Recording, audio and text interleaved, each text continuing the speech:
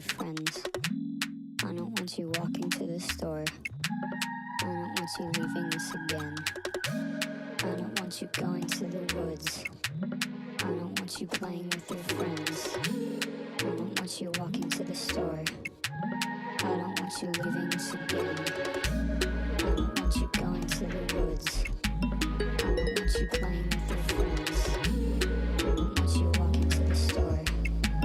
I don't want you leaving us again. I don't want you going to the woods. I don't want you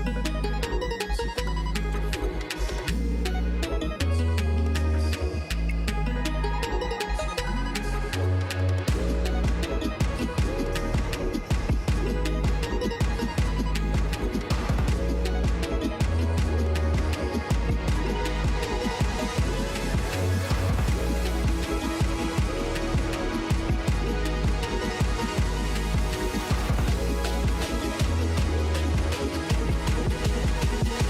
store. I don't want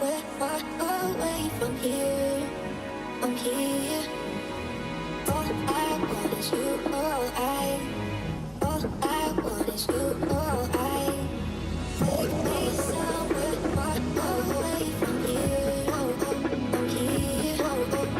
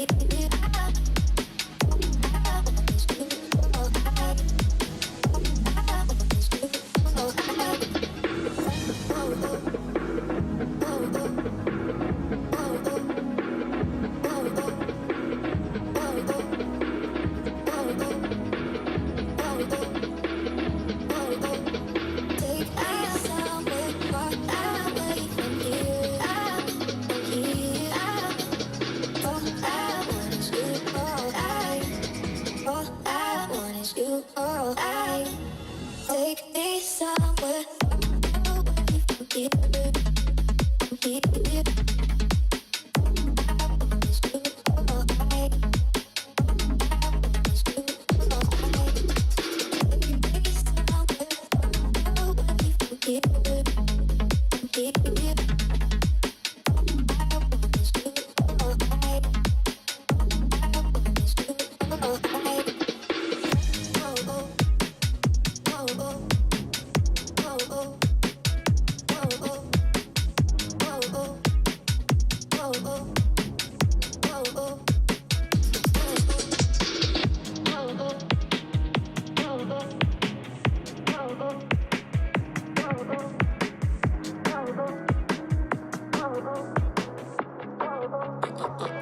woods.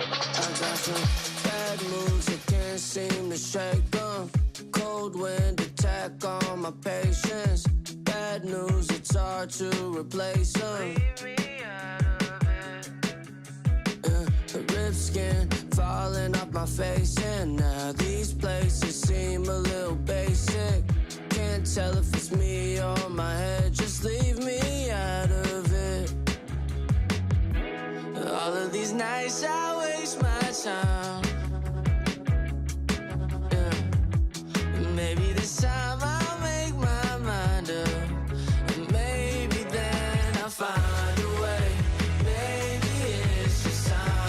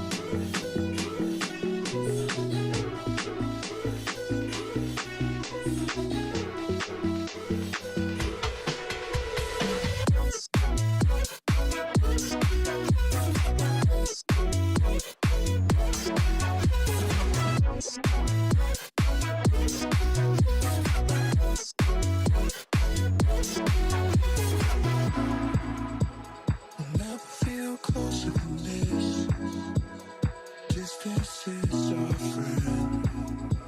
That's why we play pretend. It goes on again.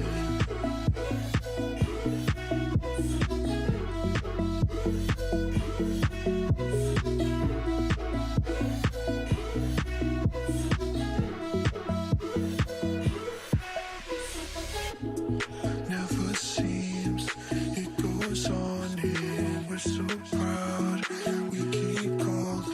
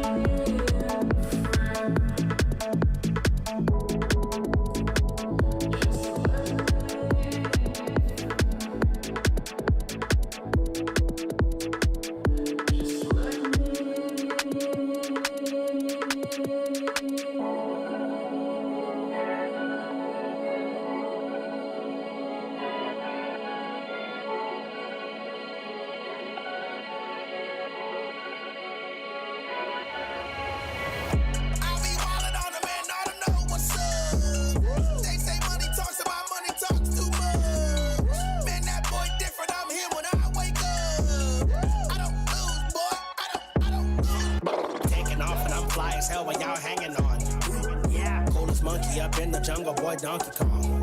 Yeah. Made my way to the tippy top where I belong. Yeah. You know now, boy, you gon' drown chasing waterfalls.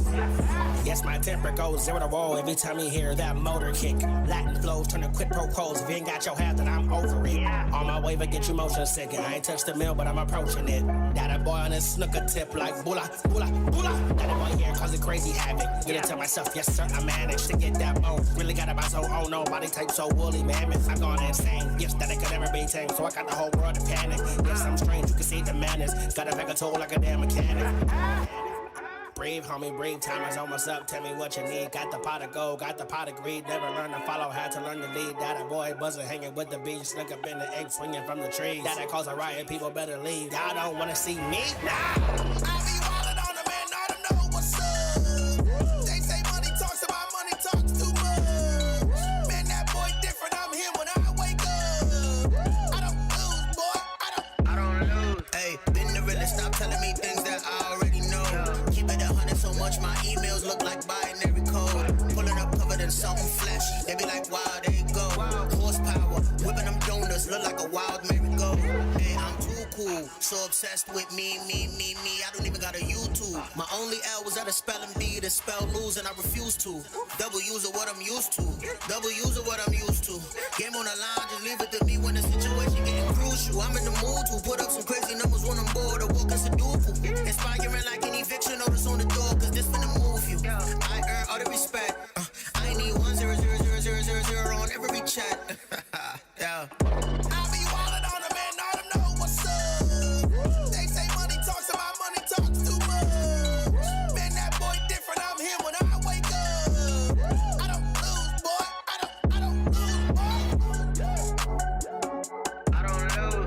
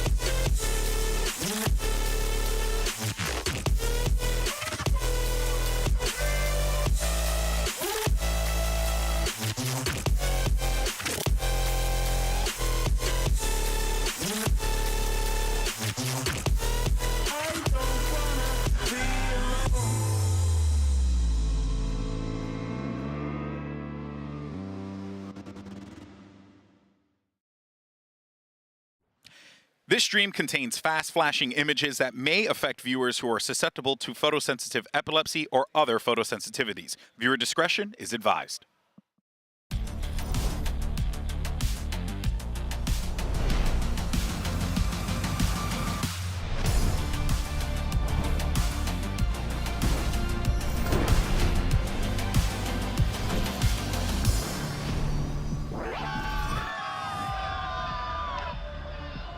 Today, two America's rivals go head-to-head one last time for a shot at winning it all. Hello, everyone, and welcome to VALORANT Champions Los Angeles, coming at you live from the Kia Forum in Inglewood, California. I'm Golden Boy on the desk today. We got Mimi, we have Achilleos, and it's Mel from V1 here today. Hello, Mel. How are you doing? I'm great. I'm honestly... Guys, give it up for Mel. Seriously. Hello. Thank you. It's Mel. Goodness gracious. Thank you. Honestly, it's been such a good time. I just flew Wednesday. I saw the games yesterday, and the energy in here is just awesome. It's so awesome. Oh yeah, it's going to be awesome today as well because we have one match on the docket, but this one is going to be a doozy because it's Evil Geniuses taking on Loud as they face off in the lower bracket final, and this one is going to be a best of 5, and the winner's going to move on to the grand final tomorrow to take on PaperX for the trophy. And if you would have told me going into this tournament that this is the lower final we would have gotten, given, you know, I mean, heck, even at the start of the year, with the way EG started, with the way that Loud looked like they were on top of the world and then dipped, it really is just a fascinating story that we have here, Mimi. First off, you've said that about every matchup and every possible combination. Have I really? Gotten to. I'm pretty sure you've said that. Old age is a son of a gun, I'll tell you that much. It is, but also I agree with you, and you're correct. And this is a crazy matchup to get at this point. We've seen EG versus Loud 3 times already. There's a lot of history there, and it's two teams that, again, no one would have seen coming in this position this late into the tournament here at Champions. I mean, flashback to them getting 13-0 by Loud. You know, this is just something that we didn't anticipate. They got into the international competitions by way of a knife kill coming through, in not even their own series. So yeah, I think this was very unexpected whatsoever. But PaperX in the grand final, you know, that one, I had that one booked. I had that completely on the docket the entire way through. So you just traded the DRX for the PRX, and this is where you are right now. After Tokyo, absolutely I did. Wow. Oh boy, oh boy. Mel, what about for you though? Because these matches are certainly surprising, I think, for a lot of people to see, but the tracks that a lot of these teams took to get to this point, I think, is what's been really shocking everyone. I mean, when you do look at Loud and EG, like you were saying, I feel like they've been in such a pivotal point in each other's like defining how this year's went for them. Like you said, that 13-0 from EG, and then we see like in Tokyo, no one was really expecting EG to take a map or even like a series off Loud at the time, and then we see Loud going out early, and seeing that, and now here we are in like a lower final. Yeah. For a grand final spot. Transport me like 8 months ago, I never would have told you this. Yeah, I know, right? And if we would have had time machines, we would have made a lot of money. But in any case, for a closer look at EG, let's go ahead and listen in on their comms from their win over Edward Gaming in this Sony InZone open mic.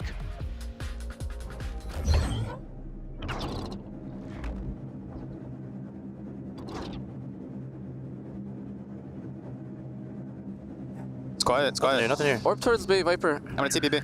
I'm Sky here? Grab it. I'm B with you, I'm B with you. Might be B rush. I'm gonna try to go screens once. We have Exodia, by the way. Street, someone pick up street. I'll jiggle street here. Yep, go. Playing a Omen here, can you smoke? I'm gonna flash long, flashing front screen. You guys, we can retake as well. Yeah, when I get out, Max. Wait, pillar! I'm getting out, Max.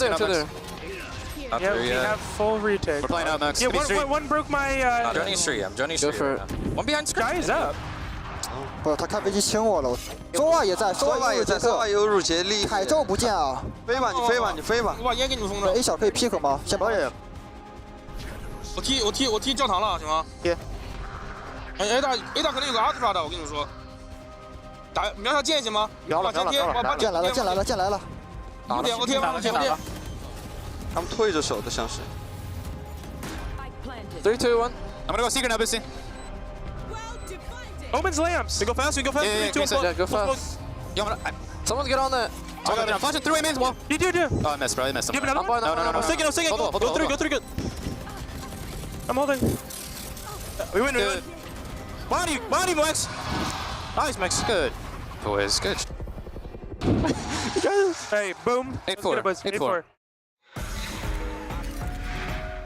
A good half there that we saw end for Evil Geniuses, but I'm left wondering what in the world is Exodia I have no idea. Maybe the alt combo of Killjoy ult and Astro ult. I know. Exodia. I don't know. I just had to say it. I feel like it has to be that. It's just got to be that KJ Astro wall. So it's like, okay, we can plant this safely behind it. That clears them all out. They have to push the wall in order to try to clear the KJ wall. I don't know. Whatever it is, they had it and it worked. It's a corner. It's like a corner call out somewhere, and they just have to call it Exodia. We have this corner. Just letting you know, we have it. We have those corners. We own all right, folks. Well, look, it's time for today's MasterCard fan poll, and the question is incredibly simple. And why don't you guys here in the forum join me in figuring out who you think's going to win this one? Is it going to be Evil Geniuses?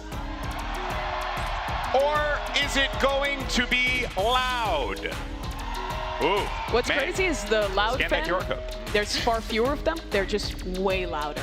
Any EG fans here really have to step it up because the entourage for Loud has arrived. Yeah, indeed they have, and it's going to be kind of cool to see these two teams who have already quite the history with one another start to clash. It's going to be quite fascinating. Of course, folks, make sure you guys use those hashtags, Valorant Champions as well as VCT throughout the broadcast. We can feature your stuff and have a good time with that. You know, just usual business that we always do. But we are going to take a quick pause for the cause, excuse me, and then we're going to break down this lower bracket final. But first, we have a quick word from our sponsor.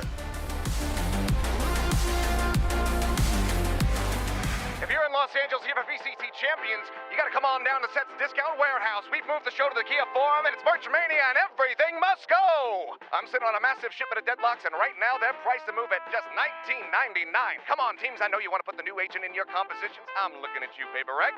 Are you trying to avoid getting a sunburn in this harsh LA weather? Wear one of these limited edition artist t-shirts, which guarantees a rematch win over Billy Billy. Just $9.99.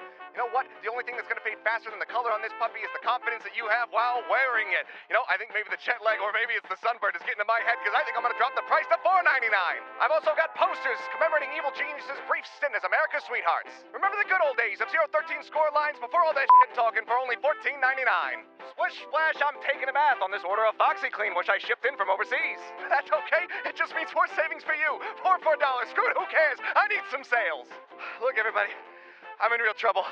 I bought all this merch. I brought it to Los Angeles. I took out a mortgage on my house to afford this stuff thinking I was going to make a fortune. I haven't sold a damn thing. I need your help. So please, buy something good. Normally I take your pity, but I need cash. So just open your wallets and come on down the Set's Discount Warehouse in Inglewood today.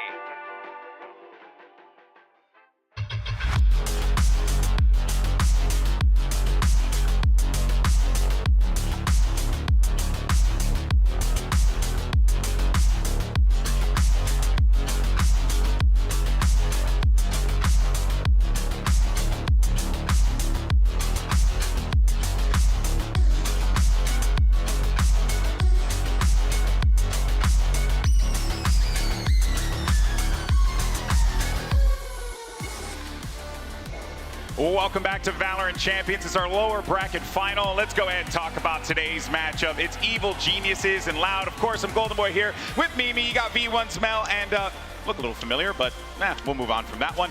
I thought I saw that guy in the parking lot. Yeah. Whoever that guy was, you guys should buy his merch. Yeah. And he should get a raise.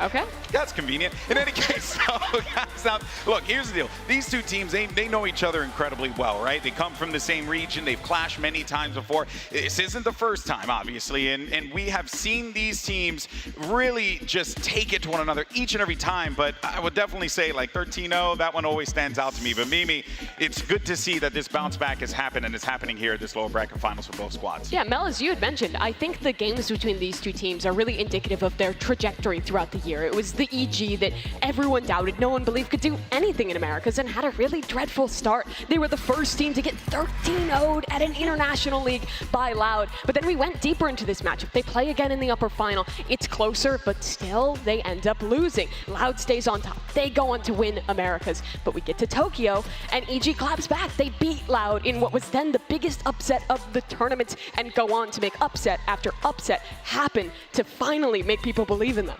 And they both have had such different journeys to get here. Like you were saying, EG has started from the bottom, 13-0, all the way up to here, earning their spot here in the lower final. Loud, on the other hand, 8-0 in the regular season, very hyped up to like qualify, fall short in LCQ, not in LCQ rather, but Tokyo. In Tokyo, exactly. And seeing that, and now it's like a bit of a bumpier road, while EG has kind of been in this in this upward swing. But it does seem like the trajectories have reversed almost again, because it's an EG who stumble in the upper final again. Now they're down here with a Loud who's been making a great run thus far this tournament. Yeah, I mean, prior to yesterday, had only really dropped that one map versus EDG, and then after they dropped that one, came back to clap in those final two, and 2 and 3. They rolled them in those ones. But then going in yesterday, it looked shaky. It was very much the calm show from the outset, but if you remove that, if he has even 50% less of a performance, that could have been a much more one-sided affair. So EG definitely not looking like themselves nearly as much in that series yesterday. They need to have that bounce back, whereas Loud very much have been on that upswing. They are looking like the team that we anticipated. They are looking like the ones who were defending that Champions title.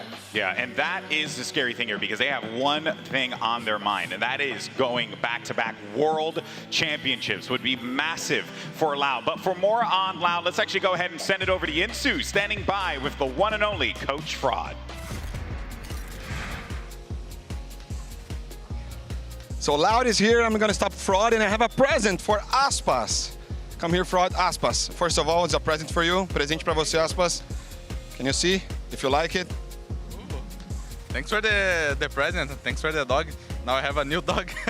Agora ele tem um novo cachorro, mas antes de perguntar pra você, Fraud, cara, a EG é conhecida por dar muito trash talk, atirar no corpo, eles são meio que os vilões aqui do campeonato. Tem uma motivação extra pra vocês vencer deles hoje, eliminar? So, Fraud, EG, they are known like the villains here. They like to trash talk, they like to shoot bodies after the kills. Do you have any extra motivation to eliminate day to day? No, we don't have extra motivation. I mean, we have enough. We're here representing the country of Brazil, all of South and Latin America. So for us, that's enough motivation that we need. A gente não tem uma motivação extra não, a gente está aqui representando toda a América do Sul, Brasil, Latam, então essa é toda a motivação que a gente precisa. Thank you so much and good luck today. Yinsu looking a lot like Tishinha these days, but of course a big shout out to our Brazilian colleague, Tishinha, for all of that awesome stuff there. But in any case though, yeah, I mean, they don't really have much of a reason, you know, I mean, yes, EG's been talking a lot of trash to a lot of people. Loud ain't one of those teams, I think they know a little bit better than the trash talk Aspas and the rest of Loud maybe. Yeah, absolutely. I think for Loud as well, the biggest motivator is and will always be that they represent Brazil. They're this Brazilian super team. They obviously won champions last year, and that was a massive achievement for the country of Brazil, for the entire Valorant scene there. So being able to come back here in 2023, try and make another run at an international event, if they could win again, it would be such a huge moment for all those players and for the entire country they represent. And I think it would be too a moment of peaking at the right time, right? Like maybe they might have not had the best run in Tokyo, like went out in groups, but if they're able to peak again during Champions, the most important event of the year by far, that would cement them 2 back-to-back in a row. I mean, it's just something that people haven't been able to do yet. We had back-to-back titles, you know, obviously for Fnatic with Lock-in, then into Masters, but that double championship, something that has eluded so far. It's always been a new team. If Loud could be the first ones to do it, especially not even, you know, carrying over that same roster that won in 2022, it's that much more impressive. Yeah, and one of the carryovers, though, from that roster to this year, and has been immaculate genuinely all season long, it's Aspas. And he's coming into this one with a lot of work to do here, Mel. This is going to be a challenging game because, to your point, if like Calm and Demon One and these guys are hitting on Evil Geniuses, Aspas is certainly going to have his work cut out for him. Aspas is a huge part of the Loud system. You know, when I've talked to Fraud, he is also not only the star player, but he's willing to work within a system to also make sure his teammates are put into good spots as well. And you can see the progress from this player as well here throughout his time. He was great in Americas, and he still played well for them at Tokyo. It wasn't quite that all-star level performance that you'd seen in the past from him, but now here at Champions, it's again the idea of peaking at the right time. And I feel like there's no better indication of that than their win over Fnatic. They won almost every pistol round. They were converting like 75% of their bonus rounds. They had great ideas for the early game, had really strong reads against what Fnatic was doing, a team who has never been eliminated this year from a global event up until that match. And on top of that, all their players are individually looking in that form they won Americas with, that form that they won Champions 22 with. Yeah, and one of the things that we want to see from Aspas is play the Jet. Jet, good. I like that. When he was in that dip, you know, you think back to them versus EDG, we were really hyped up this Kong matchup versus Aspas, this massive Jet clash. Didn't get to see it. The Neon came out, didn't look good. Synergy across the board for Loud, not strong. But yesterday, comes out, absolutely destroys. His stats across that series versus Fnatic were absolutely stellar. And that's something that they need to be worried about here for the side of EG, because if Aspas shows up and he's in that form, you have a very serious thing that you need to try to rein in here. And Demon 1, he had some shaky moments yesterday, so is he going to be up to task? Yeah, and I think as well for Loud, they think that they proved two things in that matchup against Fnatic. One, I think that they have one of the strongest map pools here at Champions. I think they exploited some weaknesses that no one had really been able to do so super much against Fnatic before, besides Loud. And on top of that, I also think they showed their ability to play a lot of different styles. They're still great at the Harbor Viper, but they've moved away from that. They've been innovating with different compositions and are still showing us that level of Loud, even when they are a little outside of that comfort zone, that it's kind of been one set for them. Yeah, and I think most teams in these types of situations, when they get hit with hardship and have to really begin to dig deep, you know, it's easy to kind of just go and point fingers and, you know, do all that, but it's even harder to just bounce back stronger than ever. And Loud at this point, beating Fnatic the way that they did, hard to argue that this team is coming into this one at full power. They are 100% shooting on all cylinders. This is literally what you want to see if you are a Loud fan today. Couldn't have asked for a better matchup. But before we dig any deeper into today's match, we've actually got some big news that we want to share about the future of competitive Valorant. And I'm not going to say any more, so why don't you guys just go ahead and check out this video.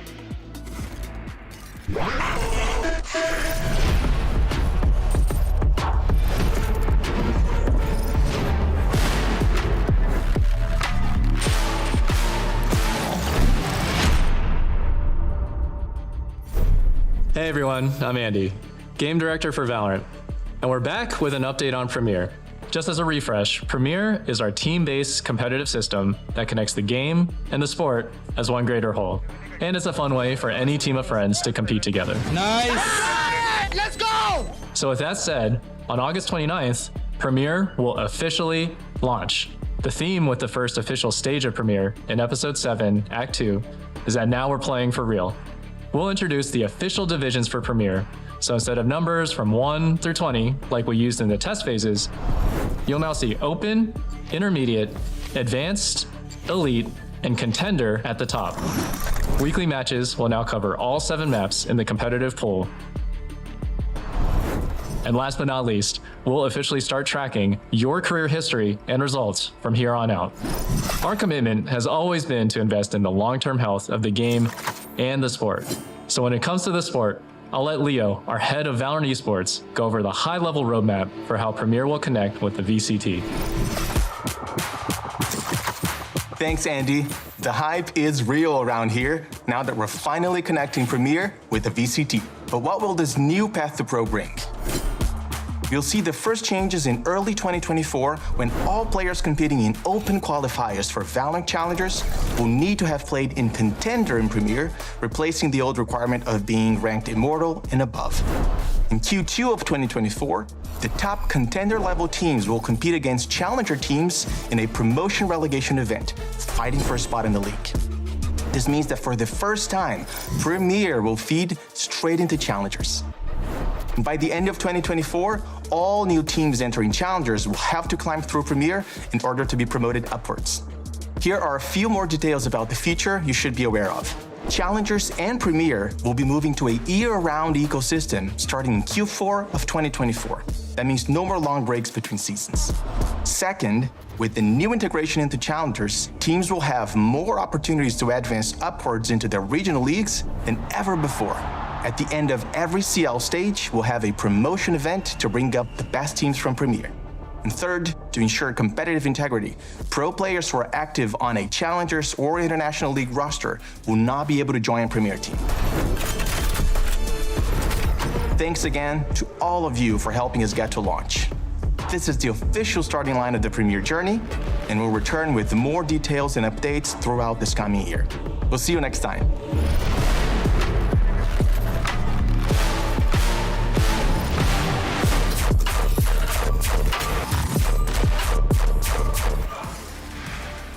Joining us now, it's Valorant Game Director Andy Ho and the Global Head of Valorant Esports, Lito Fadia. Hello, guys. Good to see you. How's everything doing? Welcome to Champions.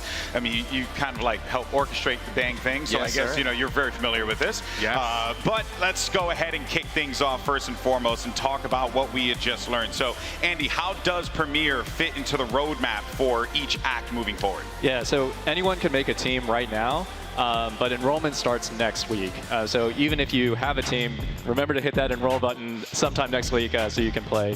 And one thing that we didn't quite say was that, you know, Premier is going to be on with every act now, but moving forward. So, yeah, seems like a great change. And Leo, for the integration with the esports, obviously, I wanted to ask when the teams will need to reach that contender level to be able to play in that CL qualifier next year.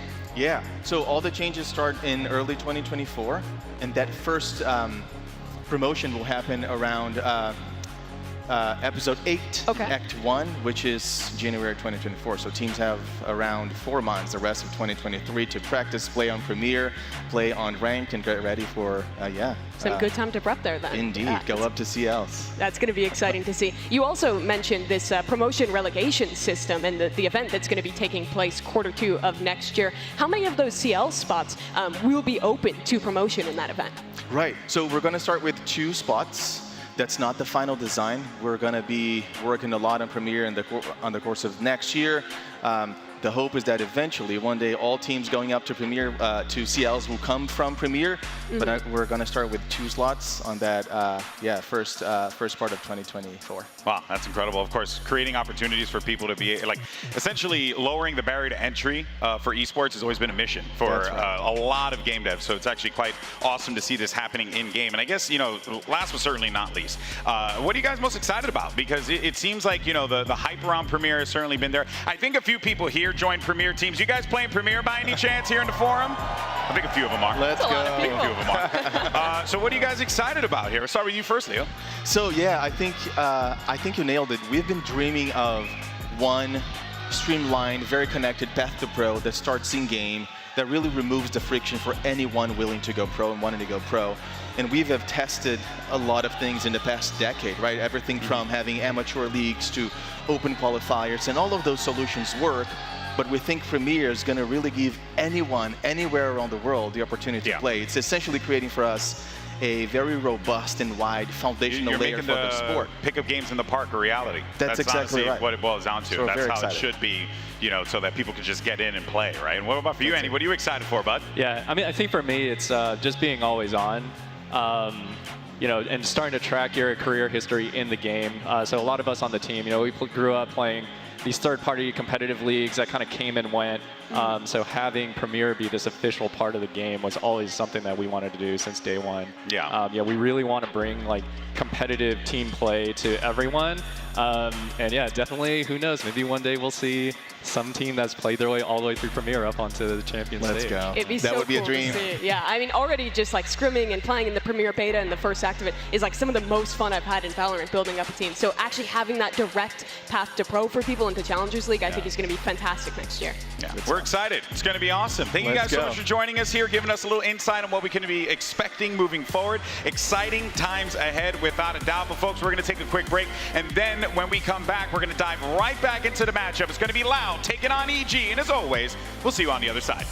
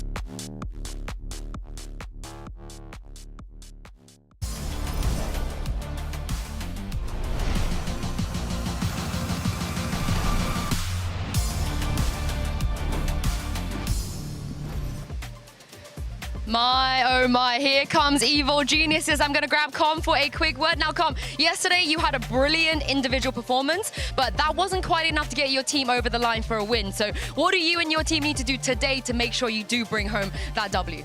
I think it's just a matter of hitting the clutches. I think we lost a lot of clutches yesterday, which ultimately led us to lose the match. But I think today, if we just win our clutches, play together, and just play our game, we'll be fine. Yeah. I believe in you. Good luck, good luck.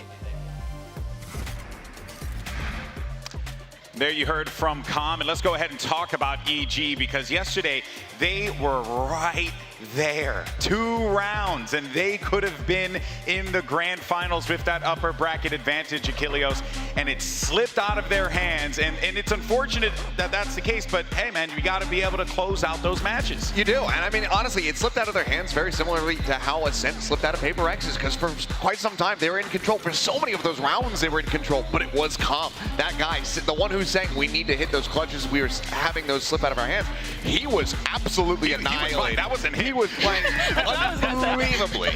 Yeah. So for them to get to that third map was still very strong, but yeah, they had that lead, 11-6, can't close it, goes into overtime, and then from there they get, what, 1 reset, and then it just ends up falling away from them.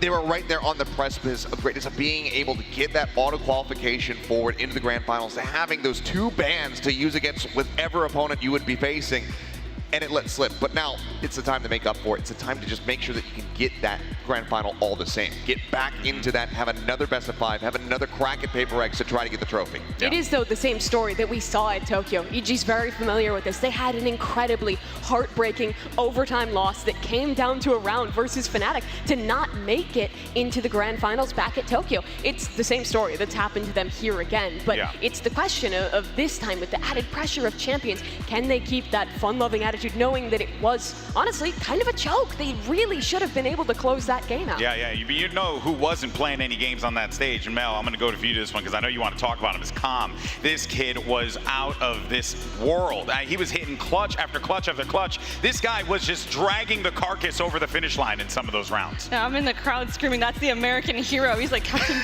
he's out here winning. He's doing everything. Every round, it was like a 2K, or his impact of his util was insurmountable, and he was winning clutches on clutches, and he's saying we lost clutches, and I'm just thinking, like, I kind of want to see more from EG winning in terms of team play, because they don't win Ascent if Com is even like 10% not what it was in that game. So I feel like they need to win these rounds more as a team, and I'm also thinking that I kind of want to see, I'm not entirely sure, like these clutches were insane, but I don't like seeing teams win off of hero plates over and over and over. Totally agree. Totally agree. Totally agree. That's not consistent. That's not a form that you're always going to hit, that stride that you're always going to be able to maintain. So if it's just, I mean, he was truly Atlas yesterday. He was the one holding up. Yeah, and he was not Atlas. He was Sisyphus. He pushed the rock up, it fell on him. That's how his arms look. I don't know if you know that. In real life, he wears the thing around his arm, but because he hides the muscles. He knows, Poppy. He knows. But the thing is, are we going to see that kind of Herculean, as to just go ahead and throw another god's name or mythological name out there? Is he going to have that same kind of performance here today? Because we saw it, in the first 2 maps, but even then, it was too much. He'd already given so much, it started to fall off by the end. Yeah, he absolutely did. But I do think, though, for Com, a lot of those clutches were kind of predicated on the way that EG plays on their defense, which I was really impressed with throughout the day, especially the way that they were punishing Paper X, because Paper X is a team, they don't default a lot especially on bind. They do a lot of 4-1s or 5 hits. EG was always punishing that with these fast flanks, and they do a really good job of buying time for their teammates to commit to those plays, commit to those flanks. I think EG, even against tough-to-read teams like Paper X, are always good at finding the right game plan, so I don't doubt they can do that against Loud. My biggest concern now is how's the mental after letting that game slip yesterday. That's very true. Well, let's go ahead and take a look at our MasterCard fan poll, because earlier we asked you which team do you think is going to walk away to the grand final, get that dub, and you picked Loud at 64.2%, EG at 35.8%. Wow. Okay. All right, y'all biased. We get it. Okay. What do you guys make of that, Mel? I mean, it's interesting too, because I was here and it was like EG versus Paper X, and it felt like the crowd was actually Paper Rex favored. So it was interesting now to see that it's more of the opposite, where it's like, all right, EG, let's get some EG hype in the room, because that's kind of what I want to see. And something I also want to see from EG is having fun, because in the match conference afterwards, it seemed like they were talking about how it wasn't fun to play against Paper Rex. Bucio was saying. So I think today a big focus will be finding that groove, finding that fun having, and like not really thinking too much about the pressure that you were saying. Yeah, absolutely. That's what got them so far in Tokyo. Playing with house money, being flexible, having fun there. But it's always difficult because you're playing against the reigning world champion today. Loud do not want to go out early again. Ain't that the truth? Well, folks, it's now time to get this BO5 started. EG versus Loud. VALORANT Champion starts right now.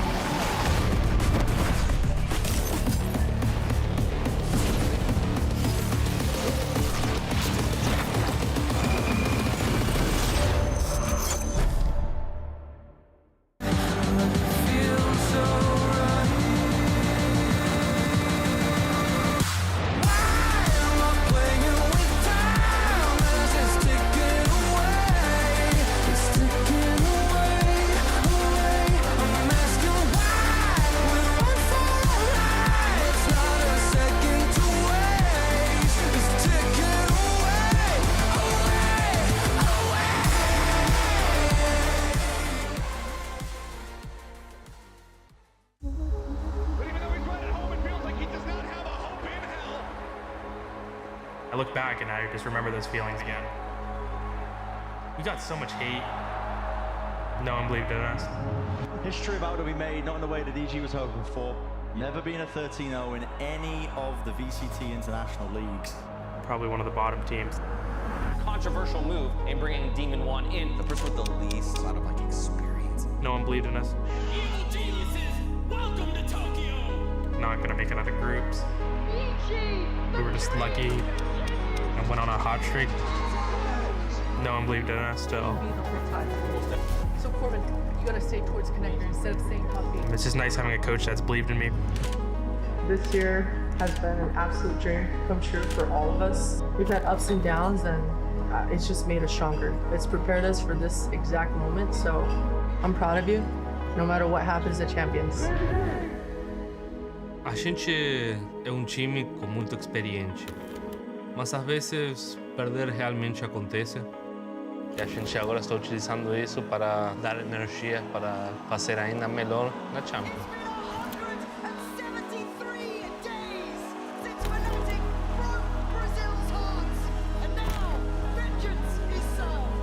Cara, eu só tenho que falar que eu realmente estou muito orgulhoso, principalmente da evolução do Cauã e do Twist. Agora eu sinto que cada um tem a sua personalidade dentro do jogo. Pra mim, ser bicampeão mundial seria muita coisa, com certeza, né? We are one of the best teams in the world, but it still kind of feels like we can be the underdogs. At this point, in my mind, Loud are in championship form here. They are in full force. We weren't as confident to first Loud as we are now, so it kind of feels only right playing against them again. Estou me sentindo bem, estou hypado, estou com muita vontade de jogar. You got us at NA playoffs, we got you at Tokyo. See you get to when it actually matters at Champs.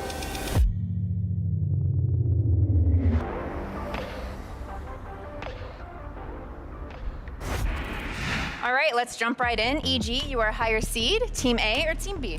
Team A, please. Team A. So Loud, you'll be Team B, and we will start with EG, your first ban. We will ban Haven. Haven, your ban. Fracture. Fracture, and so map number 1 from EG. Ascent, please. Ascent, side on Ascent from Loud. Defense. Defense, and map number 2. Lotus. Lotus, EG, side on Lotus. Attack, please. Attack, and map number 3 from EG. We will pick Pearl. Pearl, Loud, side on Pearl. Attack. Attack, okay, and map number 4 from Loud. You have bind and split. Split. Split, okay. EG, side on split. Defense. Defense, that makes map number 5, decider will be bind. Loud, attack or defense? Defense. Defense. Okay, I'm gonna run back through this, make sure we're all set. The bans from EG is Haven, Loud is Fracture. Map number 1 is Ascent with Loud on defense. Map number 2 is Lotus with EG on attack. Map number 3 is Pearl with Loud on attack. Map number 4 is Split with EG on defense. Map number 5, Decider, is Bind with Loud on defense. All right, good luck to you both. Good luck. Good luck. Good luck, guys. Good luck.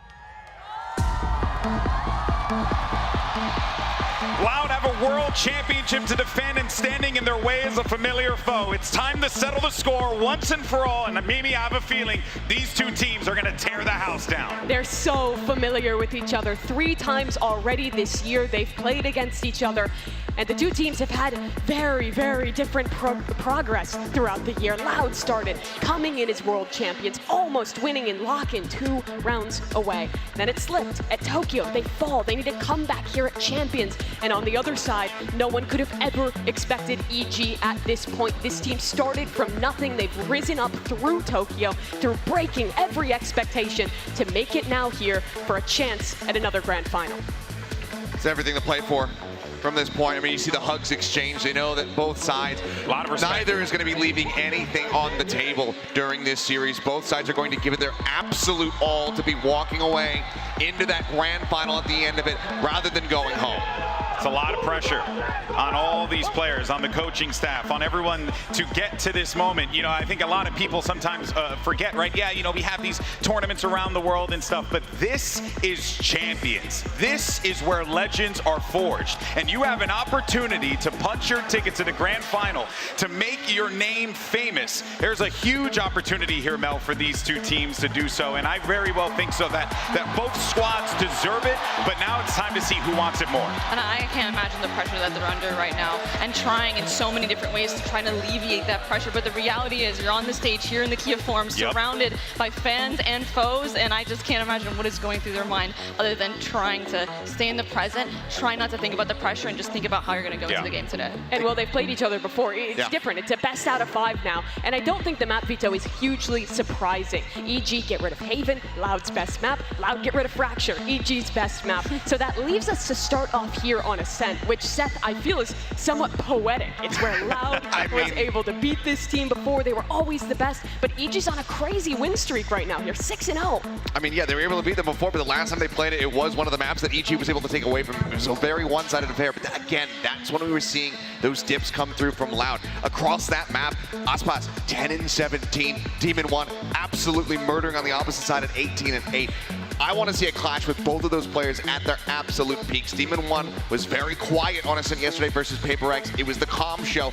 Like Mel said earlier, I want to see a more concerted effort from the side of EG. Come out swinging pigs. You know that that is exactly what Loud is going to do. They can't rely on the clutches today. And Mel, for EG, I think it has to start strong in these first few maps where they're so comfortable. We're into the Prime Gaming Agent Select. No and surprises. I want to ask you, with the default comps, with the team you've played against so many times before, how does that change this matchup? there has to be mind games in here, right? I mean, we're so deep into the tournament as well, even despite not playing each other, we can see the fact that there's VODs out there of how each team are playing, and I'm looking really at the operator here. We've seen Aspas dominate Knives, Vandal, Op, and Demon One is someone that has said, hey, maybe I don't like picking up the Op as much, but Ascent is a battleground of the operator. You can absolutely take over a game. We've seen so many Jets across this entire year just drop 30 back and forth, switching up where they're playing, and that's what I'm really looking to here for both of these teams. And in those mind games as well, it's always going to come down to the IGLs. Boostio tends to be excellent on this map, on defense, anchoring with this Killjoy, and Sadak is always impactful on that KO, on a default map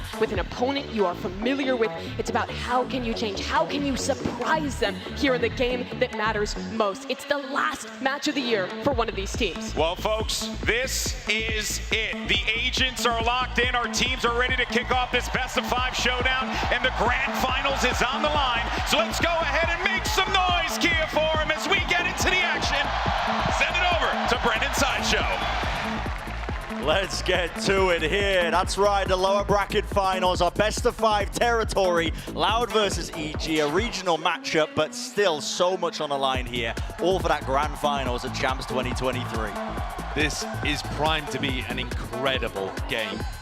There is history between these two squads. And while Loud is ahead in terms of the match head-to-head, they are dead even on the amount of maps that each have taken over the course of this season. EG have been able to punch up to our inaugural America's winners. And specifically on this map, have come out with some fantastic ideas to be able to refute what Loud has done on what is historically their best map. Yeah, absolutely. We'll see how this pistol round gets taken out. Both of these teams actually doing pretty well when it comes to the pistol round win rates. The deeper they've got into the playoffs itself, it's been a key win condition for either side. So all eyes going to be placed onto this one. A setup. Look at Alarmbot and Aspas. Yeah, it's traps and traps. I mean, the far back position of Sadek, he's holding a flash most likely. Dart, Alarmbot. There's the flash, and there is the collection. It's beautiful, it's precise. And a surgical picking apart of EG. Good luck. Trying to pivot now and enter themselves into the B site. We'll be able to get that plant down. Ethan, not contested. Boostio's going to have to pull out some magic here. Up to the corner here. Look at the movement, the hops on him. No clean shot, no easy target. That is a very clean pistol round. Absolutely flawless from Loud in every possible sense of the term. The double catwalk setup is great if EG want to move in that direction anyway, but it also contributes an extra layer to that mid-trap. Alarmbot contact, or any kind of contact off the back of Aspas, triggering the flash. Paranoia also coming through to clear these players out even further and allowing this follow-up. A beautifully designed pistol round. Immaculate stuff from Loud there. And showing you one of the biggest reasons why they were able to take down Fnatic. These pistol rounds into bonus rounds have been so strong for Loud. It's Loud that is fired up. They want to have that chance to defend their trophy, the champs title the prior year. It's EG who stands in their way. Look at the damage. Shots fired off right through the wall. Ethan lucky to get away with his life here. Demon One. Nasty surprise waiting for Aspas. And there's been a push out on the other side of things. Giacomo knows that the Paranoia was invested here. And then as he hears them fall off, he's now got pretty good information. Demon One in his classic role, fairly alone. No one's watching the smoke. I mean, Com is also very deep. There are threats all over the place What here. a lovely idea. They just missed each other ever so slightly. Will Sadek survive? Yes, he will. Spikes dropped, but in the moment, EG still looking up surprises. Demon One. Single shot is necessary, but he can't land it. So, Sadek making sure it doesn't get out of hand here. 3 players surviving, keeping the guns forwards. Less not carrying anything into the next one, just the Sheriff. Aspas going for the operator immediately here. Okay. It's so bold, but I love it. The bonus round op can do outrageous amounts of damage, especially on the defense side, and Aspas might find himself in spots where he's going to be able to save it anyway, even if disaster does strike. Be a fantastic beginning for Loud here on Ascent, the defense side. In recent times and recent form hasn't been looking too hot, but in that pistol round now looking to set their sights on this bonus here. Lovely knife early on, sets Aspas up on that deep angle towards B, while mid just gets explored by EG. Drone forwards, needs to be broken here. Les is holding a one-and-done angle.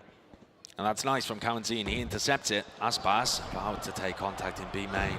Can Boostio tell? Just throws the Nanoswarm. That gets rid of the defensive Nanoswarm, but there is still that Jet up in front of it, getting all of the information for Loud. Yeah, he's going to be calling. The entirety of EG just tucked essentially towards mid. Make a go of things here, bleeding out the utility, but Sadak, only just the one flash available to him here. Potential weaknesses over towards A. EG running out of time though, 45 seconds left into this one, starting to now make their move. The feint, as if it's going to be a B split here. Does Les call anyone over? Because at the moment, Loud are set up quite nicely to still stop the cat push, and we can see that the spike is headed there. Yeah, it is just 2 players left standing. It's going to be up to Sadak, really, to do the most from this spot. It's not going to be too much to contest this. No, it's a bit of a change in plans. It's 25 seconds. Yeah, there's 25 seconds left. They would have decided to go over towards B. Nobody really bid onto that one. They didn't like what they saw, but still into B main as Aspas holding his ground here. Oh, what a shot to win out. And still with a fight here, but they do not suspect less. They do clean it though. Traded. Kawazin from the back. Removed. 10 seconds left. Kill confirmed. 8 seconds left. Got to get that plant down, and right now. Com's going to secure that one. They've left Jorgamo inserted deep down mid, and Demon 1 takes contact, one shot. Misses it. Oh, and what a read from 2Es, recognizing that there was a player there. He's being pushed as well. B main not in control here for EG. It's a 2 versus 2, but massive gun and health advantage to them. Recon just came back online for Com. Onto lane. Com's not watching this angle, but he does have somebody watching his back. Yep, Demon 1, he's got that angle. So, not getting away with that, winning the bonus round out for Loud. Definitely doing some damage, significantly, to the economy, but EG going to be happy to get 1 on the board. And Demon 1 takes the off.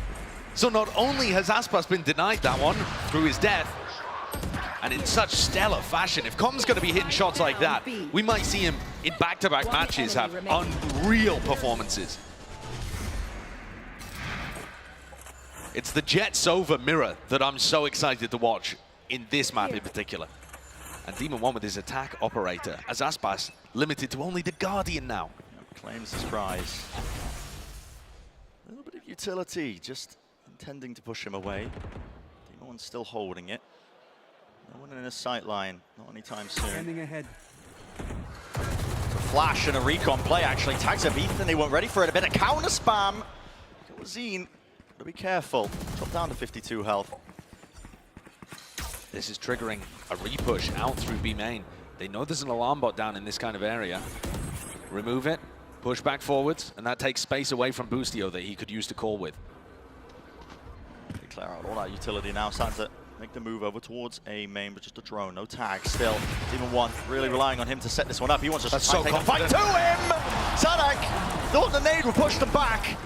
Not the case. Anchoring towards the back here was 2Es. Seeking to reposition now with the TPs as well. There is no go button being pressed by EG. They just waited out ever so slightly. Now waiting for a bit more of a response, or maybe just the util to come back online. Here's a smoke. Sent flying 2Es though, playing inside one of his own, and he's just spammed out of it. Com saw him move into that angle. High ground. Aspas blinded up. Cannot see a bloody thing. EG. Look at in control. Gain the side, and no chance allowed. Now backing away, saving the guns.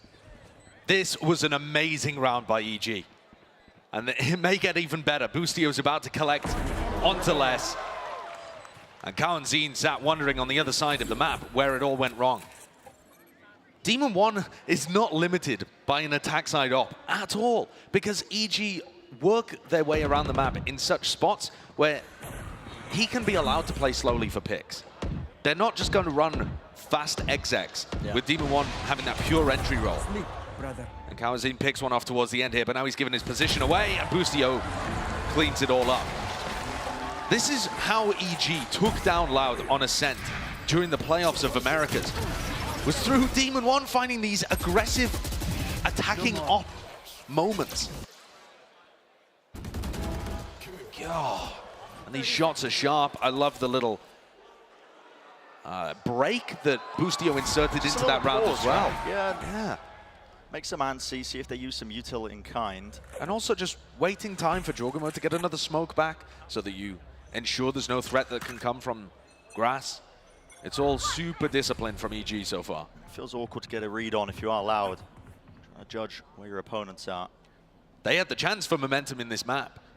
Starting out the series incredibly strong with a pistol and a bonus win, and EG have refuted it almost instantly. Knife dodged. Deep presence on the extremities. It's used to combat the drone, so Con was taken out of that one. They don't get to clear Wine out. Might have to use a bit more util on top of it, just to get that peace of mind. For now, it's slow and steady. Spike's starting to make its way over here too. Maybe the goal might be an A split, but Sadak just firing off the warning shots. This guy in shotguns. It's a match made in heaven. I've seen him do some awful things with the Judge. Now here's where the slower pace from EG may end up also having an issue.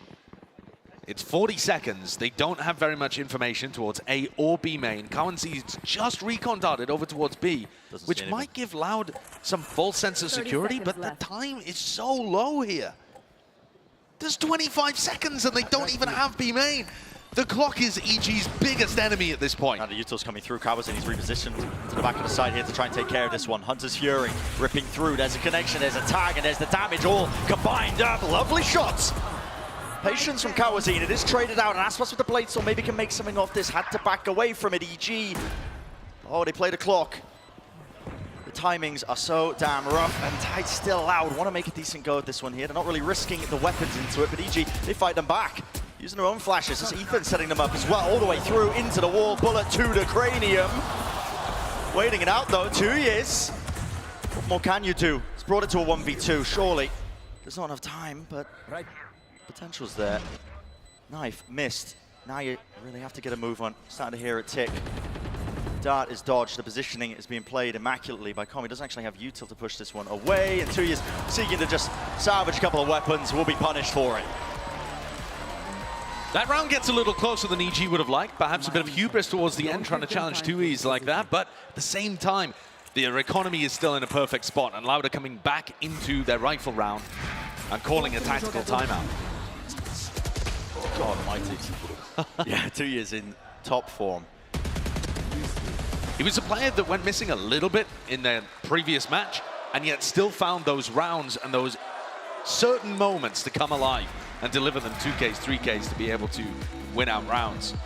But Loud have not found any success since the pistol. And on the pistol, it was a trap play that caught EG while they were searching for map control and trying to insert Demon 1 into a good spot. That's something that EG have talked about a lot when they approach Ascent recently, is Demon 1 communicating to Boostio where he wants to play for a pick on their attack side, and them creating space to put him in a good spot within the first, like, 30 seconds, and seeing if they can generate advantages based off that. So instead of Demon 1 being the guy that's always really mobile around the map, it's the rest of the team. Once they get that Jet in a position to fight. It'd be really quite hard as well to get a read on. Loud have been heavily prepping for each opponent as well. They've been putting a firm emphasis when it comes to the VOD times, making sure that they spot out the tendencies. They've been saying in interviews, you know, as part of what gave them the edge of Fnatic was just learning how they play certain maps, where they're standing, what their usual reactions are. But EG, the way they've been playing this attack side, I mean, with how mobile it's been, it's very difficult to get a read on them, to get a hold on them. Aspas is going for the glass cannon operator here, over towards Catwalk. Not quite hero, but yeah. No armor. Towards Cat. Nobody going to be opening themselves up into that sight line. But maybe they will just about now to jump spot. Good heads up from EG. Spotting out where the operator is. Now Aspas looking to reposition as well to make the most of it. There's a ridiculous 0 point that Ethan just threw. A lineup that goes all the way back into spawn, I assume to try and catch a Killjoy that would be playing in an anti-KO setup. Whoa. Because he's one away from the null command. EG are thinking about Loud countering their KO ult before it's even online. Here we go. Paranoia, but Boostio on the wiser, unaware. Honestly, that site was completely open towards tree. This is smoked a weird off. one from EG. Yeah. Overcooking things, I think, towards the A side of the map rather than just keeping it simple. Getting in their own heads about what Loud would have called coming out of the tag timeout. They are now making their way towards B. Only 2 players again. They have to push it back, but it is less in Kawazine. They've been more than consistent. over the course of champs, especially with the Odin. It's had to be a rain of bullets. The dart is good. Smoke cropped up into his face. Kawazine got to pick and choose the timing to spray. 30 seconds Just at the right time here. Dash forwards. Les, when does he seek to try and peek? Now is the time! 3-fall! Les was an absolute monster against EG when they faced off twice in Americas. And Les has continued that monstrous performance all throughout Champions Tour. You could argue one of the biggest reasons that Loud didn't perform at Tokyo was because Les was not running around destroying people. Look how hungry he is to try and take the fight. Feeds himself into the maw of Jorgamo. But that loss, they will not be too bothered about. The 3K is exactly what the doctor ordered for Loud coming out of the TAC timeout when their economy was about to get squeezed again. How does he so consistently find these spots, these timings, where Demon 1's not ready, Com has utility in his hands? Yeah, Les is a really aggressive player, but the timings he picks, he's just got such a read on the game. And there it is, brings us 3-3. Plenty of ults online for either side. That is the counterplay, honestly, where Kawazine is placed and stood. Potential there for that to go really wrong. No command. Sent flying here. Oh, no chance. Not getting past the choke point. Demon 1 does not step foot into the site. No dart breakers again from EG. The counter spam, though. I mean, Kawazine getting a little bit too risky with it. But a lot of damage has been done to these EG players. Look at how low they are. Ethan, Boostio. Single shot will really bring them down. And you take that every day of the week if you're Loud. You stop them from getting into sight with an ult command. That doesn't happen every day. Not committing the ultimate there just to clear the bottom section of mid. This Judge looks primed to tear through Ethan, Boostio, and potentially Com, all of these players that have taken chip damage. It's a nice idea, but no damage done to Sadak, who holds strong. Either that, I mean, the shot down maybe just to clear the They're setup. going to use lockdown as well here. This is such a massive investment of ultimates. Knife gets the tags. Suppression across the board. Does he have to line up right? Sadak needs to be pinpoint, really. A bit of extra damage will also maybe get it done, but no, doesn't break it. 2 seconds remaining. Really softening up players on either side here. Will the site be gained? Will they get access to it? With 20 seconds left, got to make their moves into the site with the spike. He's got it in his hands. Plan. Finally going down here. Needs to be holding this one. EG have been offered an opportunity by that missed KO nade, and now seek to take full advantage of that fact. Jorgamo's in quite an interesting spot here over towards B main. He can still get into a bit of an aggressive angle despite this lockdown. It won't clear the back of the side as well. Players from EG can still sit there all the way towards the back. It only clears a decent section. If you look at the timing from Jorgamo, could be absolutely everything. Flash play. Oh my God, Sadak! Almost grabbing the 2 here, and it is about that timing as Spurs. Pure reactions into the back though. Spam through the wall will not be enough for the box as well. Tracking them all the way through Com. Right click into the classic to win the clutch.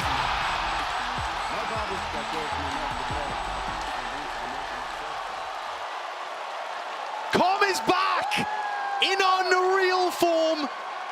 Just repeating what he did yesterday. Except this time the rest of his team also stepping up. Not just Com up at the top of the scoreboard, having to carry them through these moments. Put this guy on Ascent with Odin in hand, and he's going to be delivering huge moments. Let's go, Corbin. The form that he has been in. Nice, let's go. He looks so good. Here's another clash early on in A main. Hello. Flash over the top. There he checked it immediately. It's the 1-for-1. Back this one away, but EG, they have gained and granted themselves control towards this one. That's a Hunter's Fury. This is pure reactions off of this one. Attack onto Com. Will there be the kill? Collected, not quite. Very close. Com managing to dodge, gets his own online. Com is unreal with his Sova ultimates. He has the most in the tournament so far by a long shot. And just to compare between him and Kawazine, he has about 7 times more Sova ult kills per round than Kawazine does. 7 times. Yeah. So, Com's very good with this ultimate if you give him an opportunity. And Loud are grouped up over towards Catwalk. If Demon 1 smells anything this over ult here, is going to set up the push. unless Sadak's quicker with the Bucky. It comes down to all Lotus Util coming their way now with the paranoia, and the dart doesn't get cleared, and here it is, yeah, the Hunter's Fury. So damn difficult to really pass through, and you cannot stand your ground against it. It's going to pave the way. Access towards tree control, but maybe the side as well. Still, there are Loud players ready to receive. Push them back less, really onto the flank there, just cannot quite rattle the shots off. Calming down the aim there with the Sheriff. Spike down now. Pushing towards the round. Bullets flying through. Aspas tucked into the corner using the smokes against them. This is into hell. And are they going to be aware of this? Even if they weren't, how do Aspas and Cowanzine recover a situation like this? The first one, great. Maybe but like still that. 2 players in aim A. Here's the dash, upgrade, received. Got to cover the fire all the way through here, back towards Jenny, and yeah, Demon 1, what is that? Safety in numbers, sure, but didn't even know where his targets were that he was shooting at. I mean, Aspas was hiding inside the Cloudburst. Nasty stuff from Demon 1. And it's so great that we get to see EG playing against Loud when both of these Jet players are in excellent form. Aspas was dunking on Fnatic in that match that we saw just earlier, and Demon 1's been the highest performing player at Champions, still leading the way in terms of kill per round. Demon 1 wasn't even activated to his top level at Tokyo. When EG went on a run and made it to the grand finals, they didn't have Demon 1 performing on, going on all cylinders. This time though, he's ready and awoken. Oh, the timing just missed. Aspas going to be kicking himself at that one. Com gets away with it. Instantly repositions to the top side of mid now, smoke in their face though, on top of it. It's really quite difficult to get a read in terms of what EG are running. The drone not broken. I like this turret though as well from Les. Look how deep it is and how much info it gets over towards A main. And it's going to allow both initiators to play over towards B, which is a bit of an unusual setup. Flashes just for information. As soon as the bullets are fired, they know, okay, multiple targets now from EG. Sitting into B main. Sadak missing a jump here. He's not going to be in position to use Util. That's good information as well. They now know that Demon 1 is here. No command. That's arguably a little early, but it was also timed with Ethan using his 0 point. 5 seconds left, this push into mid. Com doesn't win it! Whether a sound cue or not, Aspas was just aware. Landing the necessary shot up towards Cat now. This is a pivot and attempt straight forwards, but are they going to clear close to the side? Less still tucked, and well, it's all patience being played, ripping them apart. Jorgamo, he barrels through main. Demon 1's trapped though, and Aspas has got him right in his sights. One player left to do the most with Jorgamo in a 1v3. Spike is down, time is on his side. A misstep from Loud really that's able to him to get into this one. 1 kill, collected and traded though. So Loud, really good with the discipline. It's one of the things they've been carrying forwards in this tournament. And I think they needed this win. This round, absolute necessity for them. They couldn't afford their economy to get broken again. And you talked about earlier the fact that Loud's defensive rounds have not been to the same level as we've seen in previous years. In 2022, they felt utterly untouchable on the defense side of Ascent. Yeah. This has been a different story with Loud. It's recently been a map that they've had a revival on, but they're going to need pretty much the rest of the rounds in this half to feel comfortable.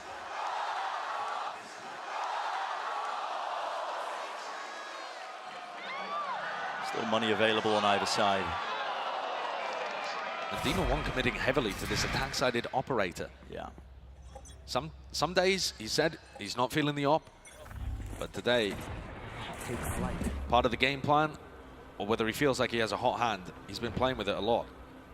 Might be one of those days. Now the drone's not broken again. Close out a defense spot. This lineup as well is going to be landing onto the alarm bot. Into mid, the usual placement for it. Doesn't get broken though. Yeah. Yeah, it's a little deeper than you might expect where Les has put his alarm bot. And Les has been pretty creative with his killjoy utility. Prior round, he was set up over towards A, got them very good information, allowed him to tuck in a one and done and switch and win the round. EG now grouping up over towards A. And they've actually swapped off the operator. So look, Comms picked that one up. Demon 1 with rifle in hand, looking to entry. Now, this looks like they're waiting for the second cycle of the 0 point to avoid that. but it gets used over towards B. So now with no utility there to identify that EG is set up for an A stack. Have to expect this. I mean, Aspas is You're the gonna one. go for it. Yeah, he's got to lock this down, but here we go. Flash over the top. That's a great connection. Tucked to the corner, but already you can see Demon One, he's into the side. Dash to try and escape the updraft. The movement is very, very clean. That's Sadak. It's a peek at the timing. The dart not being broken in time. It really does light up the targets. Enough for Demon One to be taken care of. Drone double tagged up. Nothing for the players to do through that choke point. They have been bogged down with 15 seconds remaining. It's going to have to be brute force. It's the attempt from EG if they want to have a go at this one. All the way through is being covered. Boostio, but again, with the trade. Kill confirmed still into the site plant. Being stuck down now. Ethan is on an island. He needs Com's help, but Com's just holding down this one avenue, and he's only got the operator. Inevitable for Loud to win that one. Too sharp as well from Les and Aspas. There were a couple of moments towards the end there where EG's players are in positions to maybe get a 2K. Specifically Boostio, played in by Ethan's jiggling over towards A main, and yet couldn't make it happen. The trade, excellent from Les. And then winning the 1v1 against Ethan too. When Les is hitting like this, when he's up at the top of the scoreboard, he just turns even situations so heavily in favor of Loud and can rescue them from spots that otherwise would fall by the wayside. Yeah. Loud have recovered this. It's up to 5 apiece, and EG themselves forced to take a tactical timeout. As for these last two, trying to make their mark. Feels like Les as well, not really being forced to use this lockdown. He's had it for most of the half in terms of the ults. Online. Money is short for EG as well. This timeout's going to be used to maybe cook up something a little bit cheeky. They have a Blade Storm talking about if they do want to fully invest, I imagine, into the round. Just around that one ultimate that Demon One has, but other than that, it will probably be for the 12th round, the final round of the first half.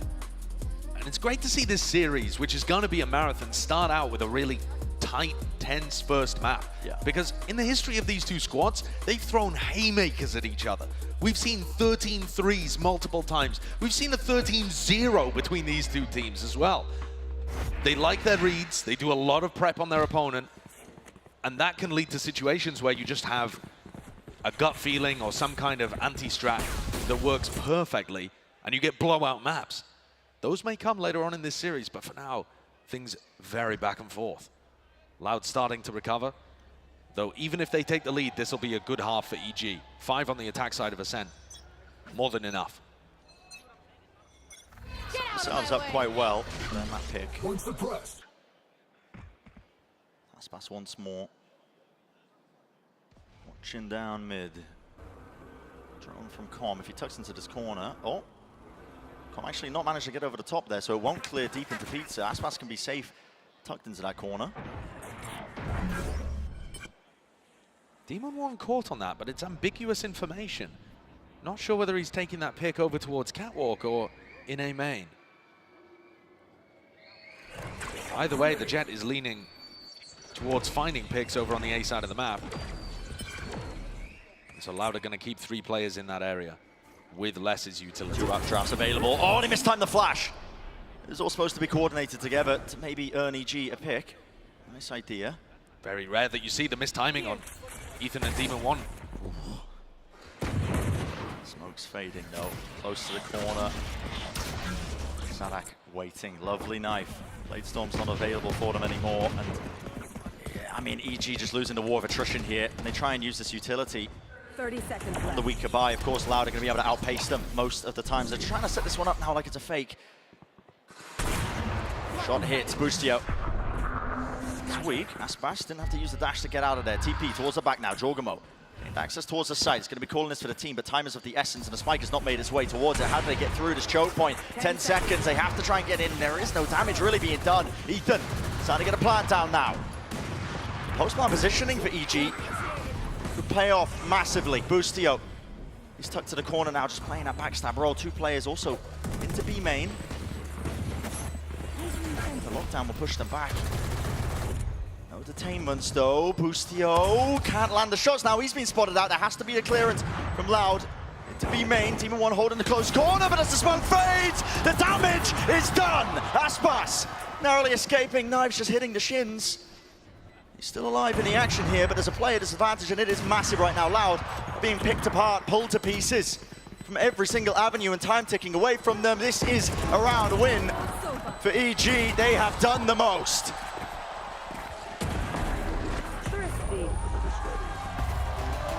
The final two players on EG fall to the spike. Aspas and Tui's just never even able to get into that round. What a beautiful Omen TP there from Jorgamo to be able to set up this entire pivot. There is so little time on the clock, but as soon as he cements himself into the back B site and smokes off spawn, that allows the avenue for the rest of his team to flood in, and confidence that Loud have not got an anchor on site. They had one gap there in their defensive setup, and EG exploited it to win the MasterCard Thrifty. So right back into it. Different lineup this time from Com, and it does take the alarm bot down. Yeah. Instead, it's Sadak, though, the threat, over towards B main. He's been using these shotguns for the last few rounds to try and boost the economy and make this an even half. Yeah, last few matches as well is what it feels like.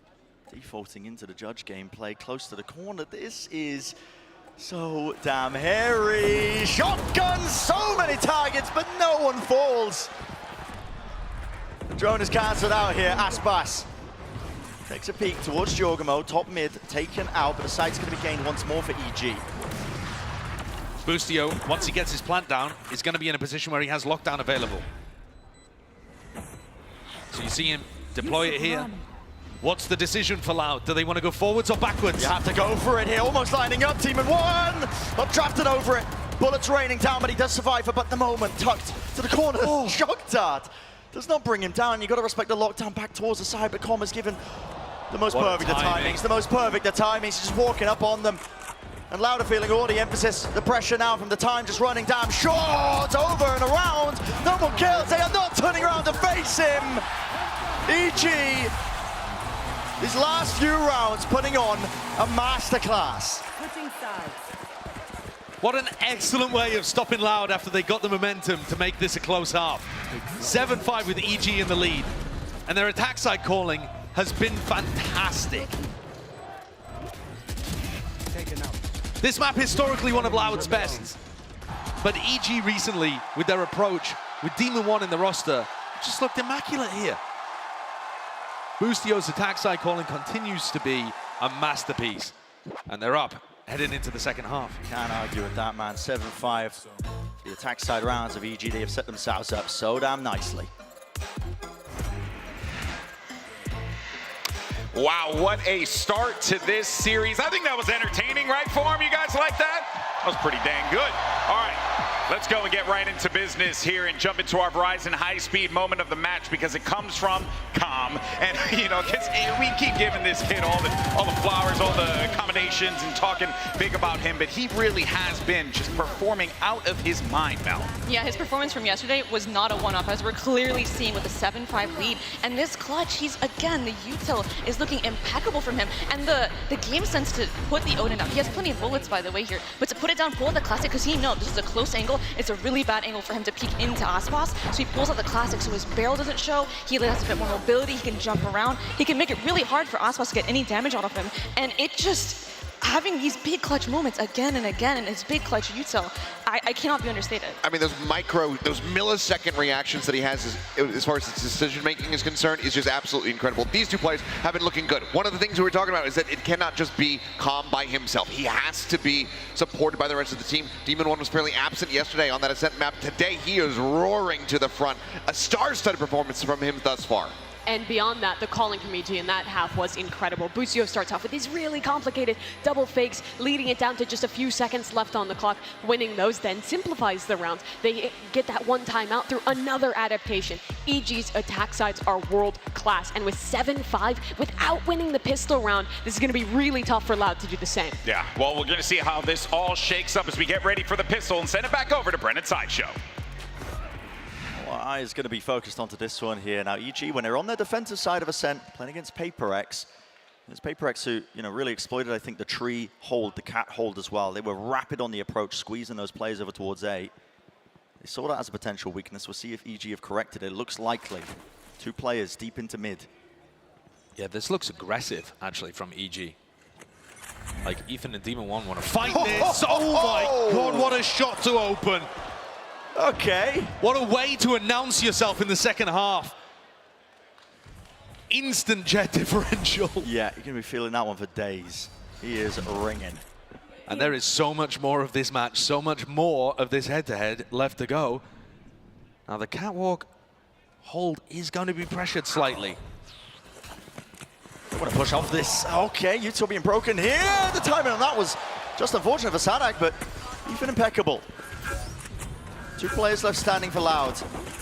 Get themselves in. 2 years taking a ton of damage. There's no time wasted. Boostio, this level of aggression. It's relentless, man. Awesome round. Both teams having a good pistol on defense where they designed to collapse mid. This one off the back of contact, and that triggers a recon dart from Com that was flown from so far away, right back towards the heaven window, landed over in tiles and set up for this push. But it's all open by that exceptional Sheriff shot as well from Demon 1. One enemy remaining. Again, best statistical player of the tournament so far, Demon 1, and showing no signs of slowing down, even against an Aspas who played phenomenally against Fnatic. Let's go, Boosie! Aspas was plus 20 against Fnatic. And Demon 1's doing stuff like that to him. Both monsters in their own right. But today, Demon 1, at least for now, seems to be just in tip-top form. Grouped up now, Loud. A collection of players here with the Sheriffs. Towards B, Turret spots them.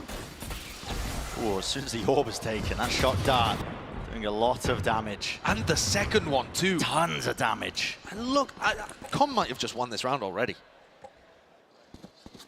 He's just softened up all of the players that would be a threat, that are trying to take aggressive positions. Out on their eco. On the game plan they have in mind, honestly, is to try and farm up these orbs as well. Looks like they're funneling them into Sadak. They still have A main control. I mean, 2 years disrespected that earlier into the round. He's just been holding on to it since. Working their way down mid. Boostio's got his alarm bot here.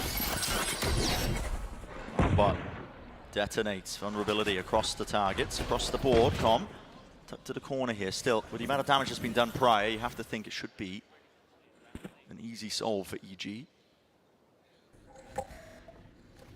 These players might be getting squeezed though soon enough. Yeah. Really isolated. He can't afford to reposition 30 particularly. seconds left. If this gets cleared, might be a dangerous moment. Backs towards it. So many chances. Kawazine, the tag as well with the dart. A lot of damage done towards the back of the site. Needs to be a bit of a bailout now. Some help and assistance. Corn, lovely flash. Got to appreciate that one, Ethan. The supplementary utility from this guy. It's just in another class of its own. And the best supported player in the world shows you why he deserves that title once again. And excellent stuff from the bottom of the scoreboard. From downtown, throwing the flashes.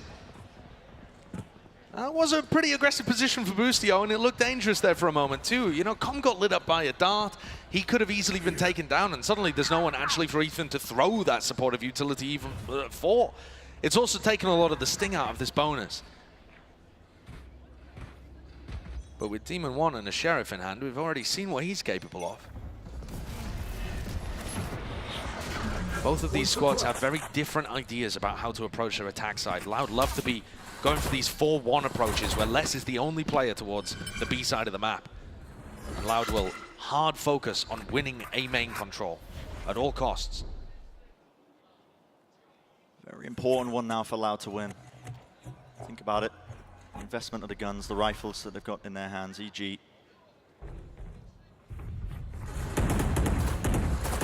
Pure bonus round for them. Looks like they're setting up as well just to stack over towards A, giving up a lot of space inherently, not holding it close towards tree. The drone through mid continues to allow that alarm bot and turret actually to gather info towards mid and towards B, and that's led 4 players to stack on the defense side on A. Yeah, they're not worried. They're not at all, and this is definitely danger for Loud. I mean, Every piece of utility they're throwing indicates that this is going to be an A split straight into these 4 defending players. Drone through players off the back of it. Ethan was a flash ready and waiting. Bit of time to strike now. Players starting to really move through here. The dart wasn't cleared though. Jogamo lit up. Counter utility still being used all the way through. Push forwards. There was that flash. Ethan is in their faces all the way through. Team of 1. Nasty with it. Can't reset it enough for the Sheriff shot though. Can't claim the second still. Give it to Com. Plan has to go down now. 11 seconds remaining. Won't be anything to push this one back here. Still.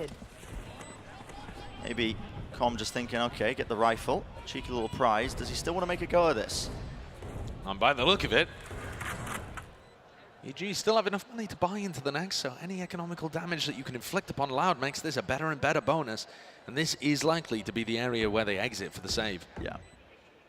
Just playing it smart. We did just see a clutch the other day from Com where he made the big wraparound on Ascent. Com is never not flanking. Yeah. In the wise words of Mimi. But it's about his, you know, how agile he plays it. He messes with your internal clock, the timings in your brain. Oh, look at how good this is from Loud, though. They smoke behind them over towards A main. They've got a 0 point out forwards to make sure that he's not hiding somewhere aggressively for them. And they get a clean exit where Com can't inflict any more damage.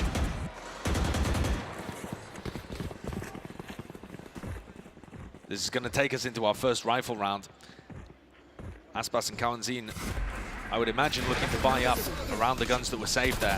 It's this recon dart, honestly, that ends up taking all of the danger out of things. Ethan was ready to flash these players in, and yet they got caught. That's a good utility appreciator. You gotta respect it. Me when I see people not dry peeking everywhere around the map. Exactly. Cautious tale for both of these teams. Love to play it slow. Sadak, though, benefiting from the fact that he was loaded with ult orbs early on in this half, now has his null command online really quite early. This is a big round. And he's instantly taken A main control. Loud have these explosive fights sometimes around the extremities. This could be a re-clear, though, from EG. Yeah, the flash in. Yep. Flash in. Jogamo. No connection, no kills. What I like about this, too, is it makes it much less likely from Loud's position that they recognize Demon One is also here with the operator. You know, why would you be going for a flash re-clear of A main if the op is right behind it? Yeah, that is where Demon One's posted. And I love the position that Demon One has taken right now, anticipating them backing up and going into an A split, which Sadak loves to call. But this time, the IGL moving away from Loud moving into B. It's EG, though, playing fully aware of the no command. Wait, I mean, look at this. Boostio's positioning.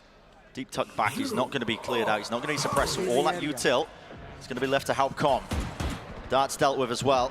Given the perfect timing as well as they start to come through, and there's the nano swarms. He can dead them again because there's no suppression. Paranoia into the back. We see the same supportive utility to help him out. There were flashes sent flying, but Com wasn't aware of it.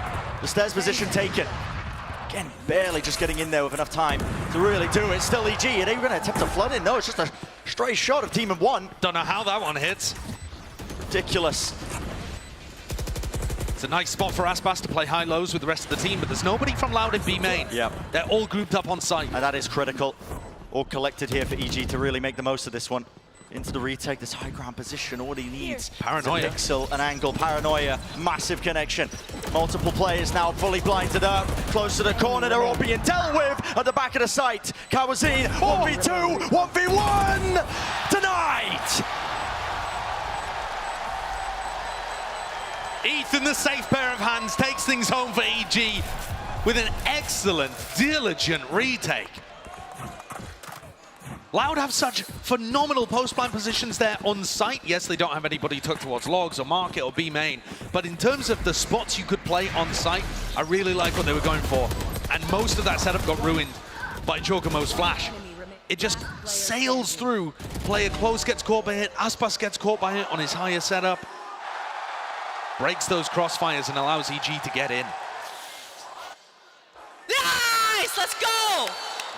That's huge. That's the tension in a 1v1 for the coach. Standing ahead. Flash and a recon. And towards back. Ethan is disrespecting all of this. I mean, There's no connection there with the dart, so he just removes the turret out nice and early, sets up Demon One again with the operator. Meanwhile, Loud, they're exploring into middle.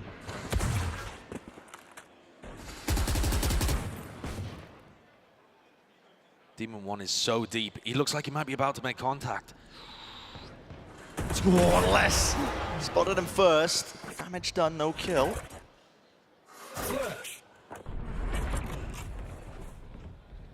Boostio's utility looks ready to try and hold that space for him to use lockdown.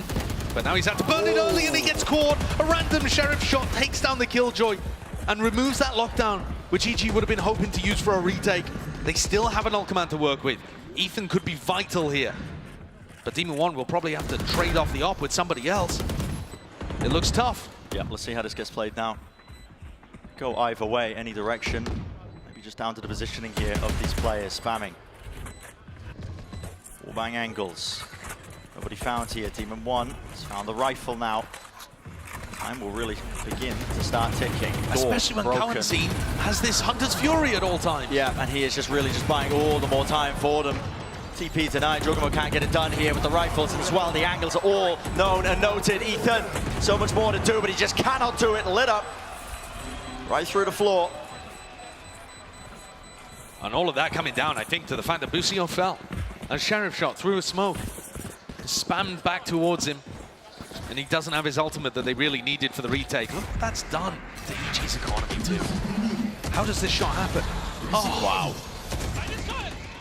Talk about perfect one. Yeah. I've definitely noticed with EG, and Boostio's talked about it in press conferences too, that when he has bad games individually, his calling also suffers.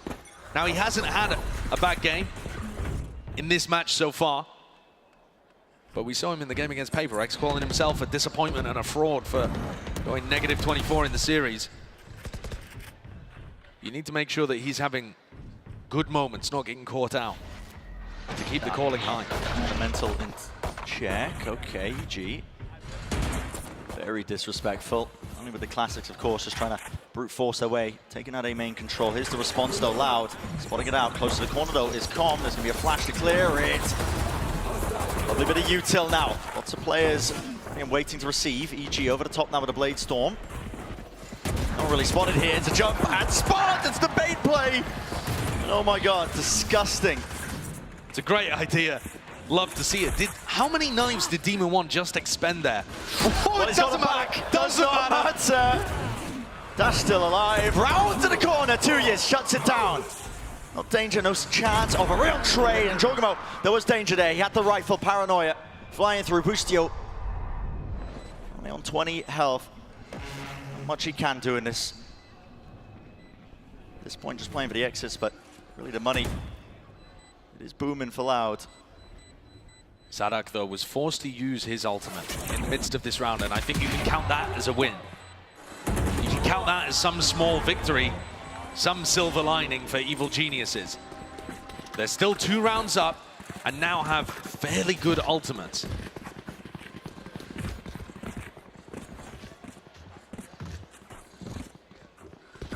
Specifically good retake ultimates too, against what Loud are going to be throwing at you. Boostio is going back to this Killjoy setup that's focused very heavily on putting double nano swarms and alarm bot, defending that tree space so that he can use lockdown in the retake over towards A. It doesn't work as well when teams like to run A splits on you though, and that's what Sadak loves calling those. Drone and a knife. Team 1, a lot to play towards mid here. Here's early catwalk pressure already, only 15 seconds into the round. Boostio would like to hold on to this setup. Triggering the turret just to see if there was a util trap play off of it, alarm bot on top of it, so that's all the Killjoy utility removed. Very early on, within the first 30 seconds.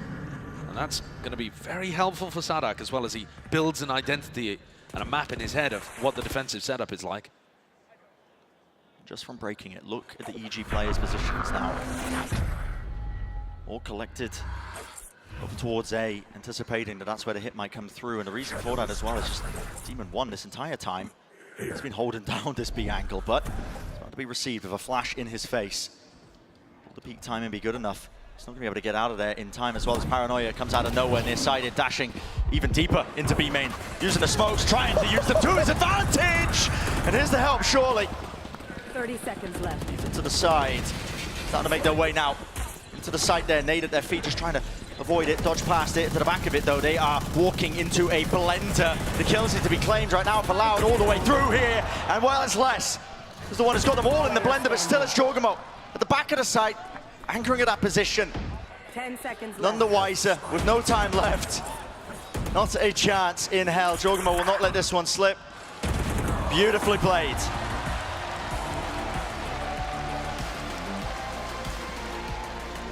Another ult from Jorgamo into the back B site. He did it on attack, now he's doing it on defense. When you look at the way that EG's defense is set up in this round, it feels from the minimap like it's only Demon 1 towards B, but there is always that constant ability for Jorgamo to get into back site and reinforce this whole position. And as soon as there's somebody anchoring in that spot, it makes the supportive utility from Com and Ethan so much stronger too.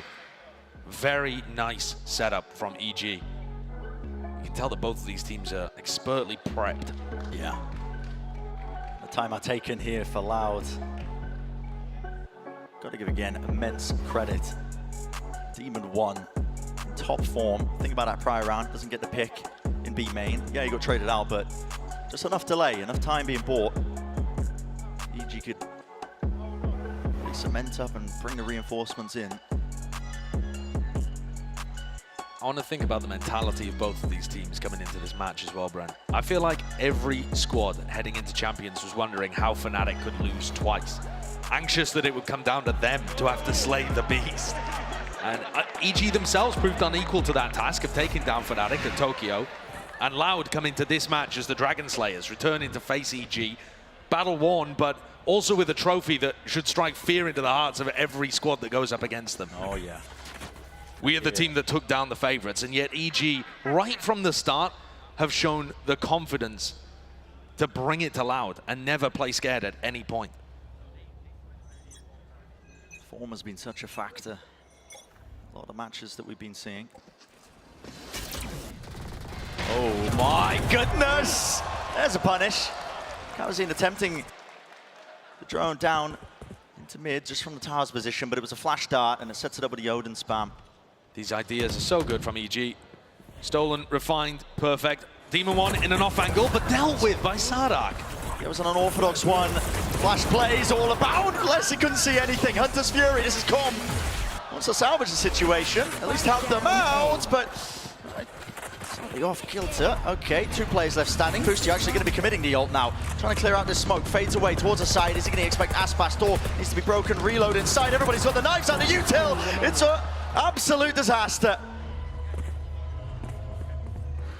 Boostio looking to put pressure on and had his own lockdown broken in the meantime. He's left on a 1v3.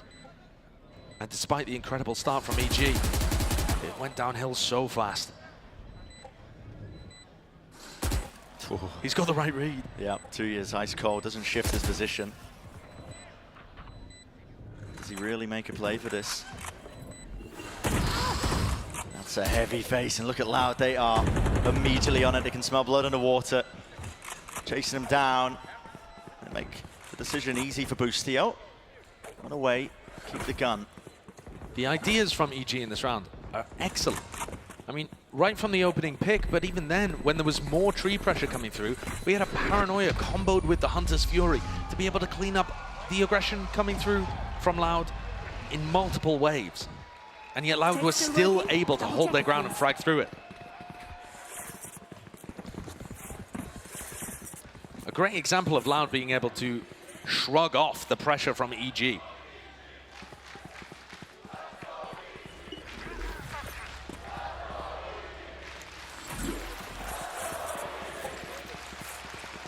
Crowd feeling favored for the plucky upstart that is EG. North American representatives here. But Loud are steadily climbing their way back, trying to equalize in this map. The round lead that EG have is starting to get whittled down and away. Last time EG were on an eco, they stacked 4 players over towards A. They just had Com and Boostio's utility watching the rest of the map. It looks like a very similar setup here again. Smoking a paranoia. The Lee being held here. Demon One's the only one with the rifle. Don't expect that one. He's been playing a lot of these off angles. Does he really go for more? I mean, the dash is activated. Might feel like he has to get something done with it, but no, just using it to reposition here. Loud. Bit of a noise bait. Running away. Vacuuming up the space once more into A main. Drone close to the corner. That's a seek, an attempt to punish. I gotta respect it from Boostio. It's being watched for. The Loud still want to go for this. Yes, they do. Flash over the top here with the paranoia. Hunter's Fury as well, clearing all the way through here, but there's really no emphasis being placed on this. They have to take the site on top of it, but bullets will do the job, I guess. Clearing out into the corner. Still, Demon One is active, and he's still got the rifle with 9 bullets left, though. No more dash to really evade capture, and he's brought down. Com scrambling, frenzy in hand, trying to pick up the pieces. But Loud have done this work on the anti-eco, and they are set up in an unlosable position. The triple face. Com not given an inch, given no quarter. Loud draw ever closer to tying this one up. The attack sides from both of these teams have been called beautifully. Yeah. I think EG's defense has had more layers to it than Loud's, and yet Loud is still managing to avoid all of these problems that are thrown at them. I completely agree. These halves have mirrored each other, honestly, as well, with just the pistol round wins going in one direction, but you know, the gun rounds, when it gets down to it, the attack side, these teams just have a better read. And you want to talk about mirrors, the IGL picking up the judge. We saw Sadak in the first half, and now Boostio has gone for the same kind of play over towards Tree.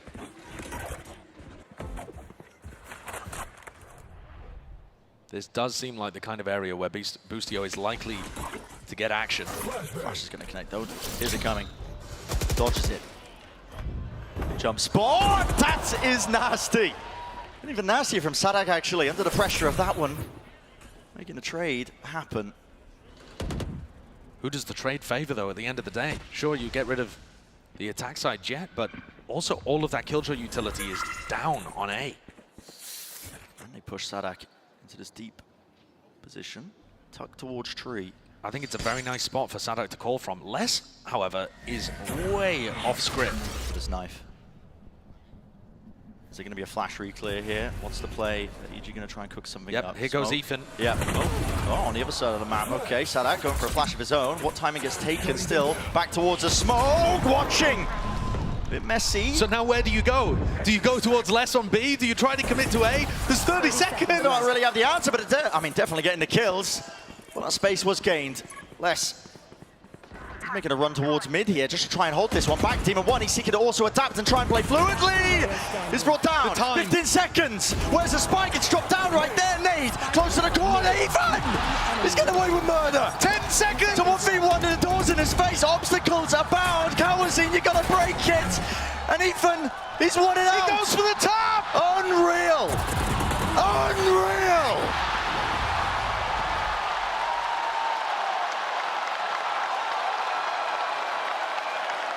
That is a round that should never have slipped away from Loud.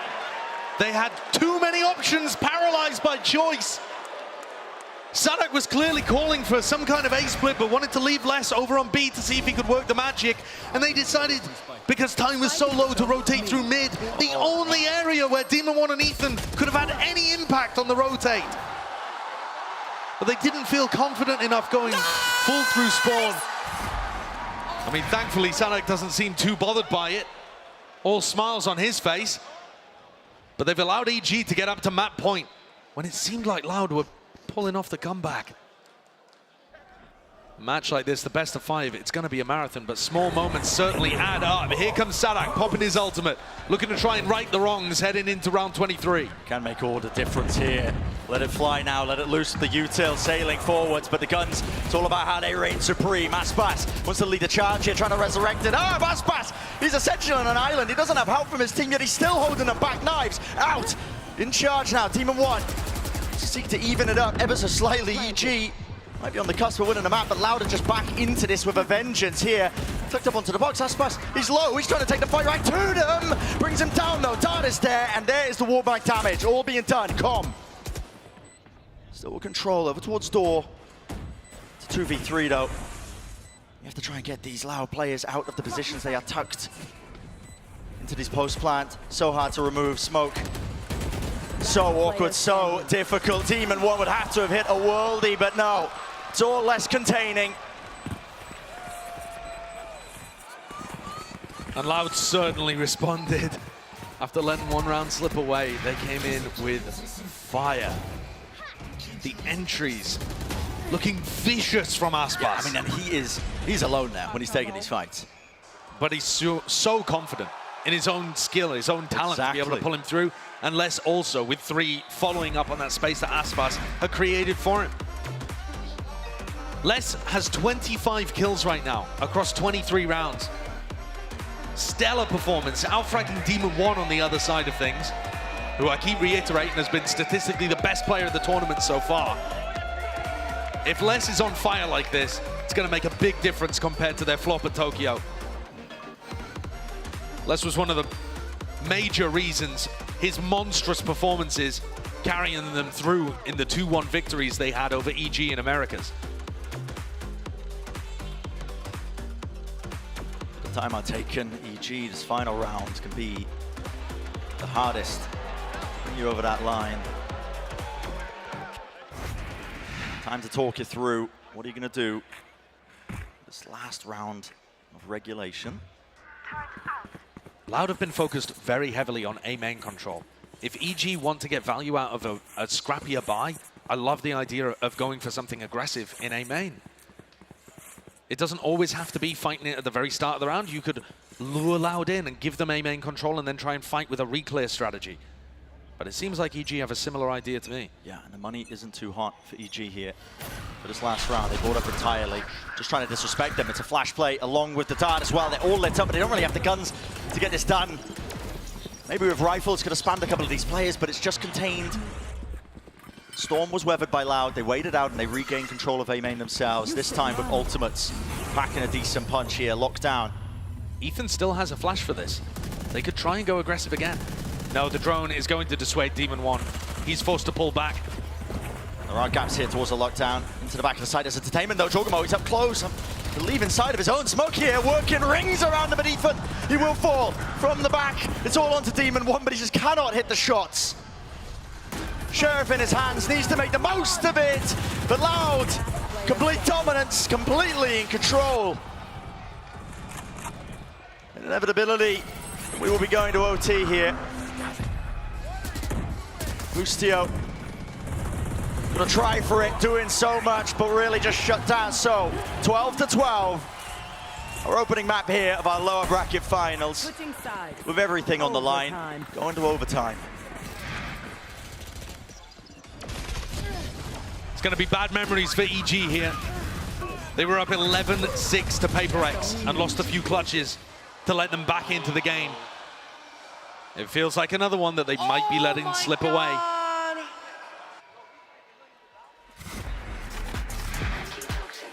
(11-8) the scoreline at 1 point, with EG in the lead. Just managed to make it 12-12, stopping the inevitable Loud onslaught on the attack side. Both of these teams with impeccable calling. But now the sides flip. EG once again on the side where they've looked the best. Loud's setup is quite different. And the Nanoswarm is so far back, ready to catch. I mean, by the look of it, Demon One as he would dash towards stairs. The way that Les has put his utility, it seems like they want to double anchor really deep on B. He's given a hop for Com, gets himself into that position here. Fight. Ooh, it's a bullets exchange. Kawazine. He's hoping to follow up on it. No one falls though. Alarm bot broken. Les, as after he takes a little bit of a prod towards B main, is now in a very, very passive position over towards B. They don't have a turret, they don't have alarm bot, they have no information. And that's going to make every other part of the map a lot weaker. Nice paranoia, but sidestep and avoided. Aspas! Too much room to overcome. Those two players just sitting there, 2 years now. He's tucked into hell. Could he beat a backstab? Could he beat a knife that really hurts them? But no. With him shut down and removed, it is pure desperation. You can see it on Loud's face, the way they're playing this one. Not together, not ever so slightly. EG once more. They find themselves here on the cusp of taking our first map. Switching sides. These attacking rounds continue to be excellent for EG, but they need to be able to put something up on the other side as well. Great isolation onto Aspas. And they just get their players in great positions, completely holding and dominating these. Look at him! The sight lines over towards hell and heaven. But Loud now with an opportunity to respond, and their attack sides have also been great. They put a heavy emphasis towards A main control, but this time the Brazilians grouping up in tiles. Oh! Wow, what counter spam onto Com. I was wondering when we might see it. The punish in sight, both of these teams opting into the Odin plays. Just like that though, with less falling, it's suddenly a 4v4. I mean, that one, such a shot from Yeah, Ethan. I mean, where the hell was that? How has he found that? Cat all the way down to tiles. Just the tiniest of angles. Flashpoint, taking space. But now contacting. No more util being used off of this one. Dart doesn't spot it. Ethan is in real danger. That's amazing. They know that Ethan's been holding flashes from that position. Massively so. Jorgamoto, top close to Dice here. It's really going to start to be swarmed and overwhelmed. How does he get two? Team of one, heavy position, ADS. This could be it. It's a 1v2, Saturday IGL. He's got to pull off a masterclass round. The tap of the spike doesn't force any EG players out to the open. A second stick of it over the top, updraft. Team one cannot spot him. Knows who one of them is though. Flash buys him some time, buys him some space. White swing, white phase, can isolate it. That is it. EG taking map number one.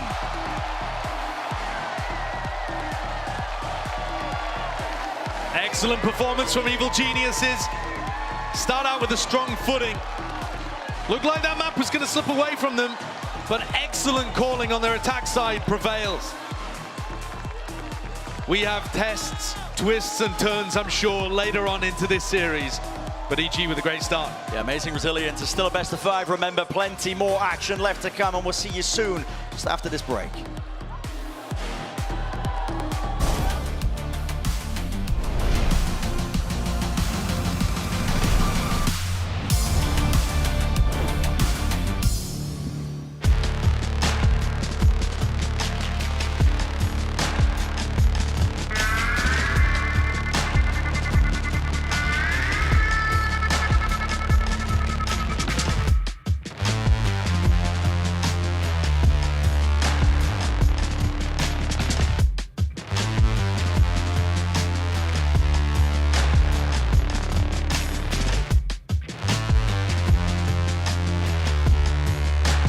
When you play an actual ranked game, it's 50 minutes, but how much are you actually shooting?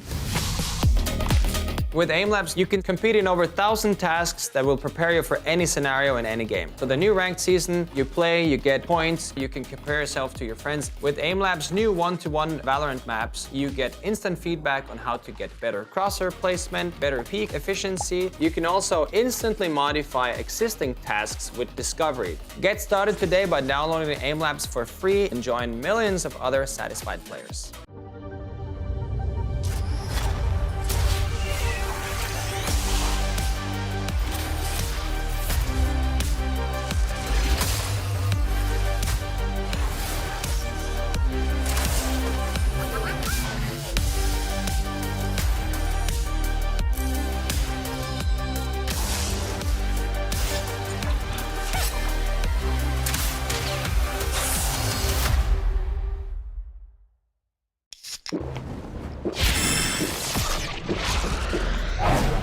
Red Bull gives you wings.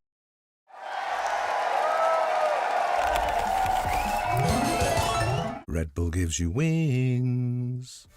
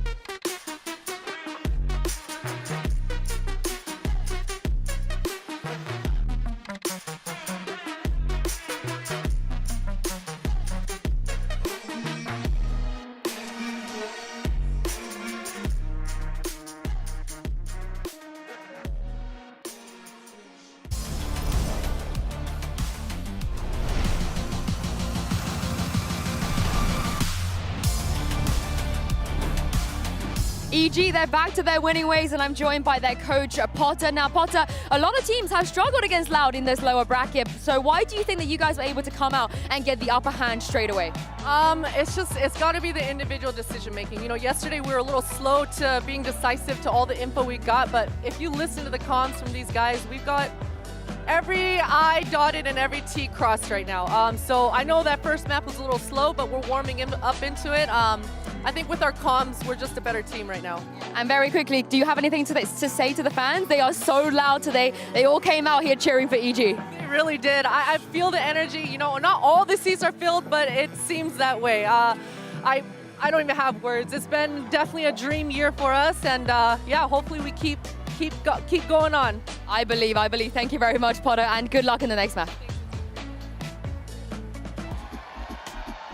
Potter says it's a dream. Well, it feels like a dream season for this EG lineup who just picked up their first map win on Ascent here. But it was a tight one because Loud nearly pulled that one away. Of course, Golden Boy here alongside with Mimi, got Mel as well as Achilleos. And you know what? Let's just jump right into this, shall we? Because what a game that was. A treat for most definitely. And I think what's even cooler about it too is just you get to see these two squads really approach this map their way. And even though we're mirror compositions, I really felt like we were seeing some ingenuity on both sides here as we take a look at the breakdown. Yeah, it comes down to overtime in the end, and I thought that EG had such an excellent attack side half. Their calling was excellent there, and they started strong on defense as well, winning the pistol round. Yeah. But Loud really rallied. I think they had some good ideas on how to contend with EG, and it didn't nearly slip away from them, but it comes down to big step-ups from players like Demon One and Jojimo in overtime to close that out. And that's what we were talking about beforehand. It cannot just be calm here, like what we saw from Ascent yesterday. We need to see Demon One deliver on those entries. We need to see other people clutching up, and we did see that this game delivered the clutches from EG. Like Ethan 1v3, the insane mid-rounding from both teams, and the lack of hesitation, especially in the calling, especially later on in the attack half from Boostio, when they're just simplifying, they're keeping it simple, they're just going to end into an A split. They aren't overcooking. Even when they get Omen Blind installed, they believe in their read that there's only two there, and it honestly pays off. And these rounds are so hectic and insane. And the fundamentals from both teams, you see Calm trying his best to stay alive here, and I think he actually ends up overextending, but the retake from EG and the trust from Calm to be able to be like, okay, you know what, we're in a 4v5, but I still trust my team to be able to go into this retake. Yeah, I mean, Ethan being able to step up here was something that was a very big breath of fresh air, because he was another player that was very lacking on that Ascent map just yesterday. Huge performance from him, big clutches coming through to just kind of continue to plow onward here for the side of EG. Even though Loud was nipping at their heels, they forced them into that OT. They were able to just put their feet down and say, okay, no resets, 14-12, we're good. Yeah, I respect that. And mentioning players who needed to step up, I think Demon One was really the biggest example of that one. On their attack side, constantly getting those entries to set up Boostio to call these excellent mid-rounds was pivotal. He had a great map here, and you compare that to Ascent yesterday against Paper X, where this guy was really struggling. I think his performance was critical for EG to close this out, especially since against an Osboss, who's normally excellent on Ascent. He had a bit of a slow start, but he really warmed up into that second half. And it was like I was was saying I really wanted to see that off, and we actually saw Demon picking up the off on attack, which is something I just wasn't expecting. And it's honestly, in my eyes, this is a steal. In my eyes, I thought Loud was going to take this. I know we were discussing it where you thought otherwise, and I feel like in my head, EG, you're going to this like, okay, Loud were expecting to take that. They're very confident on Ascent, and they should be feeling great going into this next map. EG should. Yeah, I mean, one of the biggest things that I saw from EG here was that when they got an advantage early on, they didn't really let it slip through their fingers. Very few 4v5 conversions from the side of Loud compared to even EG. So even when Loud was finding those first kills, because as we saw, they got 15. They had the majority of them.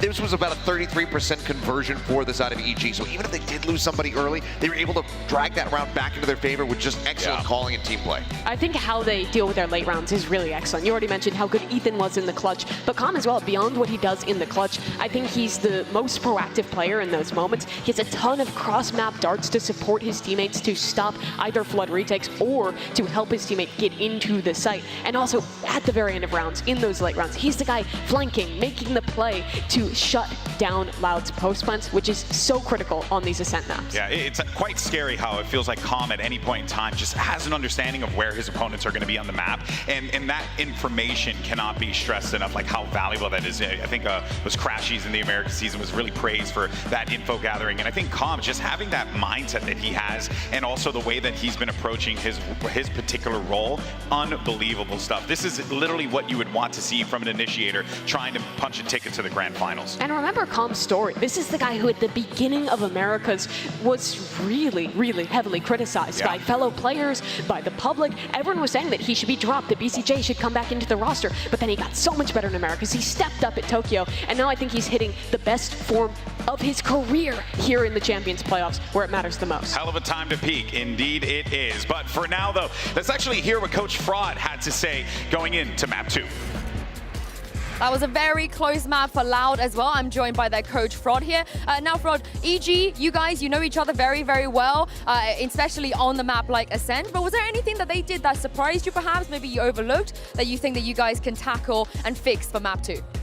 Not too much. We're obviously familiar with their playstyle. I think maybe a couple times they caught us off guard with some like fakes, double fakes, going a little bit slower than they normally do. So I think that was more on us, just not playing the situations as optimal. Maybe, you know, we got to play inside the bomb sites, not play retake so late, hold on to utility a little bit more. So just things that we got to improve to make sure that we can beat them the next games. Well, thank you very much for your insight and best of luck for the rest of the series.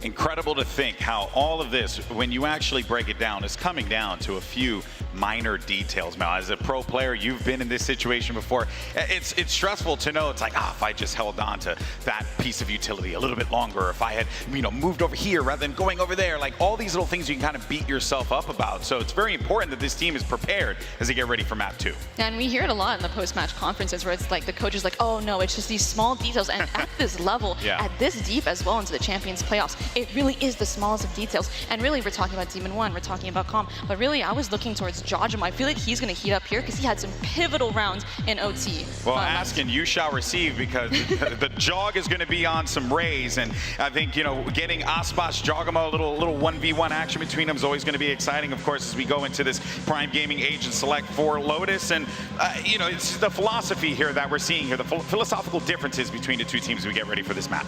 Yeah, I mean, Currency just going to be sticking to that phase, but we see Evil Geniuses sticking with the composition that they brought out versus DRX, because they've only played Lotus once here at Champions, played it multiple times in the past, don't have a quite winning record on this map. It's about 43% win rate, but they still looked very dominant versus DRX, at 13-4 at the end of that.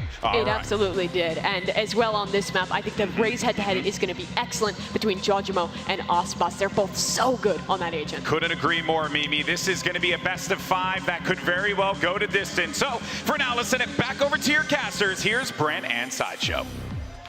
Thank you very much, guys. Yeah, firm focus being placed again on the pistol rounds. Feel like a broken record when I'm talking about it, but it has been one of the things that's paving both of these teams in terms of their success. That previous map that we saw, even in the gun rounds, they were really just neck and neck, and we saw how close that Ascent map 1 really was. And now we're heading into Lotus.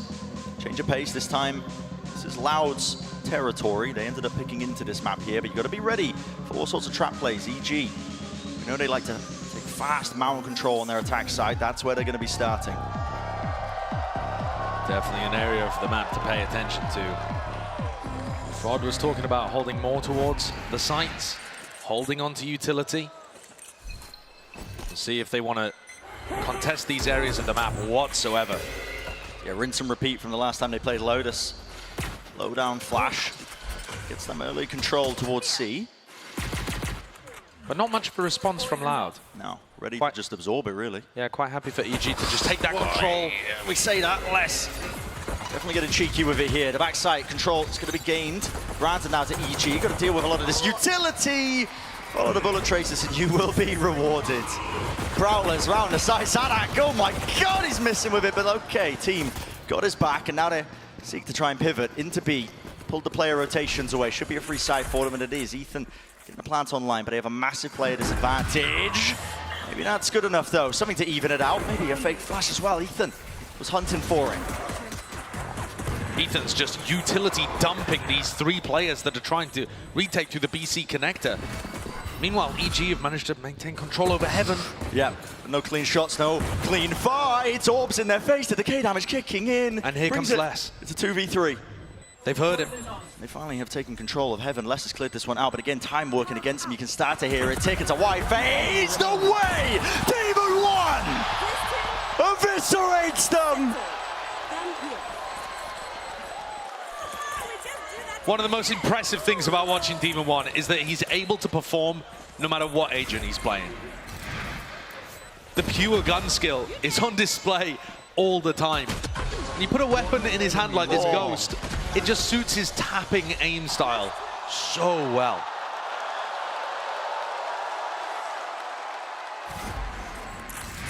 You got to respect his composure in big moments. I think that's what separated him from a lot of the other rookies that we've seen who have up and down performances on the big stage. For Demon 1 at this event in particular, the composure is just always there in those big moments. Yeah, he's been rising to the occasion. You never see him just panicked, crouch spraying in a corner. No. He's always taking his time with every shot, making sure his mechanics matter. Yeah, it's a level of confidence that really only belongs to the youth before they get humbled. He hasn't had that just yet. In his mind, he firmly does believe that he's the best player in the world, and they seek to prove it in this match here, already leading one map. Back-to-back grand finals for this team would be outstanding. Trying to funnel the ult orbs right now into Jorgamo, who's running around with an Ares in hand. Here it is, a big stack of the Loud players here. Screened by EG. They're still committing into this one, but picking them apart again, just walking right into the smoke. Where do you get that level of confidence from? Jorgamo, no concerns, not worried. 145 with the follow-up. Les taking out Demon 1, but now I know exactly where he is with the spike planted down.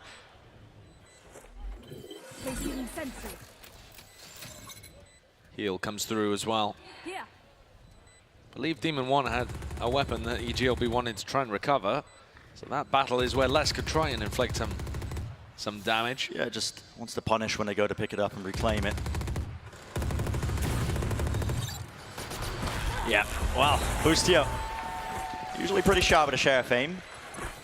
Putting on a bit of a performance for us. So 2 rounds leading for EG. Good beginning. Would be even better if they get the bonus online for them. One of the most bizarre facts about this map for Loud is that there have only, Fnatic have only ever lost Lotus to Loud. And yet, 2 out of 3 of Loud's wins on this map are to Fnatic. They can't win against other teams. So that to me is one of the biggest questions here, is the plan that Loud have brought in, this change of composition with the Raze and the Fade, is it going to work against EG? Loud love using this slightly varied version of the Viper Wall.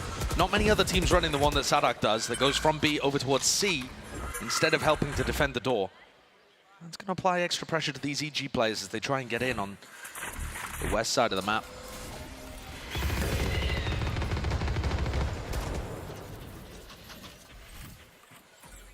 Util was sent soaring, but there was no follow-up from it. I mean, Sadak still has energy in the orb. Stops them being able to push through here. Rotation of the door, making sure that they can fake presence, but it's only Com who's sitting there. 50 seconds remaining. Looks like the goal is these orbs. So Jorgamo's 1 away now from the showstopper. Yeah, Com's just been defending it for Jorgamo the entire time. The Ares is not particularly going to matter when Jorgamo is bursting into the site. Doesn't have any satchels, though. Still going to be scary. Yeah. And so lets it loose. Fuse dipping down. Haunt as well. No collection of the kills, really. Nobody wants to face him. They have given him complete control. Open up the site. Prime for the taking here. That's what the plan going down. And there's a fight to be taken. Over towards Rubble. That was an important one.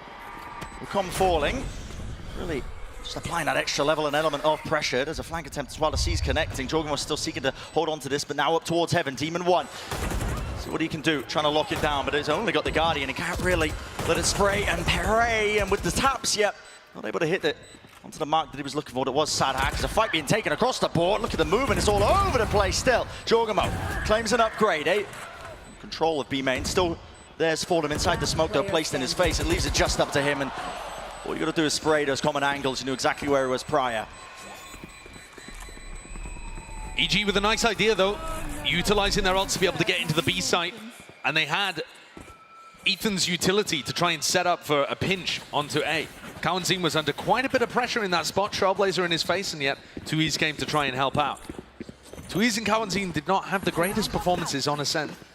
These less experienced players have been awesome in their moments throughout the year. They've really found their times to step up, but they have been arguably a little less consistent than the other players on Loud. Good to see them working together and getting straight back into this series. Loud are going to put a focus on shutting down Rubble control. Look at that, send it flying. Paint shells, Haunt. Wouldn't have actually spotted as well with that smoke in the way, but it's enough that you have to respect it. UG. Initial moves over towards B main. The alarm bot got broken there, and Nanoswarm thrown out by Boostio clears that out. Now it looks like they're trying to do something similar on the other side of the map, over towards C. You know, Jorgamo with one blast pack here can get rid of both of these Nanoswarms. How are you going to defend the C site? They talked about going for retakes less. That was what Frod was mentioning. Pretty impossible, though, with a lockdown in your face. Yep. And onto the final moment, he noted there was a gap there into the corner, so just spamming it out there. Boostio inside the smoke. That is dangerous, Sadak. You playing that Sun, it is a bit messy here. There's no spike plan, it was spammed down. Player advantage now over towards Loud, and they've got them contained, isolated still. There's another flank attempt by Com. It looks like they're just trying to buy time for him to wrap all the way around onto the flank. No, they're leaving. I mean, the spike is going all the way towards A. Jorgamo was left as a piece of bait on the C site. There's 20 seconds left, and EG are sprinting over towards the A. That is a marathon sprint. You're going to have to get a move on. And Boostio has split, looking to try and make the play that will win the round. You've got to go for something in a 3v5. You can't just play a standard post plan. Loud are playing this one safe. Stick together, all four of them grouped up now, starting to run their way through here. Cosmic Divide. Another obstacle in their face here. And there is that time pressure, honestly. The longer they take, the worse it's going to get for them. Demon Boostio has found an amazing timing. Boostio around towards the back. Sadak, he meets him. But there is still that danger there. Got to imagine Com locking down the connector. One more kill to be found here. Tap onto the diffuser, trying to force out that utility of Demon 1. I believe there was a pull online for him, so it's able to dissuade it, push them back and away. Still, the util's being sent flying on either side, and that ever so slight angle adjustment. They just want to force the fight right to him. Time! All ticking down, half already gained. It's enough. You can see the panic, sense it within Loud camp, throwing themselves onto the diffuse. And a couple extra kills there for Com towards the end. Loud managed to stabilize eventually. Tuiz knew that he had to get half, but Les also just tosses his body onto the pyre. Yeah.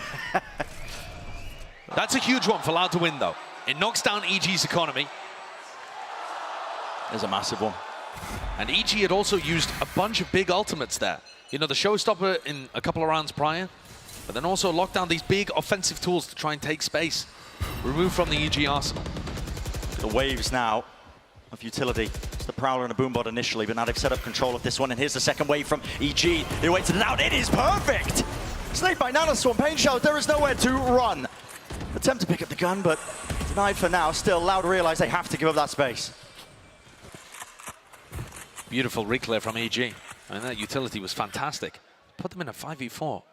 Might be winnable. With the 2 rifles in hand for Demon 1 and Jorgamo. Dangerous players. We're watching Les, who's just tucked in front of his alarm bot there. A very interesting position. There's no control of Mad. I mean, if they ended up re-exploring there, he would be out in the open, but we know that's not the case. I think it's just so unlikely that EG would call a C push and open the door in this spot. But the Trailblazer is going to put Les in a really dodgy position. Snakebite doesn't rebound. Flash as well. Can't quite get deaded. He gets caught. He is in a potential bit of danger. They're really pivoting into the B side now, trying to get that squeeze. I love the smoke, though. 2 years. Something to play around as well, so Les can still survive the satchels as well. I mean, Egypt just cannot clear this guy out of this spot, this position. They are trying their hardest. Dodging, juking, weaving to the sides. Eventually, he will be brought down. So, Plant, online, Demon 1, his job. Win that fight out, and he does do. Just that here, still flooding in, Loud. Don't want to give up this space, not for free. Still inside the smoke. Tucked to the side here, and Demon 1 still has the pull as well. He's playing for his life.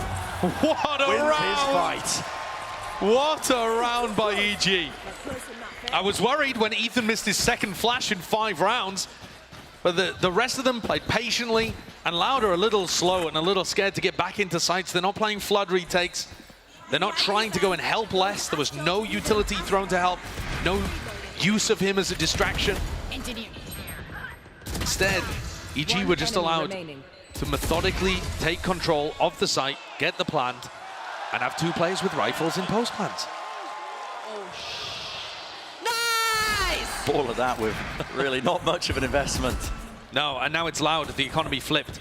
Them on an eco. It definitely felt like Loud were in control. Had they won round 5, they would have had good ultimates to work with, good economy to work with. They would have felt like they were in control of this half. And now it's back and forth. EG looking like they're in the ascendancy. In control of the tempo. Loud, though, still allowed to maintain rubble control. Yeah, they haven't been pushed away from that. And I wonder if it's going to be biting EG. They want to go into this round with a bit of caution because Aspas has got the showstopper. It's an eco buy. You never know. It might just be stacking the site. You don't want to be walking into it, but just down the minute mark.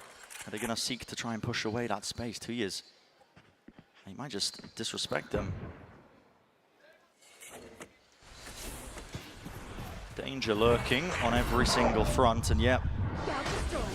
He attempted. That's a season nade. Oh my. Okay. That was the connection, but no kill. The rest of EG now starting to walk their way forwards. Walls up. Sadak laying down a snake by. Some damage. Barely being done, surely enough for the kill. It's just so unusual. There's a flash to set it up around the corner. How's he got 2 Jorgamo. I mean, that is just absolute magician level plays. Forget rabbits, I'm talking about kills. 2 years. Jorgamo again. This is absurd, man. Who's almost on for the ace towards the end until denied by Boostio. What an outplay of Sadak's wall.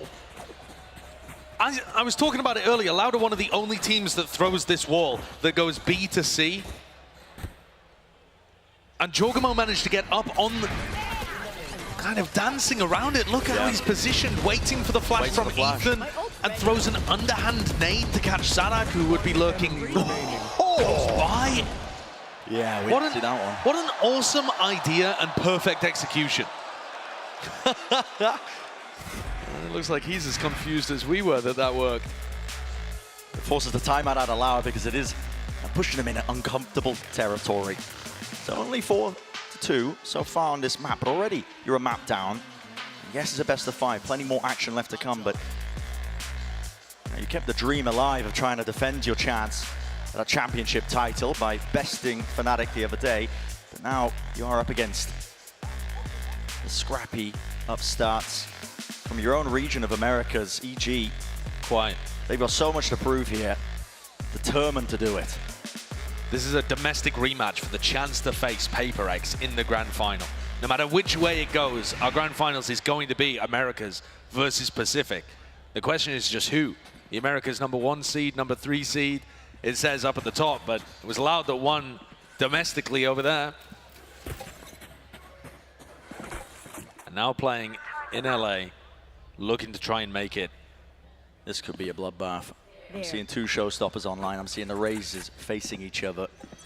Yeah, that's the thing. These rounds have actually bought time for EG to get back up to the showstopper, close to the lockdown. These massive offensive tools are back online almost for EG. Yeah, single piece of util, just a haunt, not a boombot as well, but already it's been disrespected. Look how both teams are trying to hold on to utility. This really could just come down to the ultimates. They're going to let them rip. Yes, they are. Jorgamo, showstopper! Couldn't get around the corner in time. Still, there's the answer. Showstopper get blinded. Dodge out of the way. Boombot, nade, follow it up. Why not? And Aspas still stands his ground. Enough damage dealt. Incredible! It's pure friendly fire, but to himself. What an amazing play by Jorgamo. Just back-to-back rounds. A delight to watch from him. But the squeeze is on Loud here. Yeah. Sadak's come to try and plug the gap over by breakable door. What's he got, a pit to work with? They need to stay more mobile than that. He can't afford to use it. In this scenario, when you're essentially a player down in terms of that disadvantage, 2 years, just needed the information. That was the purpose of the ult. He knows that they're still here, sitting towards it. I do like the cooldown by EG to cut noise here, but it hasn't pulled players away. Instead, Loud still have chances to get back into this one. Close to the side. Les is playing inside the orb. They want to spam the corners. The angles! Les! No one's turning! No one's facing! And oh my goodness, it's whiffage all over the bloody place! EG, seconds remaining, seconds to spare. Sadak, another chance for him. Snake bite, ricocheting around to the side. Damage not done. No vulnerability. Ethan is left towards it. It's a 1v1. Sadak, jump spot just narrowly there. No more util. Just has to force the fight, but it comes down to it. The aim duel, the gun play, and he did not expect that. Ethan brings them up to 5. And holds strong. That's only Ethan's second kill of the map so far, but it means an entire round for EG. What an opening by Jorgamo there. The outplay is excellent, and he throws his own body on the line as well. But things got really sloppy over here. Problems in the EG communication for sure, because comms should have been turning around at that point, but also a little fortunate that they had less with a presumably scroll wheel jump. Happens to the best of us. Yeah, you see those in the bigger moments more often. And Les has still been having a phenomenal game. Covering it. This is the issue though, EG getting up to bigger and bigger ultimates. Yeah. Using the showstopper to set them up in great position to win the prior rifle round, and now they're on an anti-eco. And it looks like they're headed to just completely rotate the map away. Loud stacking over towards the A side, and EG heading C. This one may end up being uneventful, but it's going to continue to apply pressure to Loud. It's one of the things that makes EG such a dangerous team to play against. Now, it doesn't look like they're going for the orbs just yet. They want to try and claim the side. But the way they just get that war machine rolling, not just for the economy now, obviously the gun's in their hands, but I mean, most commonly you see it when they play Fracture, you know, 4 orbs to pick from, and they just start rotating, snowballing the ultimates, keeping them online. It can mean a bit of an uphill battle here for Loud. You just have no chances really into this one. I suppose the only benefit being that Loud are probably not going to be baited into using any of their ults. And still being on the losing side of things. But that is a slim, thin silver lining. Loud need to be able to recover. Yeah. Signs of life coming out. There's a nade over the top. That one fly. Loud looking to do some of that damage as well. But again, it's the rifles that are really doing the damage and the work. Can't withstand it. Onto the flank. Watchful eye of Ethan. Prime gaming flawless. It certainly feels like it. EG coming into the next with their lockdown too. So this is where Loud need to turn things around. They need a game plan against what EG have been up to. And I think Loud are struggling here a little, because when they throw all of their utility early towards A, suddenly they're vulnerable to EG just retaking that area later on. Loud need to post somebody up and be able to help them without using all of their utility in that area. We're going to see another clash again. There's 4 players. EG have been doing a decent job as well. Waiting out, baiting the utility, siphoning it out of Loud, and then re-hitting it a little bit later on. This time, though, I like this. It's not the game plan. Look how quick Aspas has rotated away. He knows that this is not going to be a continued hit towards the A side of things. His nade is not in position to be able to deny this, but he's got it primed to stop the actual follow-up on the lockdown. Lockdown is nice. Still sending that util there, though, with the snake bite vulnerability. A chance of breaking this with the Cosmic Divide. Gives that extra level, an element of defense. Boostio just seeking to play in front of it. Gonna hit the spray down with it. Sadak still there, holding his ground with the Nightfall. Scattered across, no sound cues, but still, it's EG reigning supreme. Loud never have a chance to be able to get set up for any kind of play. There's no trap at the start of that. Sure, they take a bit of rubble control, but EG are instantly away from them. The pace that Boostio is calling at right now is way too much for Sadak to hold on and deal with. And there goes the final player, the final domino tumbles. EG in an amazing spot currently. This play from Boostio's so cool. And he's got his lockdown, he knows that the players are going to be pushed backwards, and when it's mirrored with the Cosmic Divide, there's that tiny little gap, and he just gets in front of it, reads the fact that Aspas is going to want to fill up the space, and punishes. Loud have not found opportunities for these big players like Aspas and Kawanzin, who we've seen running the map on defense side previously, to get active. When Loud was playing against Fnatic, Aspas and Kawanzin were holding hands, setting up high-low setups on B all the time, being active and mobile with their Season 8 combos. It felt like that duo was everywhere. And EG are too quick. They're moving around the map at such speed that the rotates can't hold on. The defensive setups are not fluid enough. Not seeing those adjustments here. This is the second time I'm being called by Loud. For good reason. You can all see the scoreline. 7-2. And this is your map pick. If you are Loud, best of 5 still. We're out of the best of 3s now. It won't be the death blow. It won't be the end to your tournament, but it's a spot that nobody ever wants to be in.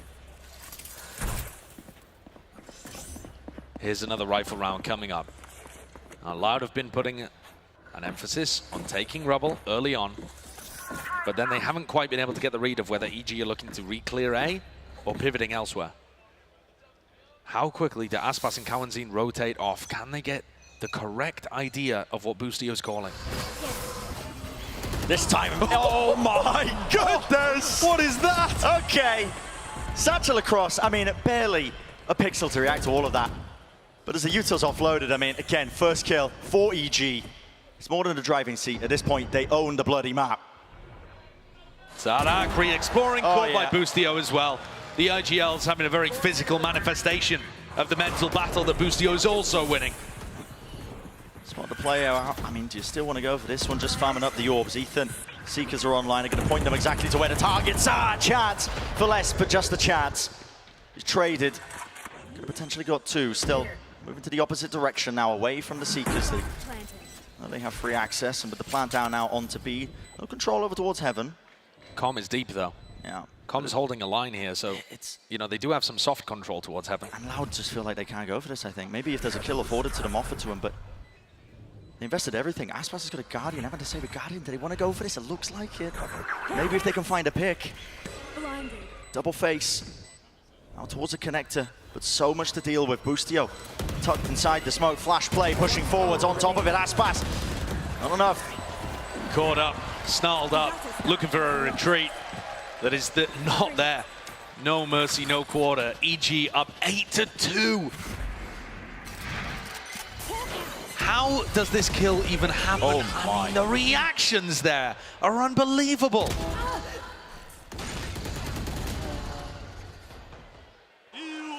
What is that movement? Ew. Yeah, Ethan's flashes setting up most of this disgusting. And yeah, painstaking on Frod's face here. Barriers going down. It has not been working out for Loud here, EG.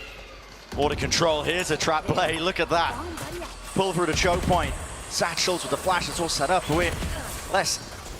Just got to backpedal. He has to give up this space.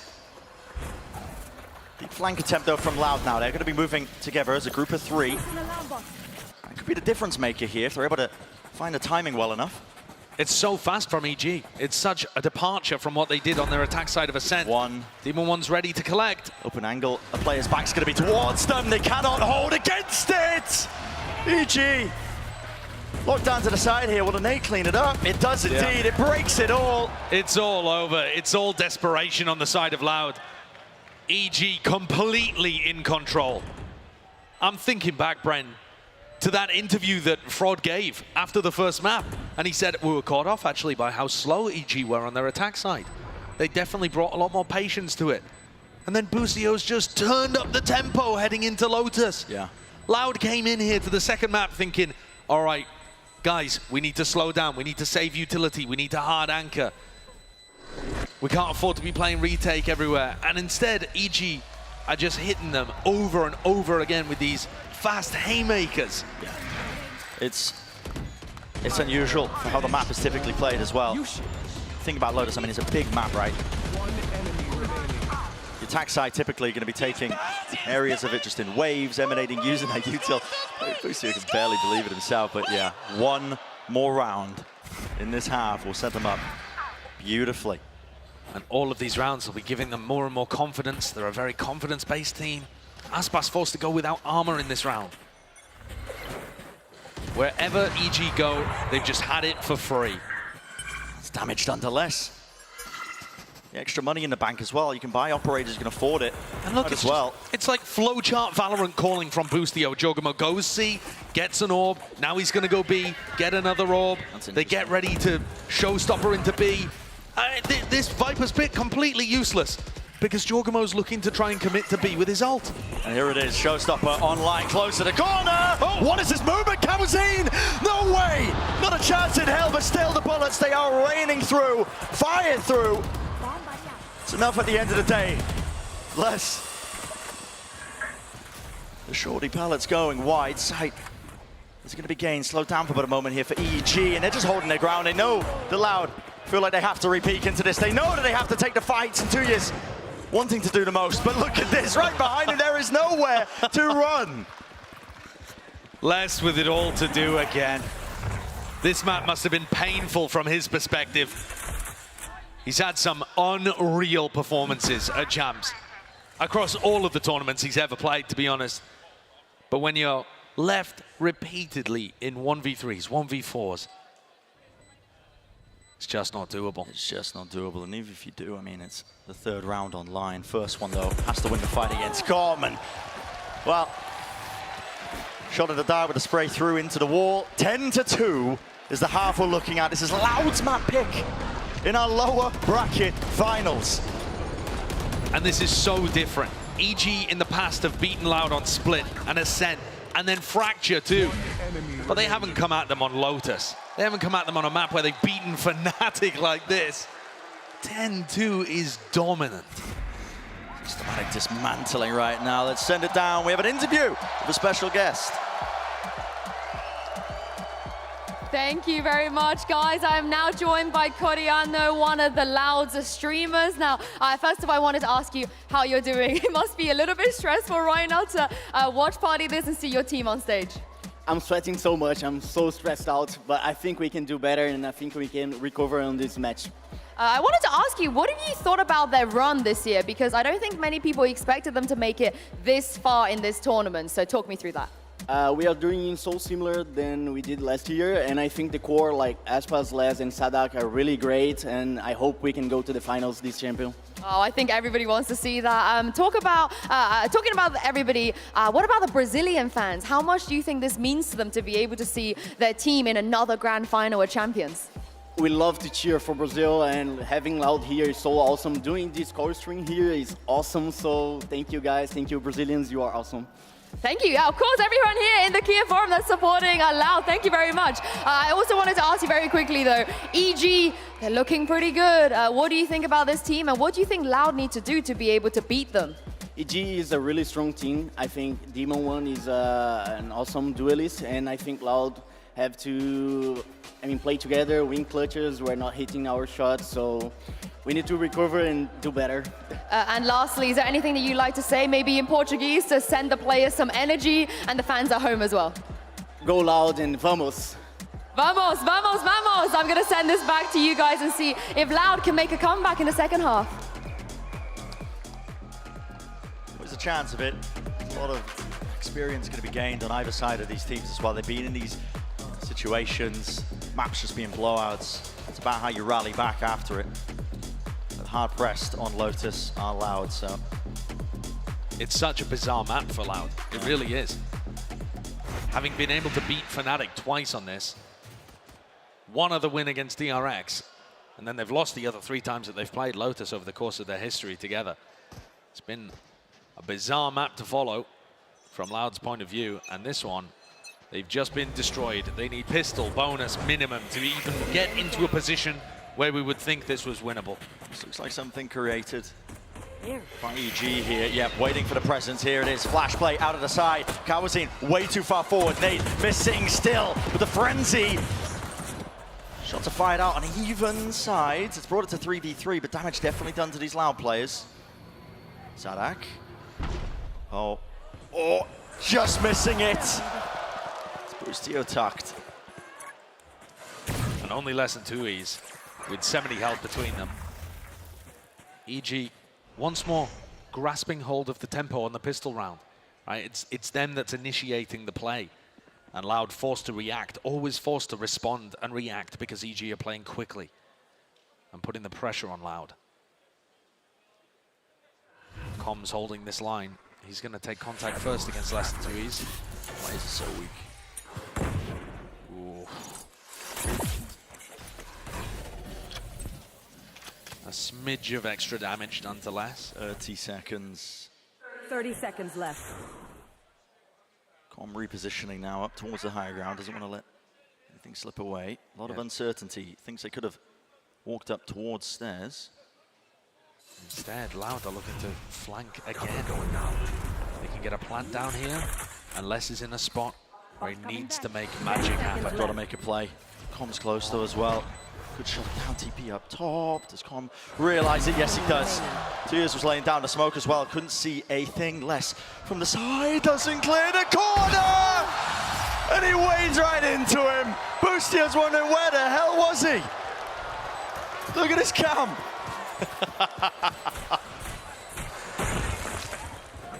Les just caught a timing there, slipping into stairs right behind the player that was rotating over. And EG are playing with them. Savor the moment. They're a team powered by having fun in these kind of situations, not taking things too seriously. And they find themselves up 11-2. Vibe's got to be good. Dominant. I love this opening as well. I mean, we talk about Loud and the amount of preparation they put into these pistol round plays as well, but EG, they're another team that love to do it. You can see it, the idea there. 3 players stacked up, waiting for signs of life with a flash play popped up, the nade, Kawazin too far pushed forwards. And yeah, Boostio. Left wondering what the hell happened there. Well,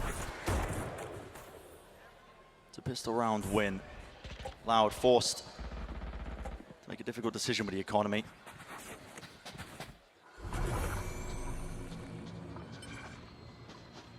Com can hear all of this happening over towards Mound, and I'm sure the EG players will be suspicious of a force buy.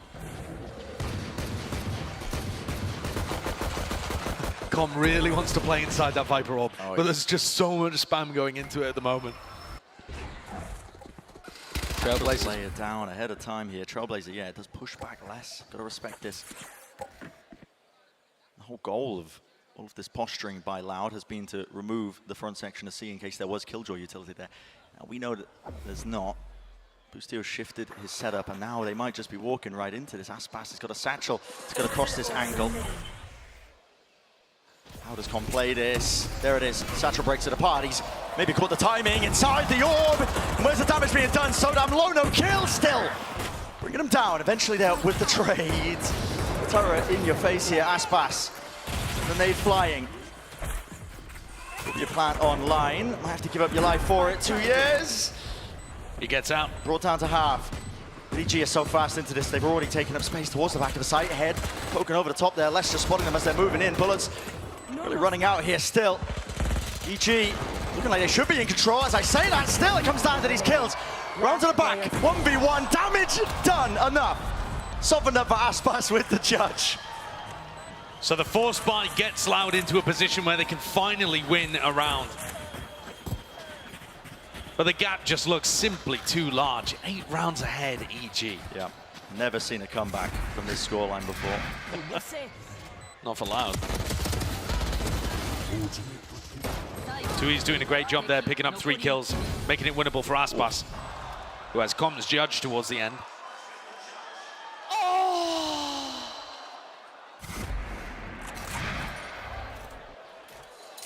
So knife's edge is what some of these rounds are coming down to, but still EG with a sizable lead. The AWP drop down, tucked to the corner here. Shots, Boostio, normally so good for it, reload at this time, at this place, going for it, but no. Can't get the extra bullets to try and do some significant damage. Com is a sole survivor. With only a frenzy, this looks like Loud getting up to 4. Com, he can find himself, tuck himself into an interesting position, might make this one. Just spotted out by Tui's. I mean, at this point, do you even want to commit into A? Yeah. You got your pick of where they want to go. Any direction. It's going to be a B pivot here. Find you. Com will just be forced as well to take an impromptu timeout. Probably economical damage. Trying to go down to the spike as well. Yeah, and I think this gives us a decent opportunity as well to talk about the map pool just a little. Because while this looks like a slam dunk for EG to close out, the later we get into the pool, the worse the maps get for EG, in my opinion. The ones that you can't see up in the top left, you got Split and Bind. Yeah. Both maps where I think Loud are extremely comfortable and have been looking good recently. So when I was looking at this map veto, I was thinking EG's best chance might be to close this out 3-0. At the moment, they're in a great spot to do so, right? There's no way. There's just no way. However, checking. 2 years will not be able to drawn take that to his back. Yeah. So taking away the gun. That's a decent idea there for Com towards the end to make something out of it. But yeah, it's not disastrous for Loud, even if they end up falling here.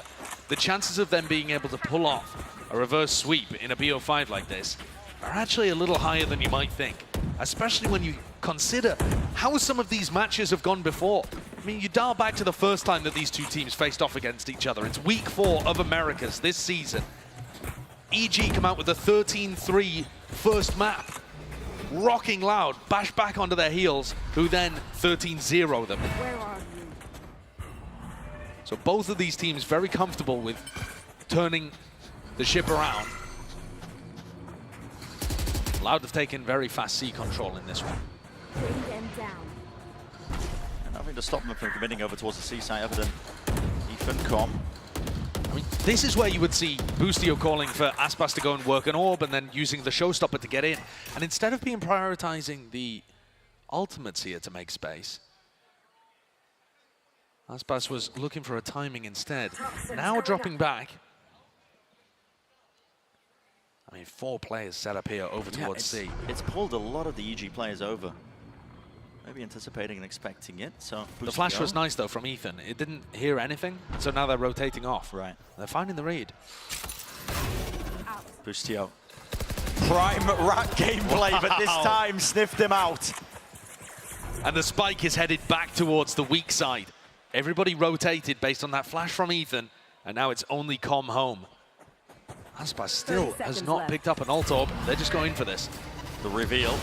Prowler as well, bullets. Slamming into the choke point, but you got to respect it and back away here. 18 seconds left. Got to get a move on here if you are Loud. It's probably not going to be the most ideal plan in the world. A tap to force out this util, but again, time is of the essence. You've got 12 seconds left. You haven't pulled this util out. It hasn't been siphoned out. Prior, Satchels, over the top, EG! They've dismantled them! Absolutely and thoroughly. No time left. And just like that, it's a round win. Everybody falls, but EG, you know they're going to be happy with it.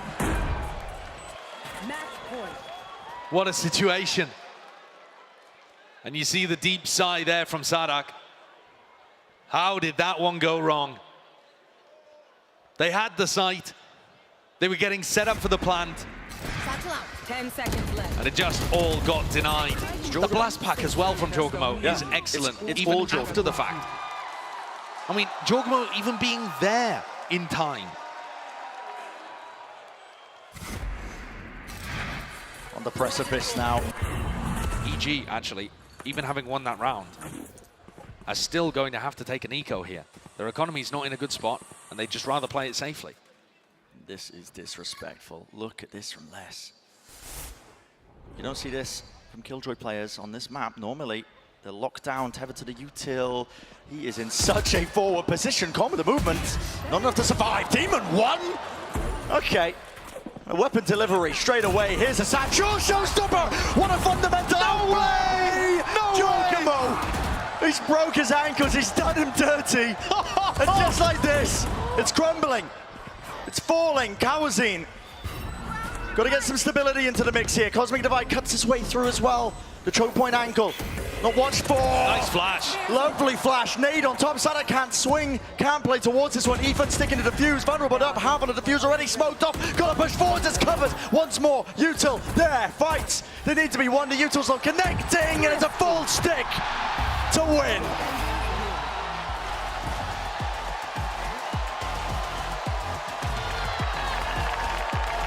Evil Geniuses closing things out on Lotus. Delivering the second blow to Loud. 13-4 is way more dominant than I was expecting. EG said that they've done a ton of work on this map. Used to be towards the bottom of their map pool, but they're feeling very confident on it now. And it ends with the MasterCard Thrifty. What is this? Look at this. Just ridiculous from the two Raze players. Both playing that situation beautifully, but Jorgamo out on top. Nasty, nasty stuff. Still more series, of course, on the map left to be played. It's a best of 5. Remember it here in our lower bracket finals. Do not go anywhere.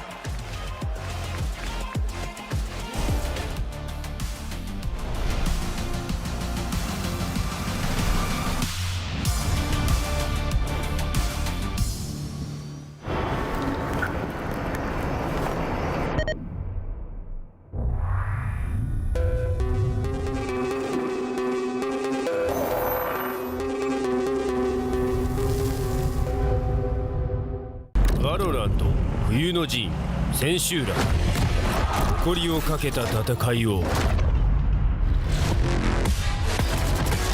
What a clutch from Celsius!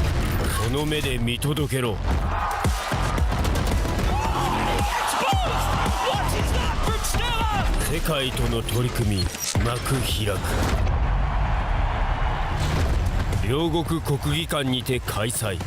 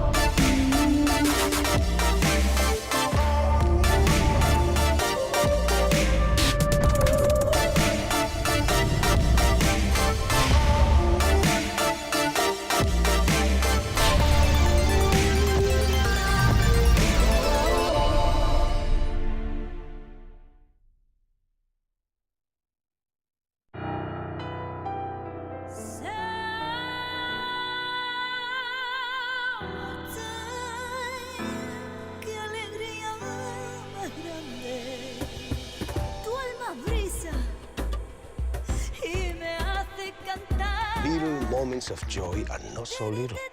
They are pure joy. Therefore, treat yourself.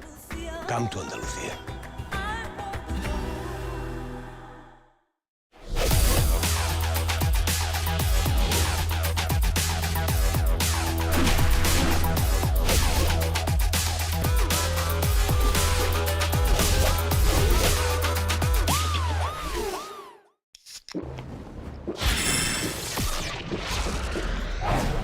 Red Bull gives you wings.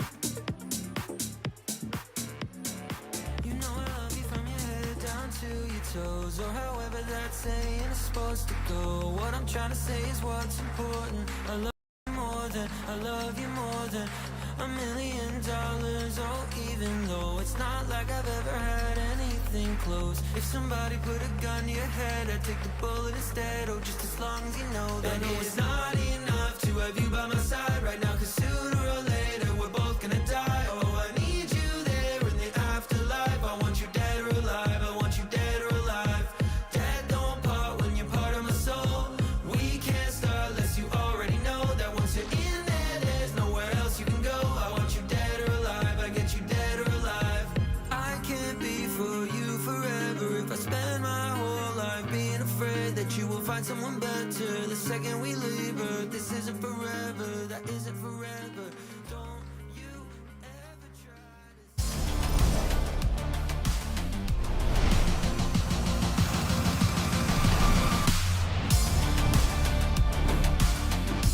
Huh.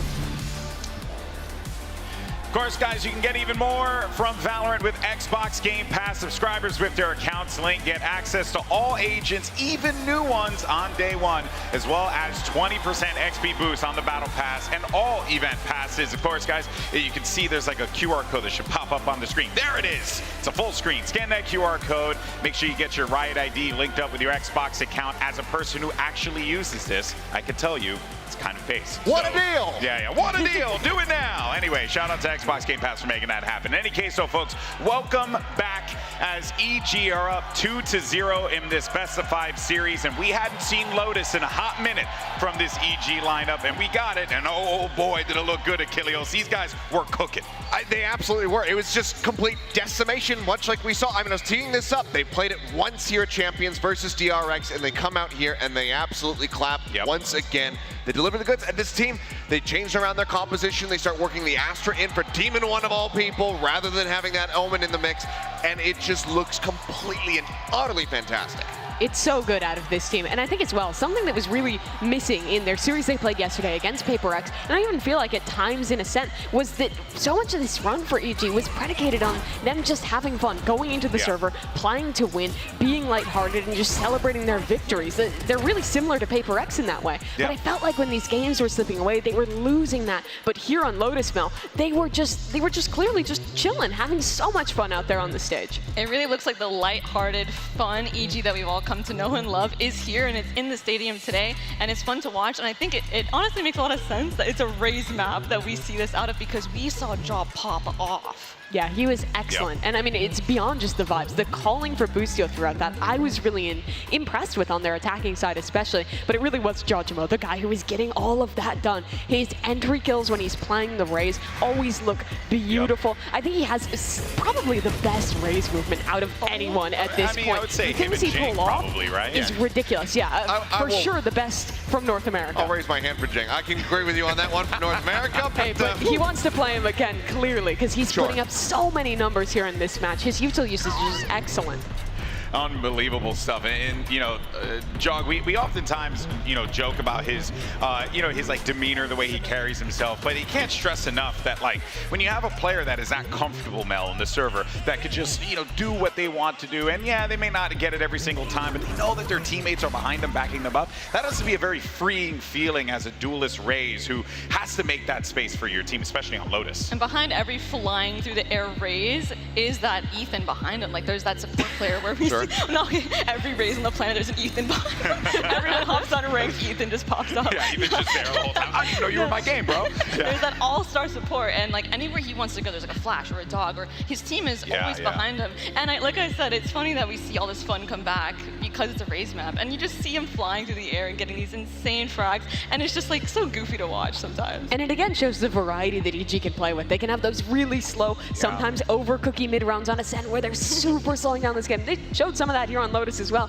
And then they can also have these rounds where they turn up the pace to 1,000,000, where they're double satcheling and showing these really well put together set executes. This team has a lot of variety, which I think Loud is struggling a little bit to contend with. Oh, 100%, because you know, it does genuinely feel as if this Loud lineup has really struggled to identify what are the win conditions here for the Achilleos. I could be wrong on this, but it feels like, you know, what are you going to shut down Jawjimo? Well, there's going to be Demon 1 there for the support, or Busio is going to get you something in the round. It's very hard to pinpoint for Loud where they try and shut this down. No, it really is, and I just feel like they are consistently reeling from just getting clocked in the face. Like every single round, especially there on Lotus, it's just Joggamo's blast backing at you. Like you said, Ethan's right there behind. He's setting in those flashes. He's blinding people up. I mean, Jog ends up going 4-1 when it comes down to first kill, first death, and then he's typically getting more kills on top of it. So there's just this compounding issue where things are snowballing out of control with every single round, and it feels like Loud have just struggled to find any semblance of footing to be able to stand their ground. All right, Prime Gaming Agent selected Loud. Okay. They busted out the Harbor Viper here. We also,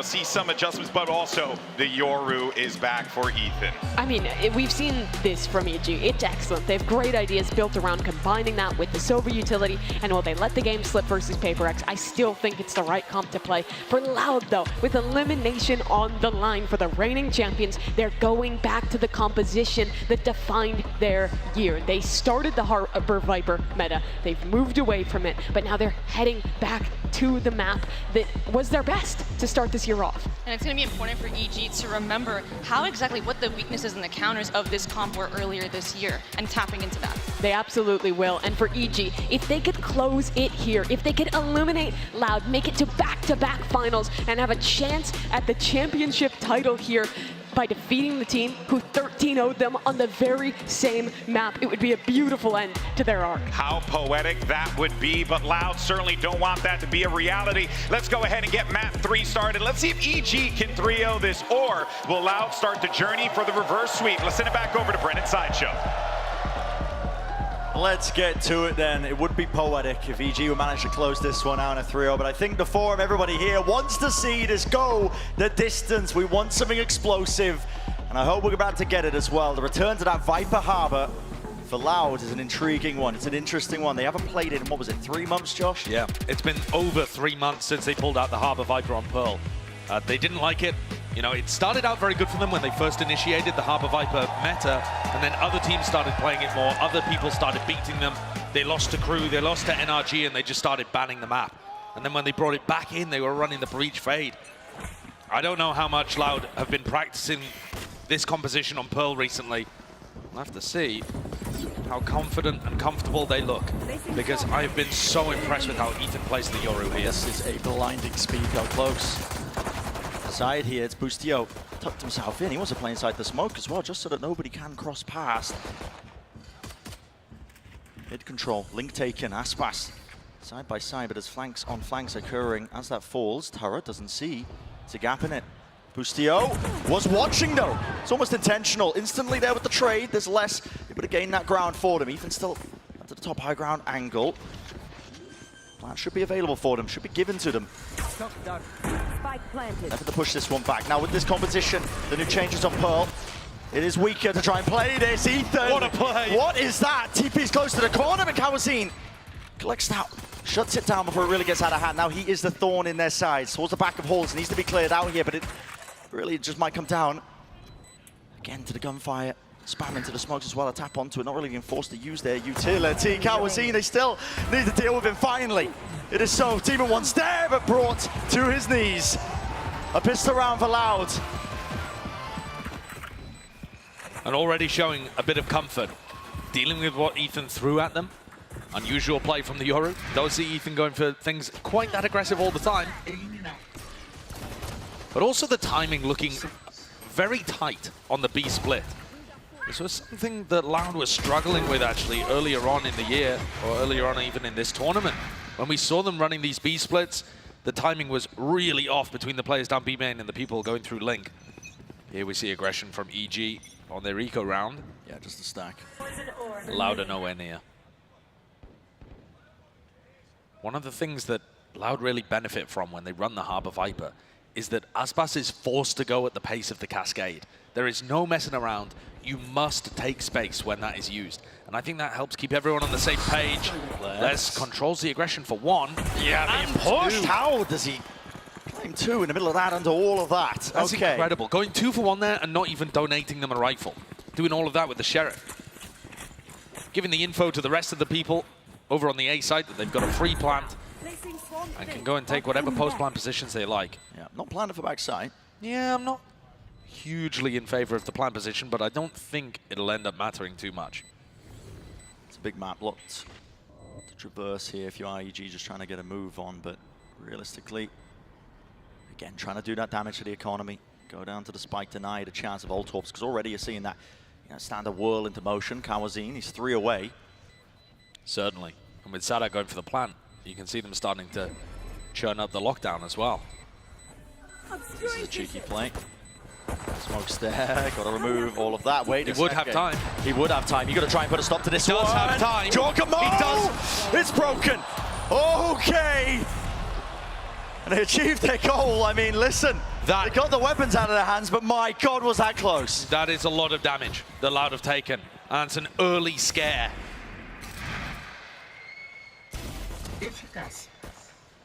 Nice work in this round from Les and the rest of Loud to put themselves in a good position, but oh, that got a bit too close.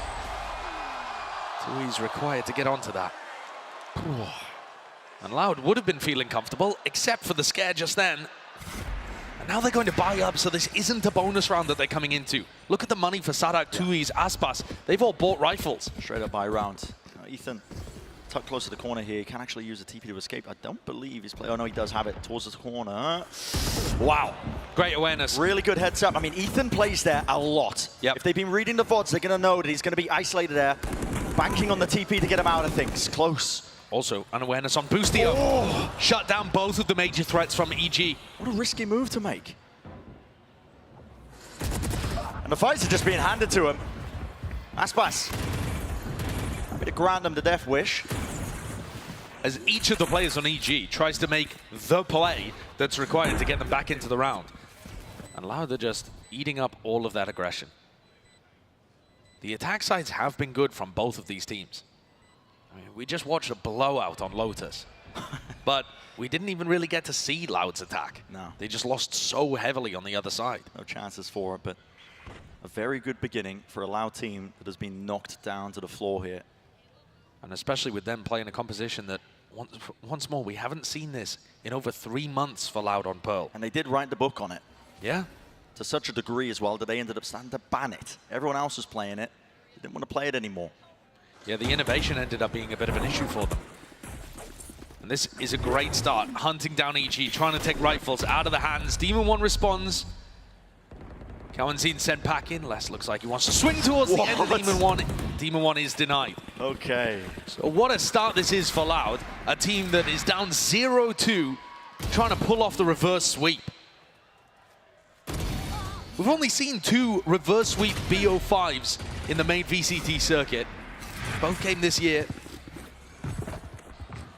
It's always a challenge to dig yourself out of a hole like this, but the maps are actually not that bad for Loud. Pearl, Split, Bind. You can maybe see it. If EG take their foot off the gas, it is definitely possible. Everyone plays towards mid here with the defensive positionings. A main control. It's given up.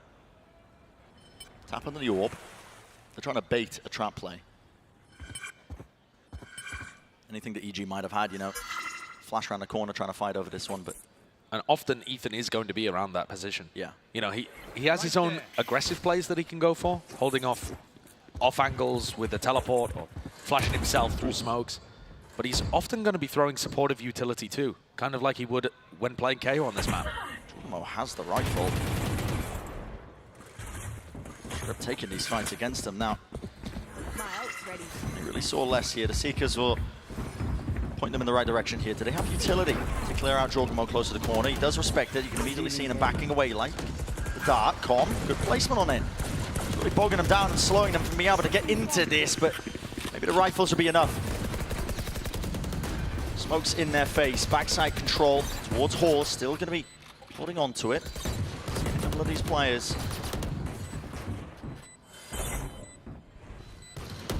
We need a big opening now. Great flash.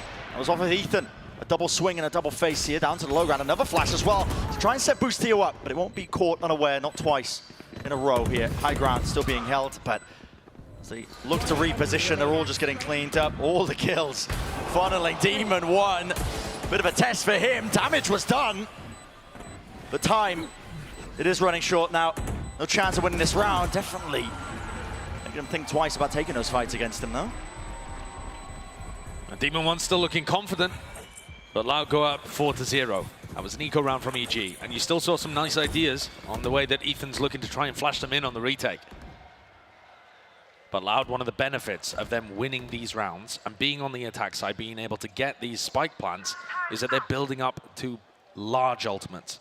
They just used the Seekers. Cowanzine already kind of halfway back to getting that online. The Reckoning. But it's the Reckoning that's the big tool, yeah. Yeah. Pay attention to 2 years now. He's going to be using that. Most likely to clear out this side.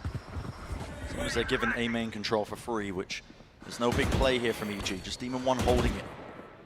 Praying that he gets a connection with the bullets. Got to back away, though. And again, so disciplined by Loud. They are very aware that EG's comp lends itself to trap plays. As soon as they hear the orb tap, there could be a flash around the corner, there could be a play from EG to punish.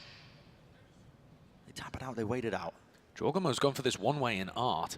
And it looked like Cowanzine was trying to flash Aspas in to take contact. Here's that flash. Doesn't connect. And it doesn't connect with anything. That allows Jorgamo to continue to hold this. Reckoning goes through more pressure onto Jorgamo. Yeah, and this is a nice one, actually. Clears out most of the side, trying to squeeze it. Jorgamo!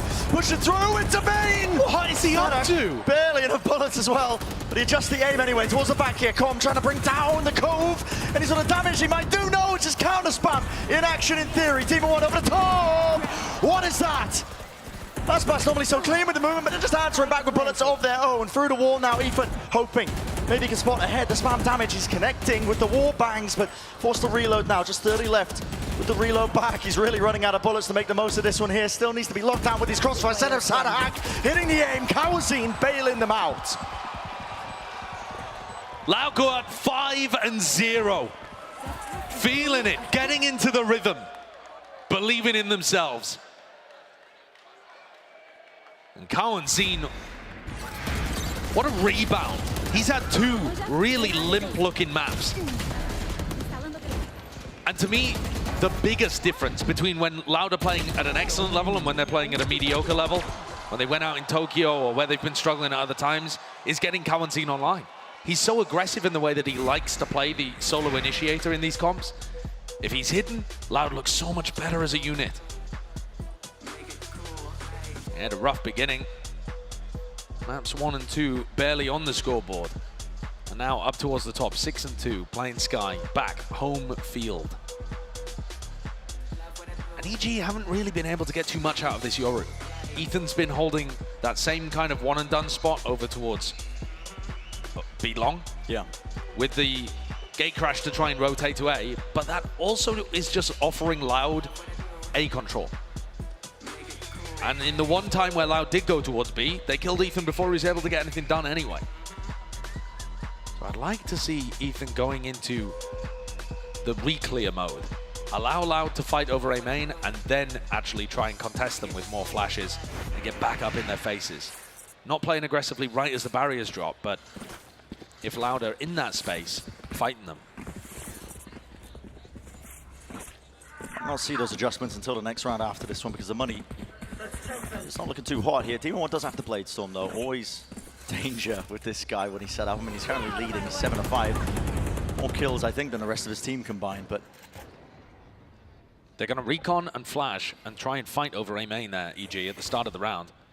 And then they just post Calm up. Ethan takes his gate crash to go towards the other side of the map, so they have a very strong B site. And Calm, by the look of it, just spotted somebody. There's a lot of Loud players over towards A. Just getting out of there. And Ethan's already evacuated. Dash already used for Demon One. A is looking very weak. Certainly is. Nice tag as well to just push back Aspas from taking that space, but the rest of his team is now starting to collect it, look at it, hunting for Jorgamo. Narrowly escaping with his life.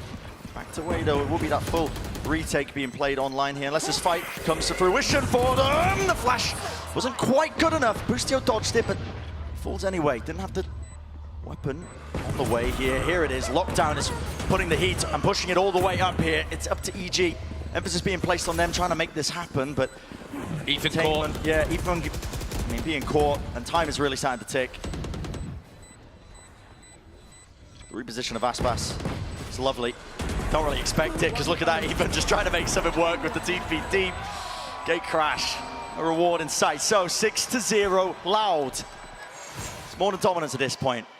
Mimi was saying on the desk, wouldn't it be poetic if EG were able to close this out and head to back-to-back grand finals by beating Loud on the map where they got 13-0'd earlier on this year? Instead, it looks like it could be poetic for exactly the opposite reasons. Loud are barreling towards another 13-0. Yeah. The form that they're currently playing. I mean, there's 3 players on EG with 2 kills between them. And is this the adjustment that EG have made? Is this what they call the timeout for? They've got so much of their players grouped up over towards A here, leaving nothing over towards B. Boostio. It's the same thing again. They go for a flash recon re-clear of A, post somebody up, and their idea is for Ethan to gate crash over here to reinforce the B site. But they're going to be forced to play a retake anyway. Yeah, and they've given up link control. You can already see it's Aspas and Les playing together side by side in tandem, taking that space up. A bit of a tap this time. Good spam. Good spam, yeah. Breaks down the cove, makes it way more dangerous for them. But while everybody's reloading, they're just able to get the spike down anyway. Happy to take the fights. Ethan could ping here with his ultimate for Comms Hunter's Fury to get incredible value. Got to think about saving this though. You're a player down, you're trying to make this one. Look at the pit, yeah. Still going to be working their way in. Ethan. Now, time to ping out these players, collecting it together. Flash, Hunter's Fury, all collected, and the fight gets taken into the back of sight, clearing them all the way out. It is carnage and chaos, but nobody's taking it. It goes down, but a Cosmic Divide in their face, up top to the box team, and one! That is unbelievable! That is a retake of epic proportions. Such phenomenal value found between Ethan and Com's ultimates. Ethan's in there like a human drone. Oh yeah. Just running around, spamming the pings. And then throwing out flashes, fake, clones, all sorts of stuff. Just to tangle Loud up, tie their brain in knots, and make sure that Com gets good value out of his ult. That's so decisive from EG to get themselves back on the board, but it's still an uphill battle. They're still only at 1 and 6. Good one to find though, with all the right answers. Interesting wall. And to isolate, I believe with a flash, just in case Ethan is tucked into that corner. If the flash pings, then you know he's sitting there. It doesn't, so they know that space is clear, but now making a move. It's a flash re-clearance. No good connection. Still 1-for-1, maybe a bit more good from Boostio. Star Wars defender. He wants more. And then Sadak, yeah, he's looking in the wrong direction. Seems a little greedy from Boostio there, but he's feeling it. He had the read, and he got the 3K. In the meantime, Demon One has taken the operator for a walk deep, deep through. With Sadak falling, he knows there's no alarm bot, no turret. He's just missed them. He has. He's missed the timing. Flash. The doors, their backs towards it. He's missed it again. He's missed it entirely, but Boostio still locking it down. That is definitely one way to get an ace.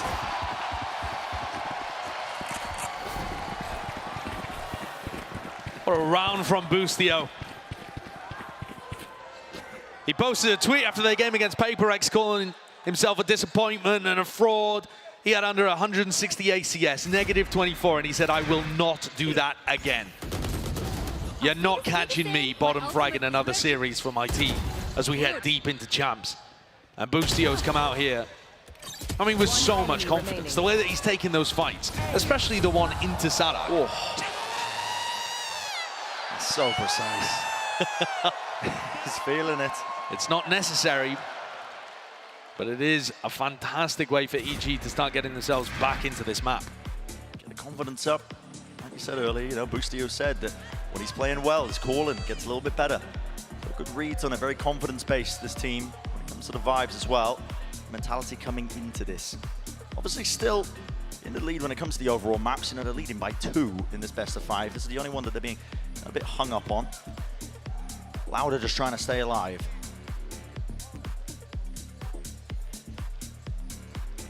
Tactical timeout. Loud discussing what have the issues been here.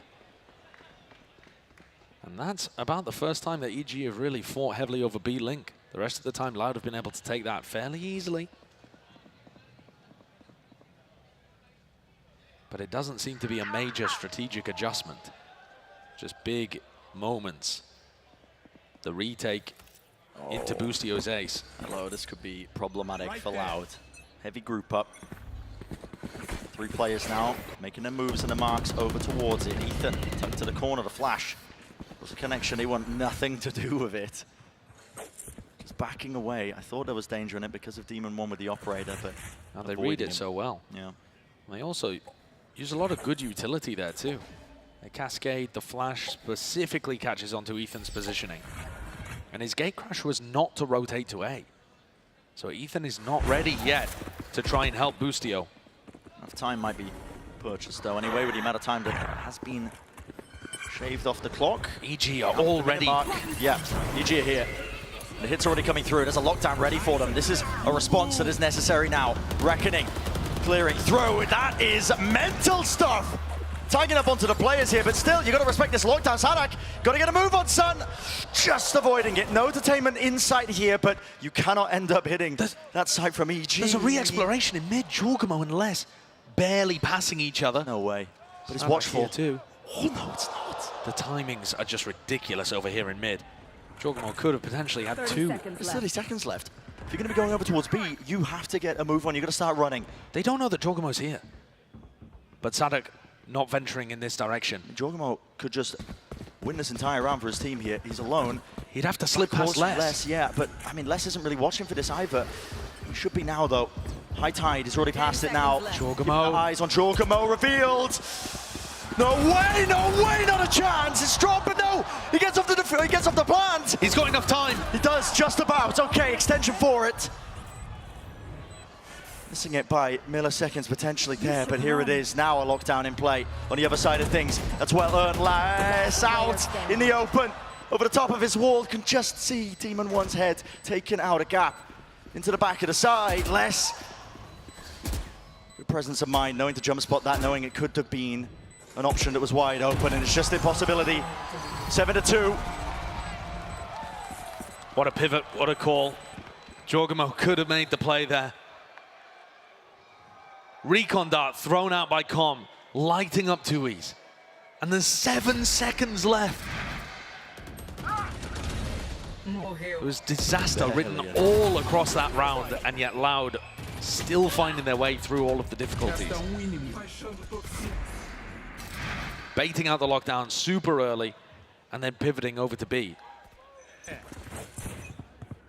Loud still in the driving seat here. Money to buy for EG though. Critical round for them to try and win. Dart it's not taken care of. It's one of the first times they've ended up really pulling that one out. Look at the spam damage that was done a bit earlier. That was just presumably Boostio with the rifle. Firing into the orb. Now a clearance into mid. Demon 1 loves his off angles. Use the util. Dash now active for him. Ethan also falling quite low. Flash repeat together. They're kind of body blocking each other. It's a bit awkward. And now starting to make the moves here. It's a great rumble and move all the way through into this connector. But they can try and get past the smokes and the util. Everybody collected into the back of Horse. How did Loud get through this one?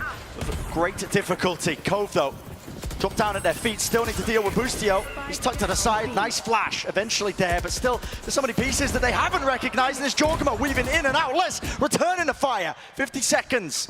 A chance to really put a break and pause into the play. But the spike is really in the middle of nowhere for Loud. Sadak should be able to recover this one. You can see Ethan poking around, getting information.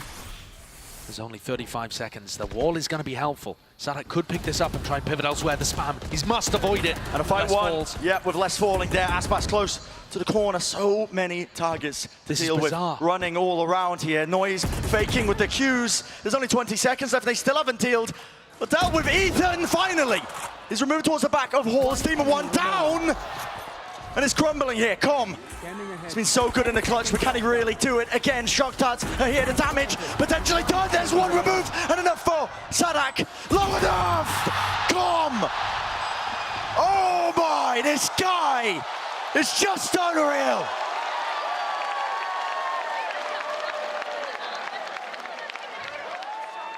Not the first time that the forum's been screaming out for Com.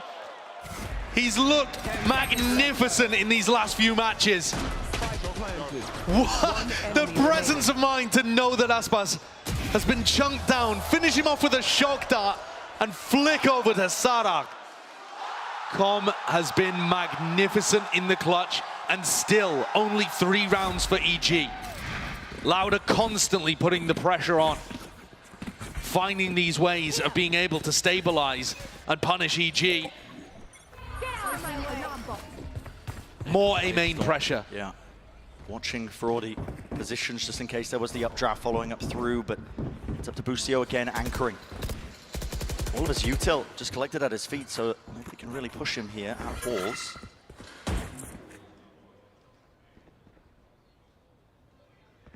If the aim for Loud now is to reclear into A main, they might be sorely mistaken. Ethan, he's got the flash. Steamer wants contact, that's what's going to be causing it to rebound and a re-swing. Demon 1 spots it, here's the flash. Re-peek attempt with the up-trap play! Plucked out of the sky. Jet player won't be getting away with anything. Aspas though, on the other hand, really just handing it to them. Quick decision making. Les also got a lurk down through Art, picked off Jorgamo. There's no defense here. Busio and Com are going to desperately try and get into position. Les already going for another lurk in a different avenue. He's found the timing, slipped through, Com retreats, and it's too easy. Far too easy. The rounds that EG are winning, they're on a nice edge. They require almost everything. Every ult in the book or a clutch play, a performance from a big player, but it's all Loud in control this half when it really mattered for them. It's a map that they had to win. Set themselves up to do so now. And outside of this match, Ethan's Yoru has looked amazing here. They've had so many cool ideas. They've caught teams off guard. Loud instead come in prepped, bring back the Harbor Viper. Ethan bottom of the scoreboard, 3-11. Even the supportive stuff isn't working. Loud have found an answer here. No one else has really been able to acquire. Flash reclear potential. Ethan, he's holding the flash, you can see it. Out of the smoke, they want to go for it. Right onto the side, there was a recall star of their own actually, just try and block them off. Again, smokes in their face, just trying to play anti-flash close to the corner. It's desperation. It's so good from Loud. The same kind of ideas, always ready to catch the aggression. They put a little bit of pressure in an area and wait for the response. Just aware of it. One enemy remaining. Jorgamo and Com tried to make something happen, but this is a 9-3 half in favor of Loud. Bringing back the Harbor Viper and looking immaculate on it, as per usual. Still showing that it's got legs here. All the bit, I mean, off the back of massive performances across the board, really, from Loud. That's what the dominance has been. It's electric. One-sided maps on either side, but Aspas a player to look at as well for our aim lab shoot around. A little bit earlier he was warming up. Of course not doing it in the middle of the map. Aspas has not even, in my opinion, been the player that has popped off in this head-to-head. Yeah. It's been more to do with how the entire team has played around the tempo of EG. And that was one of the things that really caught them on maps 1 and maps 2. Frod was talking about the first map, they were playing a bit too quick. They weren't ready for how slow EG were going to be. Then map 2, EG increased the pace, increased the tempo, and suddenly Loud are completely caught off guard. EG go up 2-0 in the series. And now what we're seeing is Loud poking and prodding in areas around the map. EG respond decisively, trying to re-clear, making plays, and Loud just holding, ready for it. Many people playing anti-flash, all ready to catch the aggression, never caught in transition. Been immaculate. Yeah, they are super aware. This map, they know, looking around every single corner, there's always the potential for the re-clearance, and they have contingencies at the back of their mind when they're playing like that. It's set them up now 9-3 in this map. A must-win for Loud. I've been saying this. Needs to be the case. With all of the conversation as well recently about Fnatic starting a legacy, a dynasty, an era, whatever you want to call it, I think people have forgotten that Loud are also fighting for their own. These are the defending champions coming back to try and win another trophy. Loud as a team have been in 8 tournaments, this the 9th. They've made it to 6 out of 8 of the grand finals. For Loud, if they survive the group stage, they always make the grand finals. Here they're 1 map away from being eliminated right before that goal. The winners of Americas showing that they have more to give. Stepping up entirely. Unsettling. Very unsettling. Got to show more emotion than that. Come on, this game is only just getting started, it seems like. All eyes on the pistol round, EG. Still a sliver of hope at the back of their minds to maybe close this one out in a 3-0 fashion, but it begins here with this round. And if they don't close things out 3-0, we go to split, we go to bind, areas where Loud have recently looked phenomenal. And then it'll end up getting scrappy, chaotic, and those advantages bought on Ascent and Lotus won't mean much then. It's a quiet beginning for EG as they scope things out towards the B side of the map. I think Ethan was putting a bit of presence in with the util. He's TP'd now to rejoin the rest of his team, and they are just contacting up behind this. No noise made other than a star propped up, smoke, so they can get into position.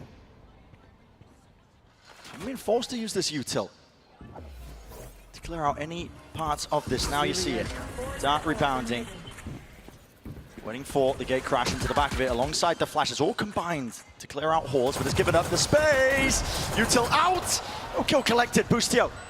Fortunate time with that one, not quite able to get it, and the util now being pushed into his face. Comes down to these fights are about to be taken.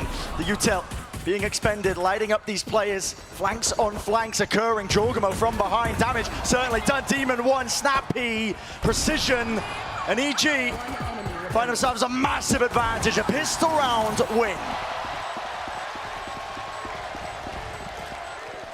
Exactly what EG need, but they need so much more as well. Beautiful idea on the pistol, though. Clearly got some concept of Loud wanting to play without too much info from their Killjoy. Over on B, they just walk that up super deep. And specifically, Ethan's gate crashing towards the right side of halls. Usually, Ethan's going to be gate crashing left side of halls constantly. Seems like a small difference, but... Slight adjustment, but necessary if, you know, like Loud have been playing. They're definitely aware, they've seen the tapes. Yeah. You want to be mixing things up like that, just so that Loud are not able to anti-strat you in a game of this magnitude. Frod's talked a lot about the level of prep work that he does heading into events like this, and the whole team does. Watching the tape, not just their opponents, but their own, trying to improve. Oh, wait a second. Loud, no noise made, no util thrown out. EG trying to fake like they were taking that B control. They smoked it themselves. They droned as well, not seeing anything. They are scared of the stack, yet they are walking into it.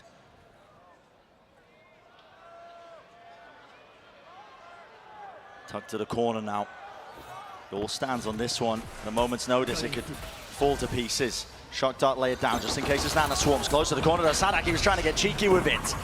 Dashing forwards, TP's gate crash all abound and used towards the back of the site. They need something to clear this. Okay, that will do it. Through the window. The aim is sharp indeed. No real danger. Less lame warm up in the moment in the round here, but it's all EG. Don't worry, don't think it, eh? It definitely looked like there was some potential for that to go wrong. You see that one with the X-ray, and Kawanzin just got destroyed. Demon 1 hitting some nasty shots. A reminder that Demon 1 had his worst map since joining Evil Geniuses, playing against Paper Rex, and has just come straight back out and top frag in almost all of these maps. It's going to be a fight. Too much house behind this one with Ethan. Is he trying to take this one solo? Fakes it. Maybe just didn't like what he saw in terms of util. Didn't want to commit to it. It's a heavy investment with the high tide over here. You've got a decent idea that they're fighting over A main. Boostio's going to try and catch a timing, tuck himself in at this box as Loud go and re-clear. I really like this idea. I don't think it gets cleared, especially with Demon 1 getting that one. 2 years. Real chance for a punish, but okay. The rifles, bangable into the box. Boostio knew that it wasn't going to be anticipated and decided to try and make something happen there. Ethan's only got a ghost, so he can't really challenge towards less. But they can recognize now, they've seen enough of the Loud players over towards Art and A, that they know B's got to be a little weak. It's going to be heard. Sadak has his util laid down. Start. And to try and clear out the top section of B, but it's just delaying them now with the Nana Swarm at their feet. They're worried, but the flanks are just buying time for Loud now to start to regroup. Together here, Ethan. Ult online. Who's next? That might make the difference here, but with 30 seconds remaining, he's just trying to ping out these players. Everyone's off site. Be catching any targets. Sees Aspas. Flash and backs away. Spike planted. What's the answer now from Loud? High Tide back online. 2 years wraps this one all the way across now. Won't have to expend one of his smokes here. This is just with the Guardian still. It's Rifles running it through here. The Crossfire setter's got to be playing off of each other. Ethan almost doing enough damage. 20 health to Aspas. On the flank. Right from behind. They do not anticipate it. They do not expect it. It is played once more all the way to perfection. Com just does not lose clutches.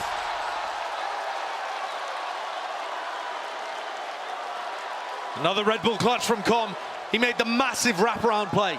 He was over in B-Link setting up that recon dart lineup. Never ended up using a recon. Wasn't there to try and help his team at all on their entry into B. Had full faith that they were going to get in, get the spike plant, and he can be that final line of defense to win the round. He went all the way back through B-Link, through water, into spawn. The big wraparound play. And the rest of his team bought enough time. Another ridiculous clutch from Com. Got to be the best clutcher of the playoffs, certainly at this point. Those numbers have got to be insane. Just feels like every time he's placed in 1v1, 1v2, doesn't matter. Always there. And now, you know, for what was such a safe beginning to the second half of Pearl for Loud, it's hot water almost. 6 rounds. Game for EG, many in a row. Set themselves up. They crash into the back. Ethan does commit to it. There's a dog in his face, though. Definitely going to be a bit dicey. Kawazine is cleaned up, just playing close to the pillar, but they have not dealt with Sadak. Nana Swarm. Gotta respect that one. Demon 1. Instantly out of there. I'm drafting the dash. There's enough noise has been made, really. There's no hiding this intent at this point. EG, you know they're trying to take this one. Rattling off shots, picking them apart, picking the timings. 2 years, and Aspas all together. Enough of a reset, but damage surely done here. Demon 1, he's left to it. It's a 1v1. Aspas! Pulls out the Blade Storm for the MasterCard Thrifty. What a response from Loud. You were saying it was getting dangerous. It looked like they'd found themselves in hot water. And they get out. A series of shots here by Tui's here. A lot of damage inflicted. And just so many players stacked around on the site. Almost too many small percentage plays, but by everyone from Loud. To be able to combine together and get that one down. That's giving Loud a little buffer. Yeah, bit of a buffer. That's what gets them the first defensive round win. This map so far for them. Premium being put now, take control. Towards R for EG, updraft, almost there, less. Luckily not spammable, not with the Blade Storms here. There's util, yeah, I mean vulnerable up. Pointing him exactly, directly, less. Still revealed here, this is ridiculous. Tucked to the corner, right behind it. Doesn't know if they're pushing up onto the angle though. It's a little bit awkward when this fades. Might be in a significant amount of danger, but maybe with the wall up in his face, he might be able to isolate one of the fights. No, he's got 2 players waiting for him, still gets 1. Nice flick to make the non and done into a 1 and done. Kawazine and Tui's are still here to try and hold the back line. With that kill, it does give up our control. Jorgamo walking it through. He's so happy to try and make the play. Yeah, it's an interesting smoke, isn't it? Brought down in the end, though. Kawazine reposition a tap. That's counter spam. They were waiting for that one. Still a 2v3. Still chances here. Com's got his Hunter's Fury. Is he going to be able to escape? Yeah, just takes a small amount of chip damage. Com is never not flanking. Wait a second, yeah. Com is always flanking. The danger here, I believe, is Jorgamo doesn't have util to delay, doesn't have a pull online. Com from behind It all relies on him. If Jorgamo can get a pick, it makes it a little bit easier for them. Still a 2 versus 3. Turrets there, blocking off the angle. They don't expect it. They don't expect it. Finally, he strikes. He has ult. From behind, does have the ult backing away, now playing his life. And Aspas, it's an impossibility. Forcing out the ult. Jorgamo, he's set up to win that fight. How did EG just pull that one back from the brink? They're so quick at coming up with post-plant ideas. Other teams would wonder for a while, should I commit to the flank? Should I try and make the play? Comms, instant, decisive. 30 seconds. And confident in it because he's done it so many times before. One enemy. He can visualize the entire process because it's just so familiar to him. He's been doing it over and over in the playoffs of champions. And yeah, it's Jorgamo that cleans it up, but Com makes the play that makes that a reality again. Loud won the Thrifty to be able to get themselves up to 10. They might need something similar. Talk about a 9-3 curse. Yeah, tested. At this point, Loud probably tired of comebacks against them. EG not pushed away. A-main's theirs. Drone, not really being broken. 2 years. Does it tag him? Yes, it does. Spammable into the corner. He's just got to try and evade all of it, but no, it's too much. 3 rifles. Weighing down on him. And the signs of that, EG content to slow this one down. This slower pace is what brought them so much success over on the first map. Getting a feel for where Loud would be set up. Les looks like the only danger, really, in how the defense is currently positioned. If he could catch Jorgamo on some kind of aggressive lurk play. Otherwise, it's just going to be another slow siege from EG. Mazin in the position where he can spam that angle. Sadak just dealing with Ethan with the plan, pushed away for now with the snake bite. Vulnerable up. Jorgamo coming around the back of Les. Yeah, this timing has been missed. Oh, has it? Les. Hold up, wait a second, he can hear the footsteps, he's repositioned all the way back, but still EG. And now Aspas. Yeah, they have control of this, surely they do. Aspas, upgrade gained. It's never over. And when he's got the rifle in his hands. Turret's there though, flipping the map. Planning for default, EG with backside control here. Just great setups. Yeah. Fantastic crossfire. And it's off comms contact, I think. Either that or Demon 1. Demon 1 off angle, dealt with, destroyed, Ethan. Okay. There was a chance there for Les. Yeah, almost a moment. Almost a miracle. Almost a moment. But EG survive. They've won 5 out of 6 rounds in this half so far. Both of these teams have been excellent at their attack sides. It's just been a running theme throughout this match.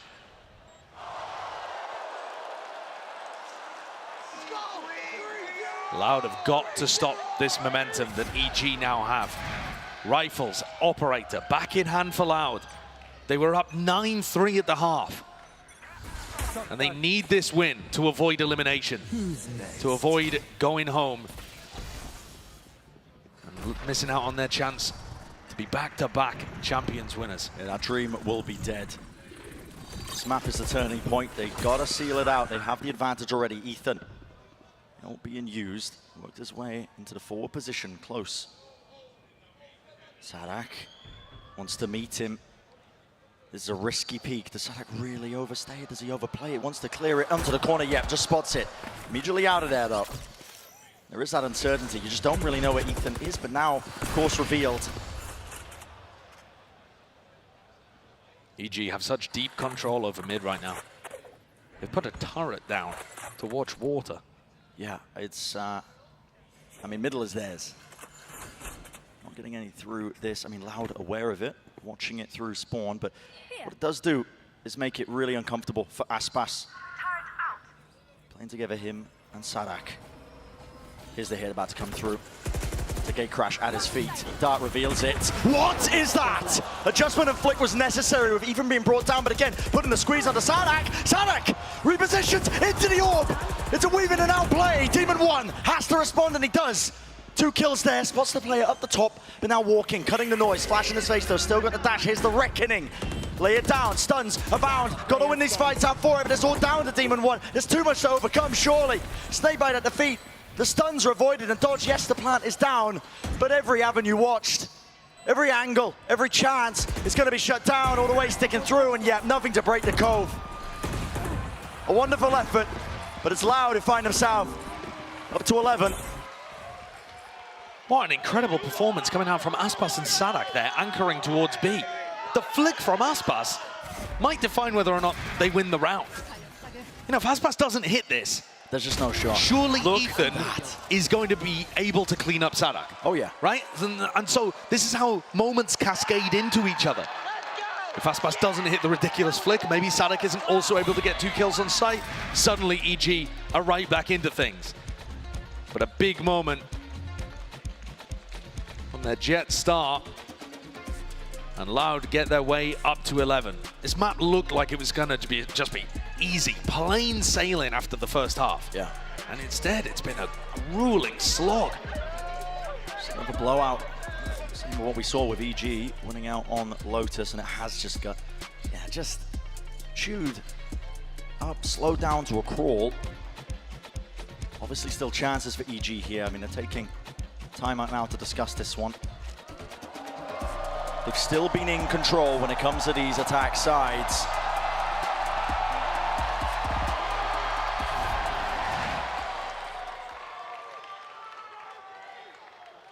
Massively important round in front of us. Guardian for Kawanzin. Bulldog, light armor for Sadak. But they have large ultimates with which to play.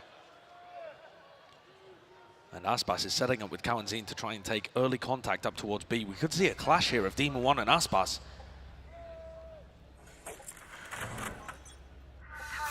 It's looking likely. Fast play. This is Aspas.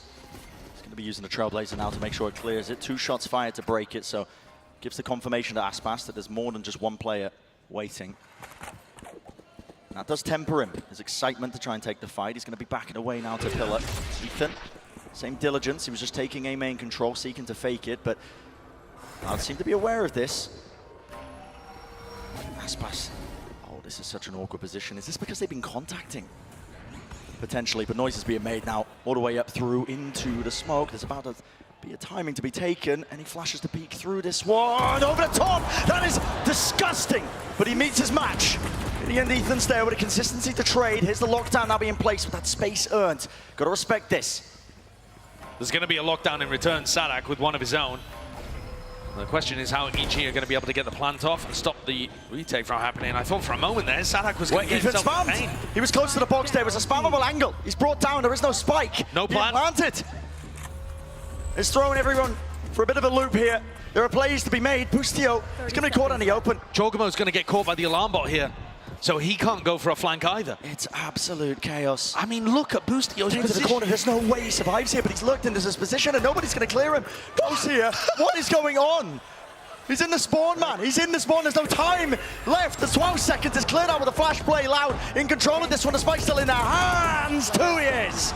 Adjustment with the aim. Snaps to the side. Loud on the precipice. Grinding these rounds out one by one.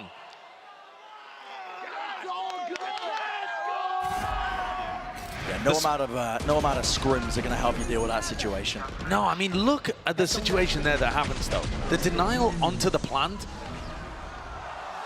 They get into that spot, and ideally, Jorgamo's pull is supposed to be a little earlier, so that they're not able to get that spam angle. So just a small misstep in EG's timing on when they execute these things. And Lauda offered an opening there. Now EG have to make it work with horrible weaponry. Get out of my way. Everything invested into it. Viper's pit down. Hunter's Fury over the top here. Tries to set it up with Demon 1 with the knives, but no connection, no kill, no refresher with the blades. There's so much damage onto Sadak. He's going to get the heal, though, meeting up with Kawanzin. And Les has not been pressured inside here. The fact that they didn't posture less out of that spot, Viper's pit, it's critical. Just removes A entirely. Now there's still a chance of lurk plays. You can see Bustio's position tucked into Art. To the side now, Flash as well. Everybody grouping up onto the corner. Aspas is here, revealed. Does he get out of danger though? Interesting scenario. Smokes to try and help him out. Is everything being cleaned up? Loud. This could be it. The final blow to seal the map. Aspas will not be budged, will not be removed, still holds his ground. Here's a TP, and here to contain Aspas! On the move, making the moves, desperation all the way. Loud are not done yet. What a response from this super team from Brazil. Looking fantastic out here on Pearl. There were some moments where EG looked like they were going to be able to get back into this, but in the end, it's a 13-8. It's clean, and it's loud. Definitely got a series on our hands here, man. A clean overall map leading deeper and deeper into this best of 5. You don't want to miss it. See you just after this.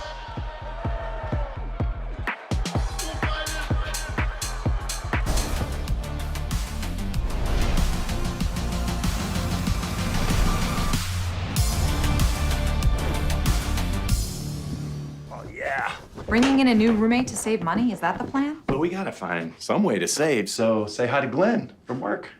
Hey, that's my mom. Yeah, I think I have a much better plan. We switched to my plan from Verizon for just $25 per line. And that price is guaranteed for 3 years. All on the network we can count on. It's a good plan. It is a good plan. Glenn, looks like we're not gonna be needing you, so I'll see you at work. Later, Glenn. Save big with my plan, starting at just $25 when you bring your own phones. Guaranteed for 3 years. It's your Verizon.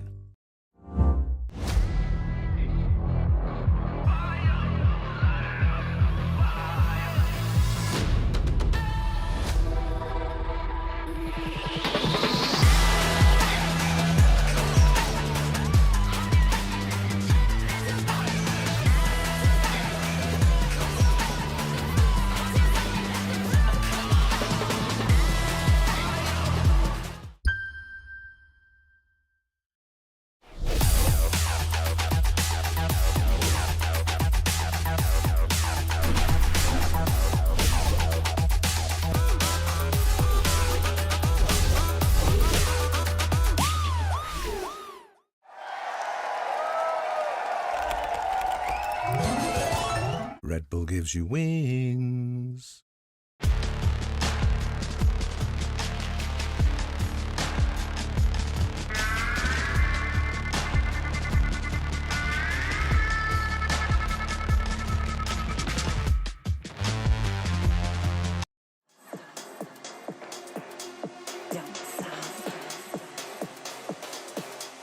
Harder, baby.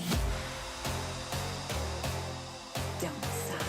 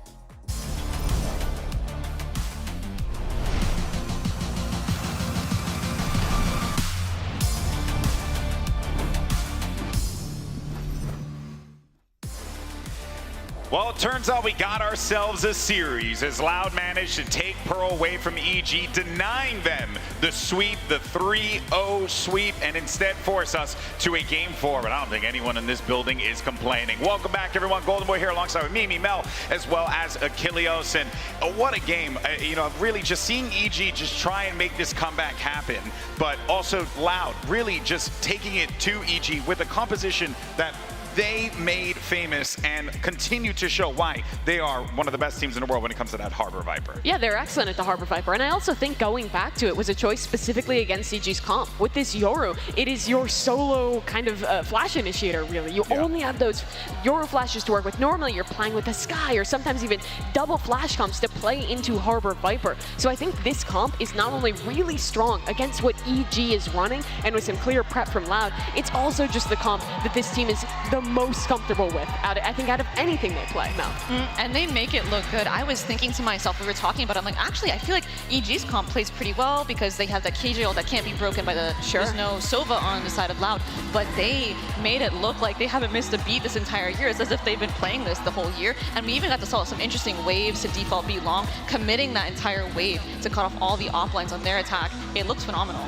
Yeah, I mean, we just saw everybody vibing on stage. Fraud getting animated again, getting right back into the mix. Of course, we always have Sonic who's popping off on stage, whether they're winning or losing, but this was a very concise and clean start from the side of Loud. A bit of a run back there for the side of EG. It looked like maybe they're going to make it happen. Maybe it was going to end up going to overtime, but Loud were able to put their feet down. But that initial start, what, 6-0 beginning for Loud, the momentum was in their court the entire way through. It absolutely was, but now this kind of brings up a question. We've only ever seen 2 reverse sweeps in the main scene here for VCT. It rarely happens. Loud have won this first map in Pearl. I think the rest of the maps here look pretty favorable for them, especially heading into Split. It feels like there is actually a shot of Loud being able to rally this one back. So for EG, letting that map slip you by, this is where the pressure's really on. And even though we have had 2 reverse sweeps here in VCT in the past, Cloud9 versus Leviathan, Paper Rex versus DRX in the Pacific Grand Finals, it's never been on this big of a stage with this many people watching it. There's that much more pressure on both sides to see whether or not that can come to fruition. This is just the first step, but there are so many more to take for Loud if they're going to pull it off. What a statement it would be if they can. Makes me think about, we were talking about how EG were struggling to close out yesterday. Makes me wonder whether or not they will close out this series here. But of course, we got to give the love to Ethan because he's shown that this Yoru isn't really just gimmick. It's them. It's the thing that they have concocted uniquely. And Ethan, if he continues to step up, I genuinely think Achilleos, it's going to be just a big boom for them, but they're going to need him to step up here. I mean, they do, and it's not a gimmick. That was proven yesterday versus Paper X. As you can see, the stats that he was able to put up there, but Loud were able to study it. They've now shown this multiple times, and clearly Loud did their research. They knew that this map was going to come up. They knew that they're going to stick to that pick, and they were able to counteract and deny Ethan so much value. The difference in the numbers he was able to put up, especially as an entry power on that Yoru, was staggering. 7-2 versus Paper X, just 2-4 here versus Loud. They piloted around that beautifully. And for Loud to shut that down, Yoru, I mean, you're down 2 maps, a best of 5 here in the lower finals.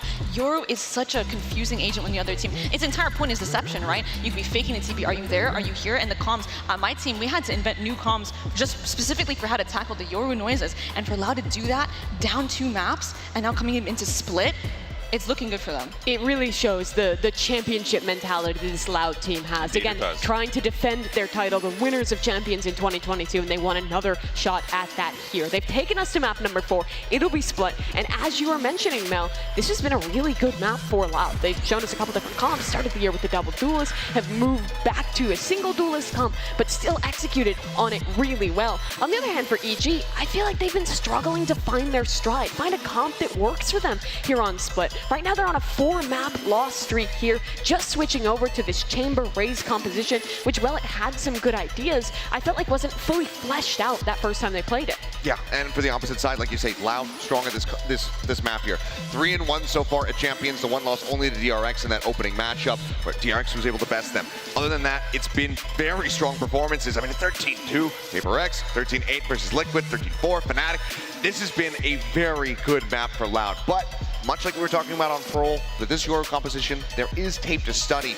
The thing that does concern me is not being able to find their comfort when it comes down to composition. But EG, if they've been able to do that, if they've been able to study how Loud likes to tackle this map, perhaps they can come out here and finish the series. I feel like for go for it, Mel. I feel like for EG, they honestly haven't really displayed that much confidence in the map. I mean, we saw them ban it in their last series, and even in the post-match in the interview, they were talking about, yeah, we thought we could have the advantage, and we are seeing, you know, there's question marks around, hey, to have the Demon on Astra on split specifically, Boostio on Chamber, like how is this going to work out? And I wouldn't be surprised if we did see a switch here. In their last match, Loud proved that they had a stronger map pool than Fnatic, the team favored to win this tournament, exploiting some weaknesses there late in the series. And now it's the same question being posed to EG against a Loud who's looked comfortable on pretty much every map that they are willing to play, really except Fracture, which is already a great boon to have into this veto. We now head into 2 comfort territories for Loud, with Split, with Bind, where I think EG are going to have to dig deep. If you want to close this one out on a map where your opponent is favored, this is where you really prove that you're ready for another final. And here's your Prime Gaming agent select. They're going to stick to their guns on this one, EG. The Chamber is back in action, this time in the hands of Boostio here. We'll see how this works out. They've been like flip-flopping. They tried the Demon 1 on the Chamber. Now they're going back to Boostio on it as well. He is really good at the controller, and Boostio does like opping a lot more than Demon 1 does, especially with the defensive side start. I think that is a good choice for EG. I'm interested to see how it plays out. I wasn't entirely convinced, if I'm being honest, in their game versus Edward Gaming. But, I mean, we'll just have to see, and I think it's going to be interesting to see how they deal with the breach. But as you were saying, Achilles, it is kind of played out. The protocols are there, the VODs are there to watch, so it'll be a banger. It's just fascinating that you're hedging your bets here to close this out on Boostio on the Chamber when that did not work out for them last time.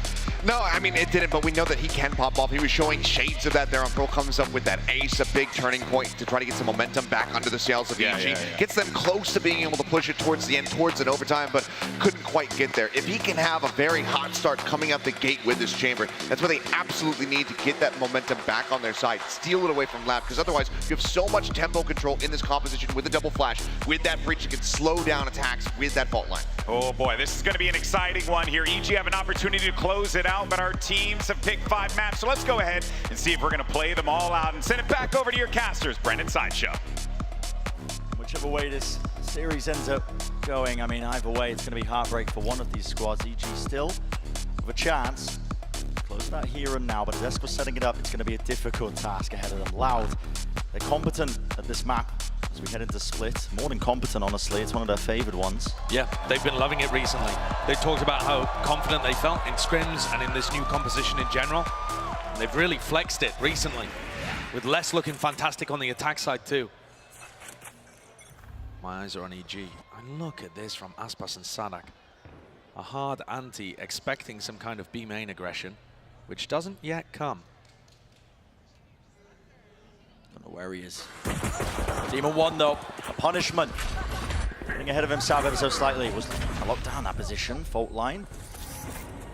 Lands onto Com, slows him down. What a read though, off the start. Loud tucked in that corner, I think trying to evade any information that Ethan would get from a flash, hoping to prompt a push out, and then they punish it. It's perfect. Here they stand. The discipline is there from Loud. It's a triple face into mid. Watching Jorgmo when he's peeking for a bit of information. Nade. Flying through, Ethan now tucked, and he's really gonna have to do the most. Onto this one, him, the crossfire setup! Alongside Com. Dismantled in a moment though, when the kills were traded out, and it does still favor Loud as a team. It's a 3v1 with Boostio. Does have the ghost. So tough though. Yeah, with Les tucked here. Les in mail, 2 to find on sight, and Tui's has just spotted him. Perfect utility coming out from Sadak as well. The flash, the stun. Boostio still manages to find one actually. Les probably should have been able to wrap that up a little earlier, but Loud take the pistol. And I'm a little concerned. I spoke earlier about the map pool and how I thought EG's best chance was to close this in 3. Because Loud have looked good on Split and on Bind, which are our final 2 maps here. In terms of the head-to-head between these 2 teams, EG are 1-0 up on Split. EG have won, I think it was a 13-3 scoreline or something against Loud on this map. But at Champions here recently, I haven't really liked what EG have been pulling out, this raised chamber composition. I'm not huge on it. It requires massive games from Boostio. Boostio on Pearl, he only got 9 kills. 5 of those were in 1 round. He got an ace. A lot of emphasis to place on your shoulders, but okay, when the opportunity's there, he does grab it. And that's what he needs to be doing. doing. Hold on, Spike's been dropped down. Nade as well, pushing him back alongside the pull. The attempt to stabilize. Oh, they are really getting brutalized. I mean, Loud, no chance he could be able to cross that line inside the smoke. Jordan, it's a Trailblazer that connects. It's a stun into the corner here. Boombot, though, points him in the right direction. With the weapons that they've got, okay. Leading the charge is Aspas. Taking control of the situation once more.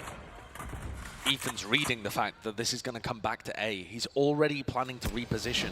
Look at the spot that Ethan's got himself into here. Oh, this is potentially nasty. I mean, oh, the silent drop-off. He's overstayed as well. Welcome! Does he get out?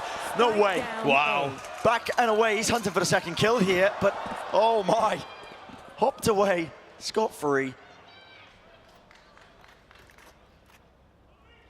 They hit a reload here with 30 seconds remaining. Once more, Ethan can do so much more. Can't hit that shot though. Still a flash and flying, and it is perfect. The connection. Aspas blinds it up, buying time for Demon 1 over the top. Pushing forwards, Aspas! It'd have to be an ace. Bloody earned the showstopper already, man. We're in round 2. And it would have to be the ace.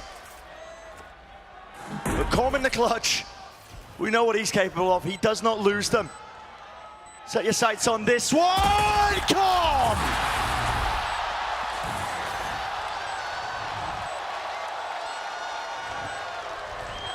Denies Aspas a historic ace and works off the back of what Boostio and Ethan had done to set them up for this MasterCard Thrifty again. EG steal it away. Not sure. I was talking about the fact that Boostio needs to have big games on the chamber, and he comes out with the opening pick instantly. Spike abandoned down mid. What a play by Ethan though as well. To just consistently be harassing these Loud players of Aspas and Tuis as they got closer and closer to the spike, leaving things in the hands of Com, who is always good for the clutch. I don't think Com lives by the mantra of live evil.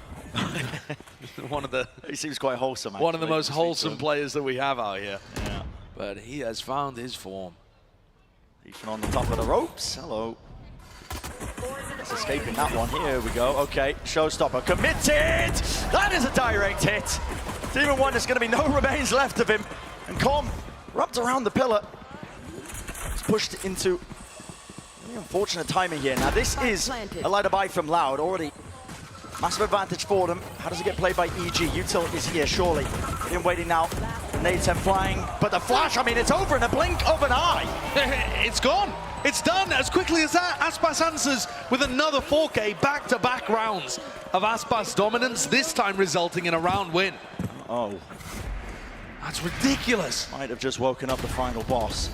He's sitting at 10 and 2.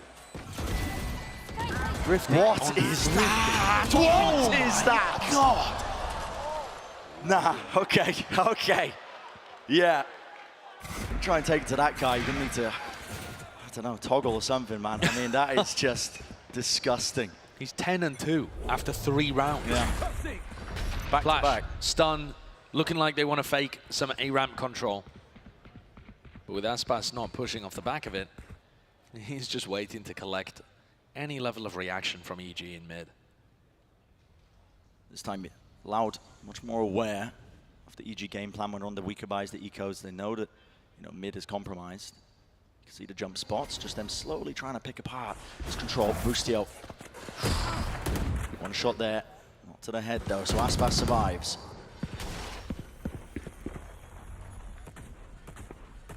Loud have a lot of utility here to try and clear out these kind of plays. Another flash to try and set Boostio up? No, Ethan has decided to back off and re-clear a ramp instead. There is a chance they catch less. Just trying to get a timing. Yeah, they're worried about him. And look at them specifically bringing the Trailblazer through to sight, because Les was getting deep on these A-lurks against Fnatic. EG are ready for it. He's found a space on towards the side. They give up a heaven control as a result of it. Aspas.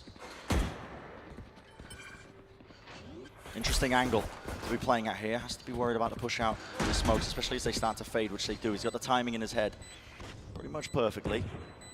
But They are really giving up control. I mean, everybody playing up on site here by Loud. This could quickly turn on its head at a moment's notice. The player to watch here, 2 years tucked away, he's going to try and seek that timing, and he does grab the one. Still, it's got to be dug out of this forward position. There are flanks on flanks occurring. It was back here. Com's still lurking up. Okay, on a decent go of things. This should be a one round here for Loud. Aspas is looking to try and take the fight straight to Ethan. He wants to build up his second showstopper already. You know exactly where Com was. The backside laid out. I mean, these guys, Loud, are just in impeccable form. Red hot right now, not missing a single shot. And you're exactly right setting it up. I mean, Aspas, his second showstopper, he's 3 ult orbs away now. How ridiculous is that? It's round 5. And that's a tool that's just going to burst open the EG defense. One of the biggest problems that EG faced, the last time they played Split with this composition against EDG, they couldn't defend. They couldn't find the right moments to be able to shut down site hits from coming through.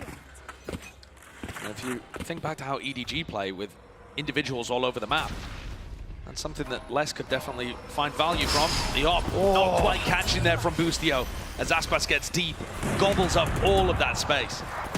An open chance there. This for Boostio, but now forced to just back away and try and play this retake with the operator in his hand. That is a difficult still Ethan. As long as he's alive, they've got the Seekers to try and reclear some of this space in the post plan. It might get a little bit difficult here. Loud playing a ton of players deep onto the site. They kind of need a plan to bail themselves out. Util capable of flushing them out. Here's the Seekers. He's pretty far back there, so they know that Tia is at least stuck close down to hell. It's all being exchanged on either side. The flash, coverage, Kawazine once more. Boostio tries to swing out, does return fire, but really the damage is just being done, and attempts all over the place. Pushing through the smokes, you've got to give it up at this point. EG recognized that. The Loud post plans, the setups, crossfires, utility usage, every part of it is looking excellent here. Yeah. They avoided that first issue with Boostio missing his inaugural op shot. And then after that, it was plain sailing. Loud looking immaculate, putting the squeeze on EG. And one of the issues when you find yourself in spots like this, from EG's perspective, is that all of the adrenaline coursing through your veins, the euphoria from being up 2-0, it starts to dwindle, starts to drop down, and then you're crashing and you realize you're not calming as much, and you can feel a very real version of the pressure that's being applied to you. It ends up, if you worry about it happening too much, being a self-fulfilling prophecy. We talk about it. Big game experience and best of fives, they matter a lot. Loud have got tons. Certainly do. Boostio taking his operator deep down mid. The Viper wall helping him after he takes a shot. The wall can go up. He'll escape into the rendezvous. And this is a nice setup, honestly, with the Viper's Pit drop down. EG, they rotate a lot of their players away. It's all dependent on Com surviving. This pit is the only thing holding them back. And everybody from Loud is about to group up over here. They have flashes from Kawazine to give info, but more important, the Seekers. How can Com deal with the Seekers? And all they got to do is try and spam close to the Seekers here. Flash once more, the horn. Okay, it's all being offloaded. Fault line. They haven't removed him. He survived, so the pit's still up, but they just want to move their way all the way past it, taking heaven control. All at their feet here, and it's Jorgamo to try and meet them. Satchel, good movement. Disengage, round to the side, Ethan. Locking down the ropes angle, but it is carnage. A scramble towards it, Com retreating. Back against the wall, into elbow, low enough though, a single shot once more will just bring him down, and he does not claim the kill. It was necessary. At this point, EG shut out of the sight. Last pass, he wants a little bit more. I mean, okay. It's a 2v4, why not? Go for it. There's the rocket. When you have your second showstopper in round 6, sure, send it. Why not? And they know where Demon 1 is. He's getting run down. Cornered and brought down once more. These maps have been defined by the attack sides for both of these teams. It's no different now with Loud. It's 5-1. A timeout has to be forced out now. EG taking this. A lot of the time we talk about teams having plans to deal with Viper's pits, but it's rare that you see an execution so perfect as that. The Seekers came through, they followed them, they were ready with the breach utility as well. They drove Com out of his pit so quickly. Com was fearful for his life, and then they instantly got through it and took a heaven control. No dawdling, no hesitation.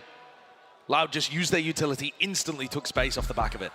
And all of this is setting up Aspas to have an unreal game. 16-3 right now.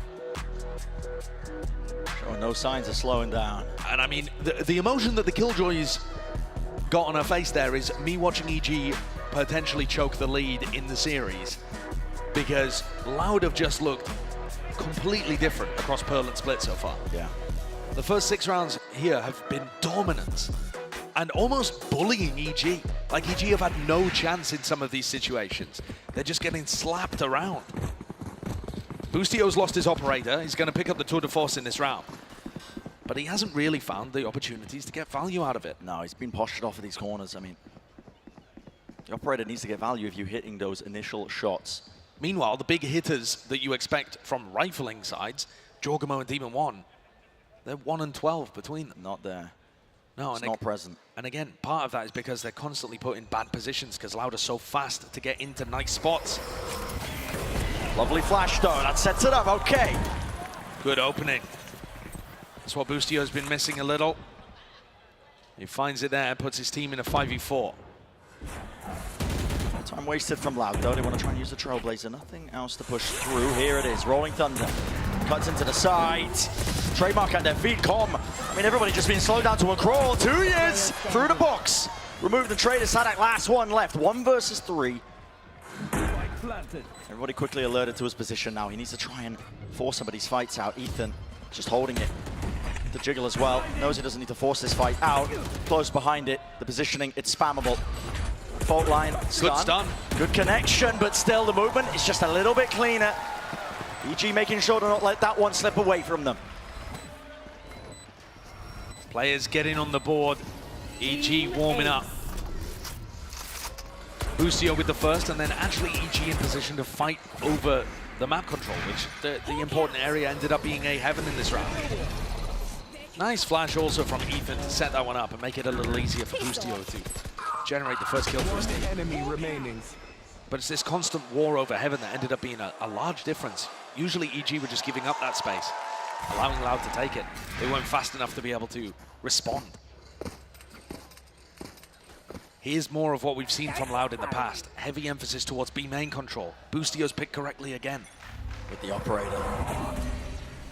Flash is good, pull is also good. Wants to use the rendezvous. The Jorgamo is ready to pick up the pieces in case there was a fast punish play. He's got a showstopper in the back pocket, so any players that walk straight into, okay! Wallbang angle from there. Didn't know about that one. The punishment when Ethan's just looking for a bit of mid-round information.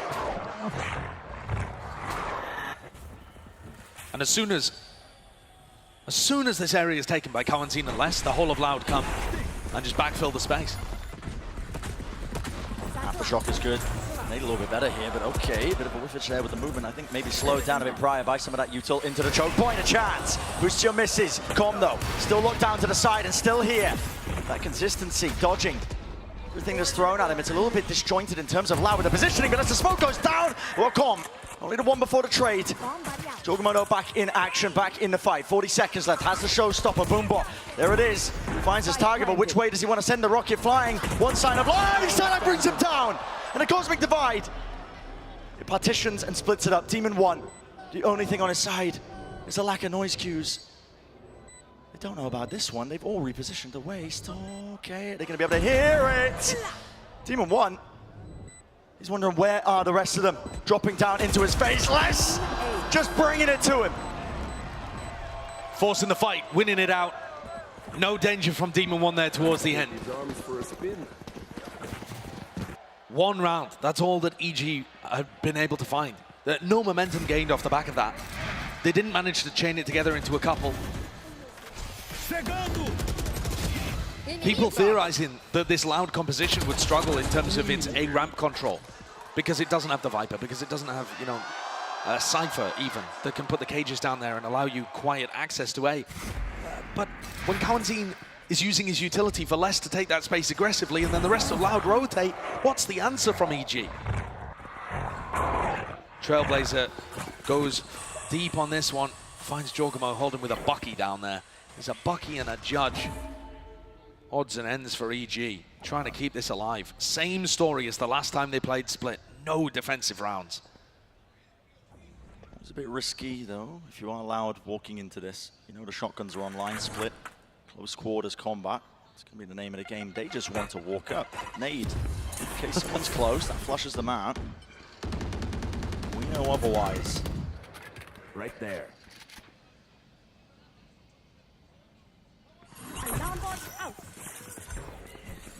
Trailblazers use it a very good time here for EG. Going straight down into mid, but now they know exactly where they are. B main control.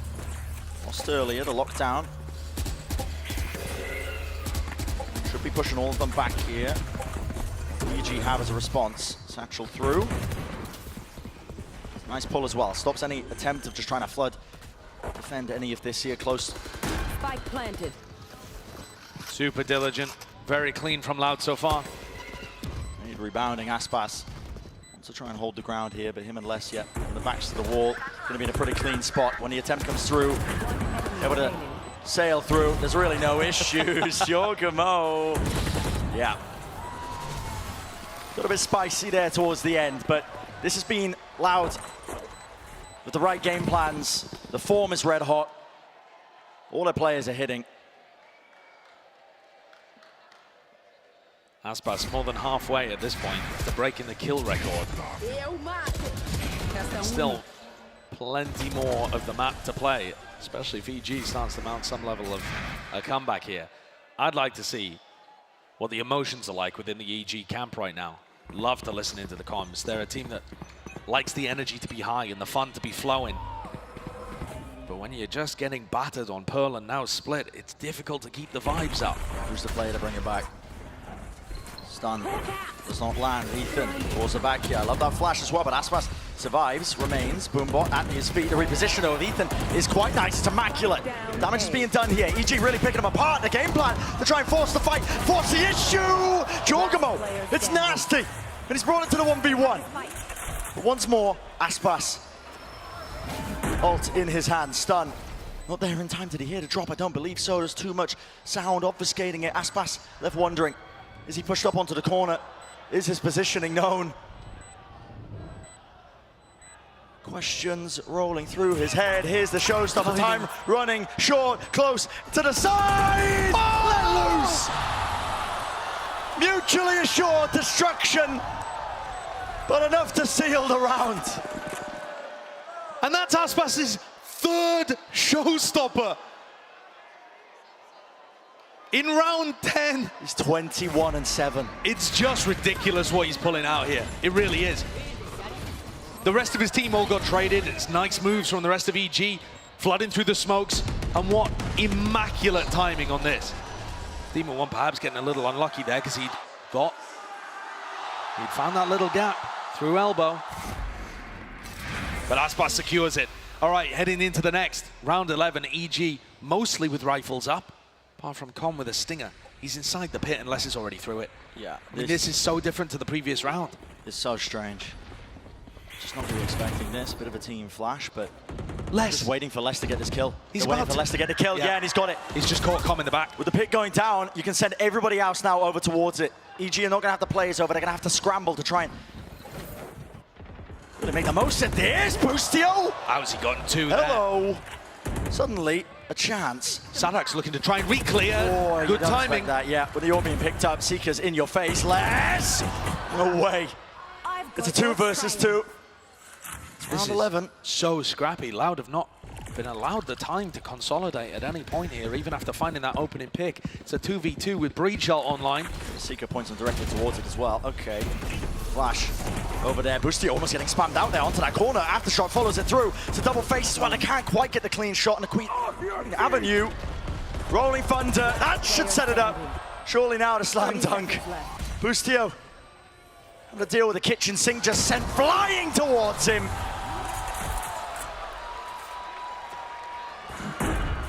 And Loud even managing to deal with the rounds when they get scrappy. This is unbelievably dominant from them. It was a 9-3 half on Pearl, and it looks like we might see something similar, perhaps even more dominant here on Split. Aspas has 21 kills. Sadak's making sure the round's secured. Loud are trying to pull off the reverse sweep. Been here before. Enough money to purchase. You got all the extra weaponry, all the extra goodies. Less spotted. Boostio now. Hold on. Is he favored here? He's got to hear that jump spot, or at least the jump position of Les close to the corner. Who will walk into each other's sight line? It's going to miss him. It's going to miss him, and Boostio. Do the timing to take. Rapid is the approach, though. Look at him trying to make the most of this all the way through. Again, the showstopper's dodged, juked. Nade rebounding around the back here. Jorgenmo's still got his though left to play with rebounding. Across the floor, stopping him from crossing over that line, and Com really needs that support. He needs that help. Tweez is in! Unexpected!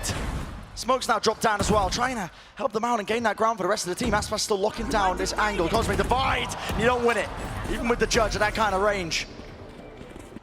Heal online, Ethan behind them, quick. Again is the approach as the call is made. Boostio gonna try and watch it now with the tour de force over these angles. It's a double face pushing him away with the rendezvous. Ethan! That is nasty! Still alive here though, but missing the shots. Boostio! A chance. That's what that means.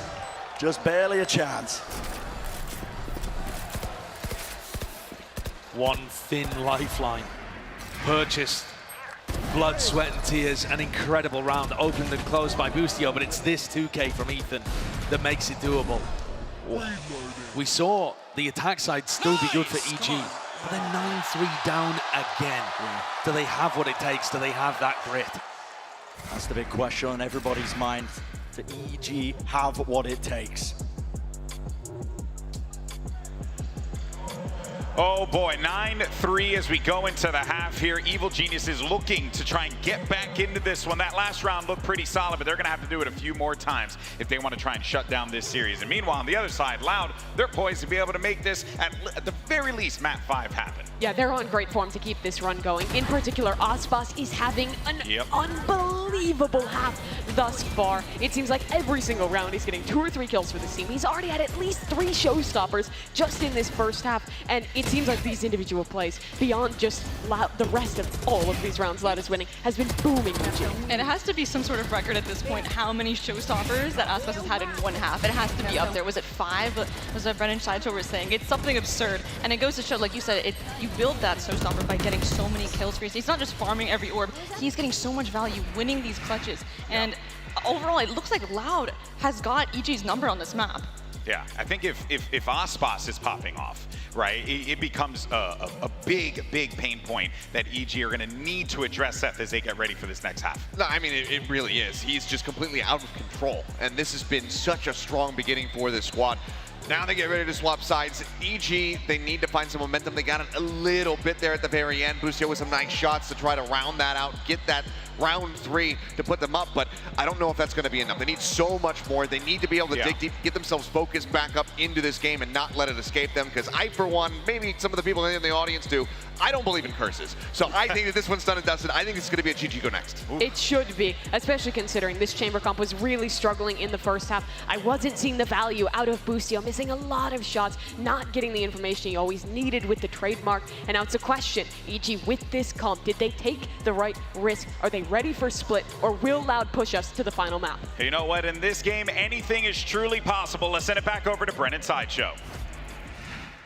Yeah, still yet to be seen if EG do have that grit, resilience to drag it all the way back to try and avoid that 5th and final map in our best of 5, to avoid even the possibility, the semblance at the back of their mind of a reverse sweep that might be already happening, might be already in motion. And here we go, tempo increase, double face, Loud, ready to receive. Nade is there, slightly delayed, pushed to forwards. This Boostio separated from the rest of them, and Sadak as well, the backstab when all that was occurring. It's falling to pieces for EG. Just Ethan. Yeah, not happening. Getting torn to pieces. Giorgamo's fast up mid, trying to force the raise head-to-head, but you're forcing it against Aspas, who has 25 kills after 13 rounds. Talk about a hot hand. Aspas was there, instantly frenzy, deleted his opposition. Nade is down, all of the defensive protocols looking good, and providing such a distraction that then Sadak is able to just wander through the trip and get kills in the other side towards Vent. EG are going to force, but it's not even a great force. You know, they didn't get enough kills or a plan to even make this one look like there's too much danger. I mean, they got Stingers, Sheriffs. It's absolute bottom of the barrel desperation territory here for EG, trying to make something happen. That would have been a lovely shot, but it doesn't land. This is one bullet.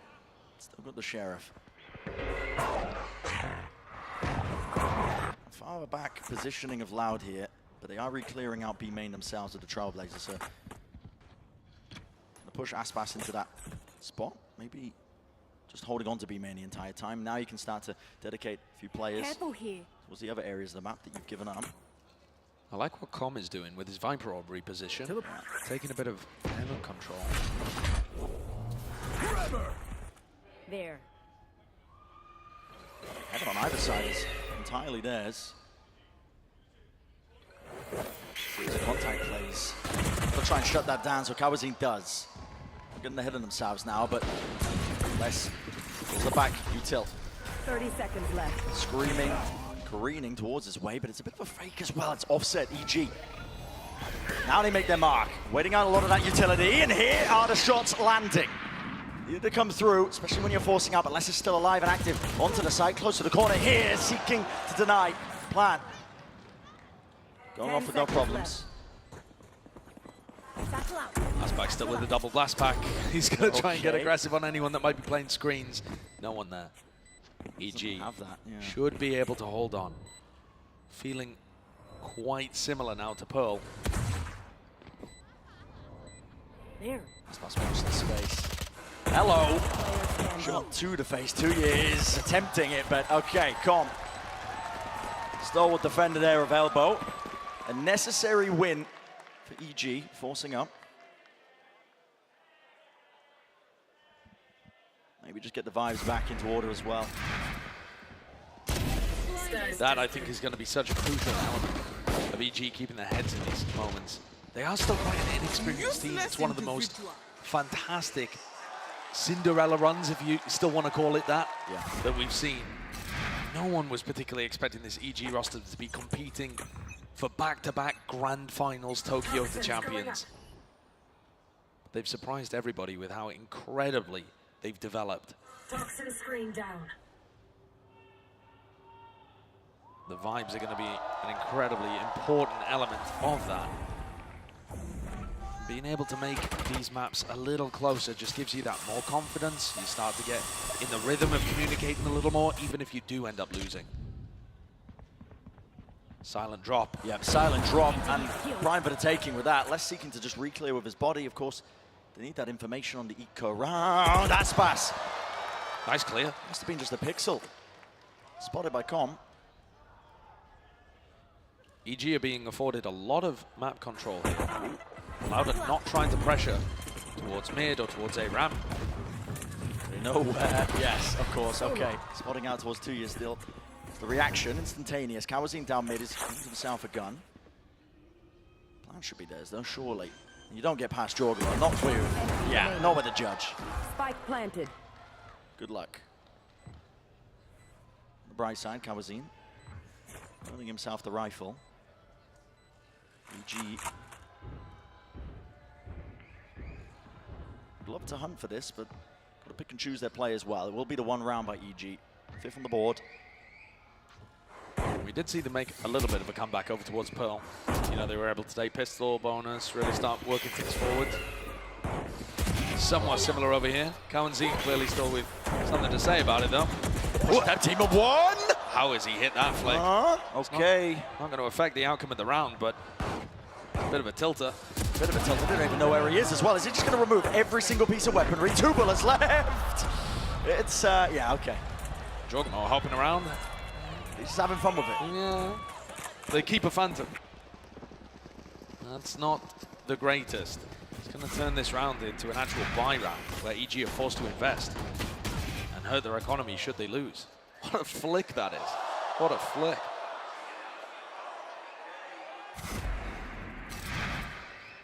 Aspas pulling out a judge again. He's one away from another showstopper. He's just had so many ultimates in this map. It's a big deal. Against the one kill, it could be a little difference maker. G going for the 1-3-1 with their attack side default. Slow as it goes. Flash. Not connecting onto 2 years. Loud have been giving them a lot of the map. I mean, they're not fighting over A main, they're not fighting over garage. They're barely fighting mid, honestly. They're kind of pressuring it in a couple of rounds, trying to draw out utility, but not heavy fighting in this area. Feels like Loud want to save a lot of their utility for later on. You know, once the time gets down to about 40 seconds, they can tell that EG are going to be playing slowly. And the calling from Boostio does seem reminiscent of that opening, much more on Ascent rather than Lotus, the slower paced approach. Prodding everywhere, looking for picks. And Aspas, they might have just chosen incorrectly here. The bait and switch, yeah, okay. Ult's online, fault line's there. Sending it flying, no kills, no casualties. Gaining control of this one, the util is exchanged. Either direction here. EG looking to try and gain some ground over towards heaven, but they don't have side control, they don't have control of really anything at all, just the trademark. Watch their backs. Good utility from Com to help them get to the site. But Com doesn't go for the plant. It's just providing support from a distance, so they don't have that pit for post-plant. This plan of a heaven, though. Com could be that late lurker. For the added time pressure, as long as Demon 1 is alive. I think he's got to stand, pull, so... Loud's got to get a move on. Facing the right direction. Shot actually missing here. They're clearing up and cleaning up these players. Pit, drop down in the choke point of all places. Kawazine, still clean and consistent. Not plan of a heaven, but when it's online, you've got to tap this now to try and force this one out. Com's gone down. That's the pit. And no more util waiting for them. Out towards the open. It needs to be covered. Kawazine, next up, in line. Demon 1, shut down. Half on the defuse. 2 years. He's got it in time. What a tense round there for Tuis to eventually close. Demon 1 gave it everything he could, and Com with that kill got his pit online as well, but it was just too far away to extend over to the spike. Chaos in those final moments. One enemy remaining. And I think a bit of confidence lacking from EG in some of these situations too, specifically from Boostio. In a spot where he could have, you know, he takes one shot and immediately TPs away. Yeah. He was fighting against a player that had no clue where he was. Could have stayed for a little longer, but he's trying to be as safe as possible in these spots. Sometimes you just need the confidence, I think, to be able to take duels like that. Maybe overstay your welcome ever so slightly, because... I mean, that's what Loud are doing. Exactly. Everyone's working out for them. At the same time, Boostio, who struggled so much on the chamber last time they played Split, is at the top of the scoreboard. You know, ostensibly not the biggest issue for them if you're looking at the numbers. But I think it's indicative of a larger issue, which is EG having got up to 2-0 ahead in terms of the map score, now playing to just grind it out and hoping that they'll eventually win at some point, rather than coming up with ideas to put the pressure back on Loud and dominate them as they did in Lotus. That was EG playing confident, fast, aggressive, and now they seem a little more timid. They're still taking their map control though, they're not playing scared in that sense. Jorgamo's going to go fast up A ramp. More Judge gameplay at work. That's feeling the heat. Bit of rifle spam and spray through the box, but backing away and giving it up. Okay. That's a nice one. It's necessary. Sadak. Not sure if that was the intended target, but out towards it. Main needs to be a collection of these kills. They're pushing forwards, and there's coverage. Watching for it. Another repeat. Kawazine How does he pull it off every single time? The plant is down, but Ethan is so isolated again. He's on an island, essentially. Demon 1. Try and play the global utility game here, but he's going to have to get into the fight, get into the fray. But the shot. With the stinger, though. Yeah, not enough for the kill, not enough for the collection. Flashes through here, Loud, waiting. They don't have time for the heal. Util still abound. 2 years watching in case there is that late lurk as well. Now they're just going to be facing it all together. Demon 1! Can't win it! Another round where Tuis is able to get the better of Demon 1 in those final scrappy, traded 1v1 scenarios towards the end. Not true clutches, you could argue, more to do with having excellent spacing and trading for each other in advantage situations, denying EG from making those big plays, big moments. Excellent stuff. And 12-5 the score. Once more standing on the brink. At this point, yeah, I mean, a reverse sweep, a possibility, it's more than that. I was talking earlier about the Loud legacy. Every tournament they've been to where they survived groups, they have made the grand finals. And they started off this year by almost reverse sweeping in the finals of Lock-In. Everyone remembers the big comeback from Fnatic, but that was Loud about to pull off a reverse sweep when they were up 11-3 on Icebox. They are looking primed to do something similar here again. 1 round away from pulling us to bind. Hoping to mitigate the mistakes of the past here. Have they learned from their lessons, but always a chance for EG to keep alive in this map here as a showstopper. Jorgamo holding on to it. Make sure that he clears out Util, but still the alarm bot remains. Hey, got both the nanoswarms. Angle by Boostio is unorthodox. Really hoping for a pick. As is Kawanzin's actually, Brent. Kawanzin is going for a re-clear. Yeah, re-clearing right behind him. What? They've missed each other, not quite. Oh my.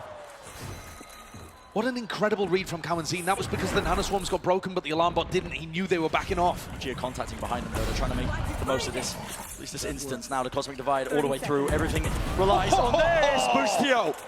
Quick scope to the chest. 2 years, no longer standing. And where's the committal now? There's only 20 seconds left. The Util, it's either got to be pulled out or there needs to be that committal, but they're not finding any picks right now. They're being choked out. They can't clear Kawanzin from that position. Time is taken. Less there. Boostio returns a shot, but 10 seconds are left. There needs to be this plan online. Those 2 shots from Boostio in this round have been unbelievable. Just quick scoping people around the map. Desperate to keep EG in it, but flashed up. Locked off in garage, almost hit another. Slightly wide here. All his Util is pushing him into unfavorable angles again. Unfavorable fights again. Gonna hit this one. Sonic does not expect it. Wrap around from Com, a classic play. Always staying alive in the map. He's always on the flank. Yeah. Com is always on the flank. He's really expecting it at this point. It's a good start. 30 seconds left. Look at these shots, though, from Boostio. That readjustment is excellent. And then he hits another one. Scanning field. To shut down some pressure that was coming from B Heaven. Loud's economy is knocked. Feels very similar to Pearl again, where Loud, they only need to grind out a round here or there. And EG are going to make them work for it.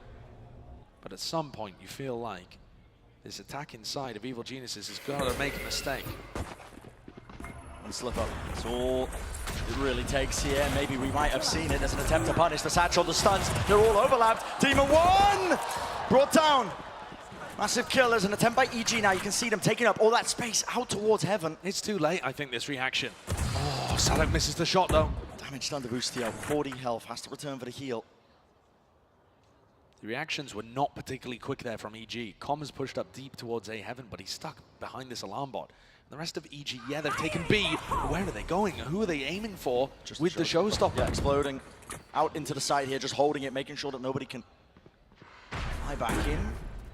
I don't know if Sadak's going to want to fight this. I mean, they're being squeezed. Getting pushed. Hello, fault line stun, missing. Seeker as well, dodging and juking round to the side, another pull. Funneled up, Boostio tight to the corner.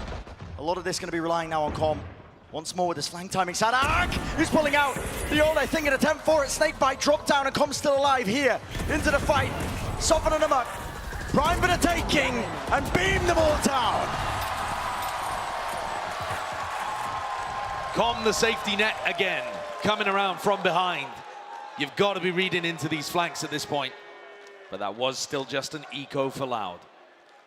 Sadak found himself in a spot where he could have used the Rolling Thunder. There were chances there for Loud to invest more heavily into the round. But instead, they're saving their ultimates, saving their money, waiting for one big round to wipe EG away and take us to 5. This one was not the most difficult challenge that is yet to face EG. The score 12-7, Loud taking a tactical timeout. If I had to guess, this is where Fraud is going to cook up something specific. A plan with the ultimates that they have, and there's none on the other side of EG. Whereas Loud, they've got a Cosmic Divide to play with, Rolling Thunder, Lockdown. They've got big tools to be able to open up one of the sites. They can even save one of these ults potentially for a post-plant fight if they want to. There are many different ways that you could play this.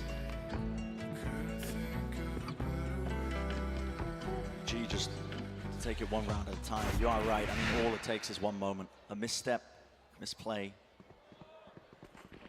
All in investment, though, from Loud. Like you said, Cosmic Divide, Rolling Thunder, Lockdown, any of these ults can be the key. Taking away the map, unlocking it, bringing us to that map 5. EG are going to have to rally. Good show of it so far.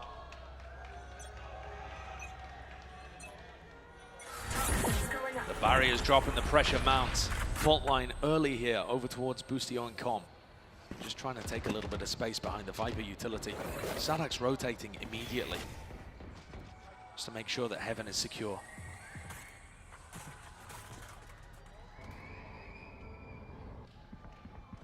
Still with a crossfire setup. EG did take that A ramp control a bit earlier. Les going to be the player to watch. I don't think he's got a reasonable response for this if the alarm does get triggered. Used off of that one with the alarm bot breaking. Les is alerted. Scary situation to really be in, especially when they got the confidence to take fights like that. Another flash. Kerosene does not use it at peak. Exits. Pulls the util out. Once more slowed down. And they're playing a retake here. That's what I was talking about. Loud's ultimates are so good in post-plant scenarios. Concord coming up ramp. And Kawanzin's done more than enough here. Maintaining control of this area. The spike coming back over to A.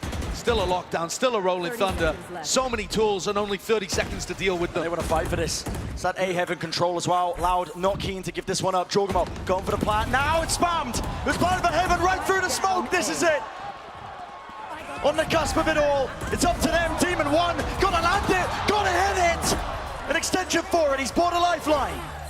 Ethan left alone though, but the lockdown is pushing him directly into the corner. Punishment. 2 years out wide. Finishes the fight. How many rounds have we seen go this way with 2Es cleaning up a 1v1 that the rest of his team has favored him to win? Excellent composure from one of the newest players to the roster. Loud take us to bind. Attempted to make this reverse sweep a reality. What a match this has been.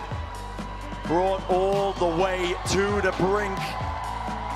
Celebrations, exaltations, but still obstacles remain. That final map getting in the way of both of these teams. How will it end? We'll have to wait and see. Do not go anywhere.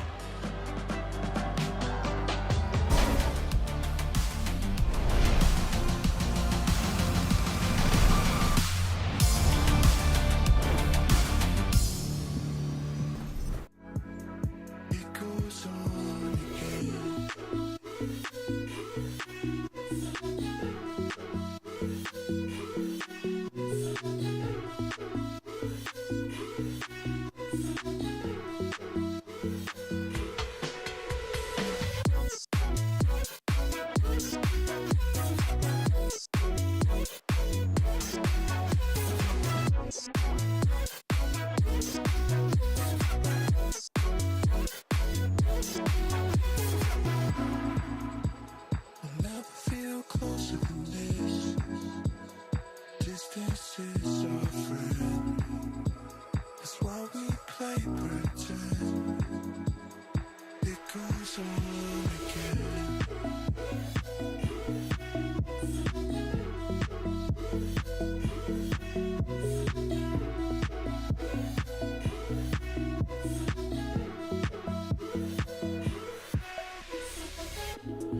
Never seems it goes on and we're so proud.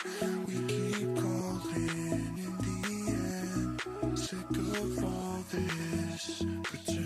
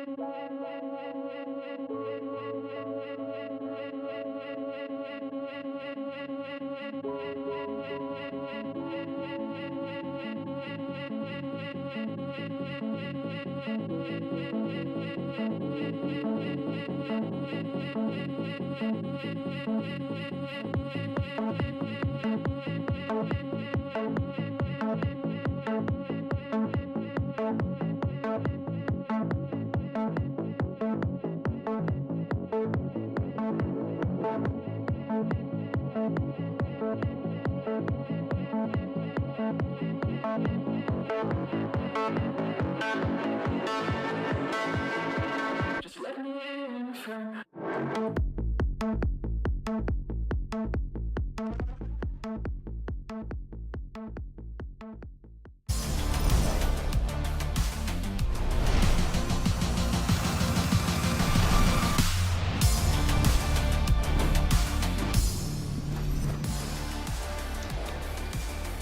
Welcome back, everyone, to Valorant Champions 2023, live from the Kia Forum. We're going to map 5, which is, I don't think anyone's going to complain about that one, especially considering that Loud were down 2-0 at one point in this series, and it needed to be a reverse sweep, and Loud, Achilleos, on the precipice of making that happen. They very much are. I think that people are going to be happy that they're getting their money's worth out of their tickets right now, but the EG fans definitely got to be sweating their asses off because this is getting scary. Loud are right here on the cusp. The last two maps haven't really been close. A 13-9 into a 13-7, I do believe. If I flip back, 13-8, well, you know what? There we go. It was even worse than I thought. Why don't we do a temperature check? All right, okay. sure. Hey, Kia Forum, you guys are EG fans. How you guys feeling right now? Oh, okay, that's a good question. But now I'm going to ask you, do you think EG's still going to win? Oh, a lot of people believe. Somehow louder. Or do you think Loud are going to close it out?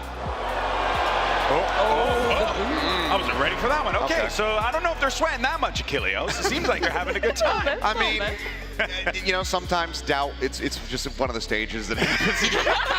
It comes back around to acceptance. Oh my goodness. But no, I mean, I think they're still in this one. They definitely can rally back from this. EG, they have the potential. But the thing that has me worried is that they're going into a bind where they just lost yesterday versus Paper Rex. Again, it was about a 9-round pickup from them, but it's another one of these maps where Loud just comes out the gate, they get the momentum building. And again, they look really out of it here on Split, to be quite honest. Loud came out and looked excellent. Ozpaz was on a ridiculous heater throughout this matchup, and that continued into this map, stepping up big time on the raise here. And on top of that, I actually felt like the decision making for Loud was consistently really good on their attacking side. EG looked like they were running out of ideas pretty early on into this one. And the second half, while there was moments where it looked like EG could rally, it again was not close. And honestly, all this reminds me of is what we saw yesterday, where EG's in control of the match versus Paper Rex. It starts to slip away, and it seems like they run out of answers. They run run out of a new idea to come up with, and I feel like I'm seeing that here in these last 2 maps. The pressure is on for EG. You do not want to let this slip by. Remember, they started the series 2-0 up.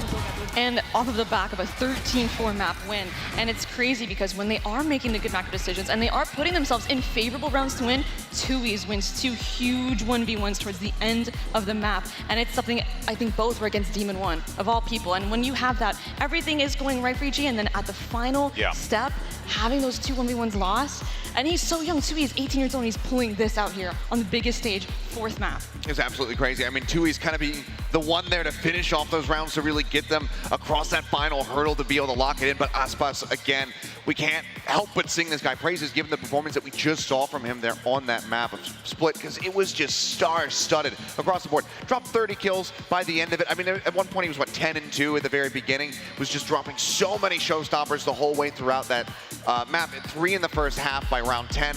It was just gorgeous performance of Raze right there from him.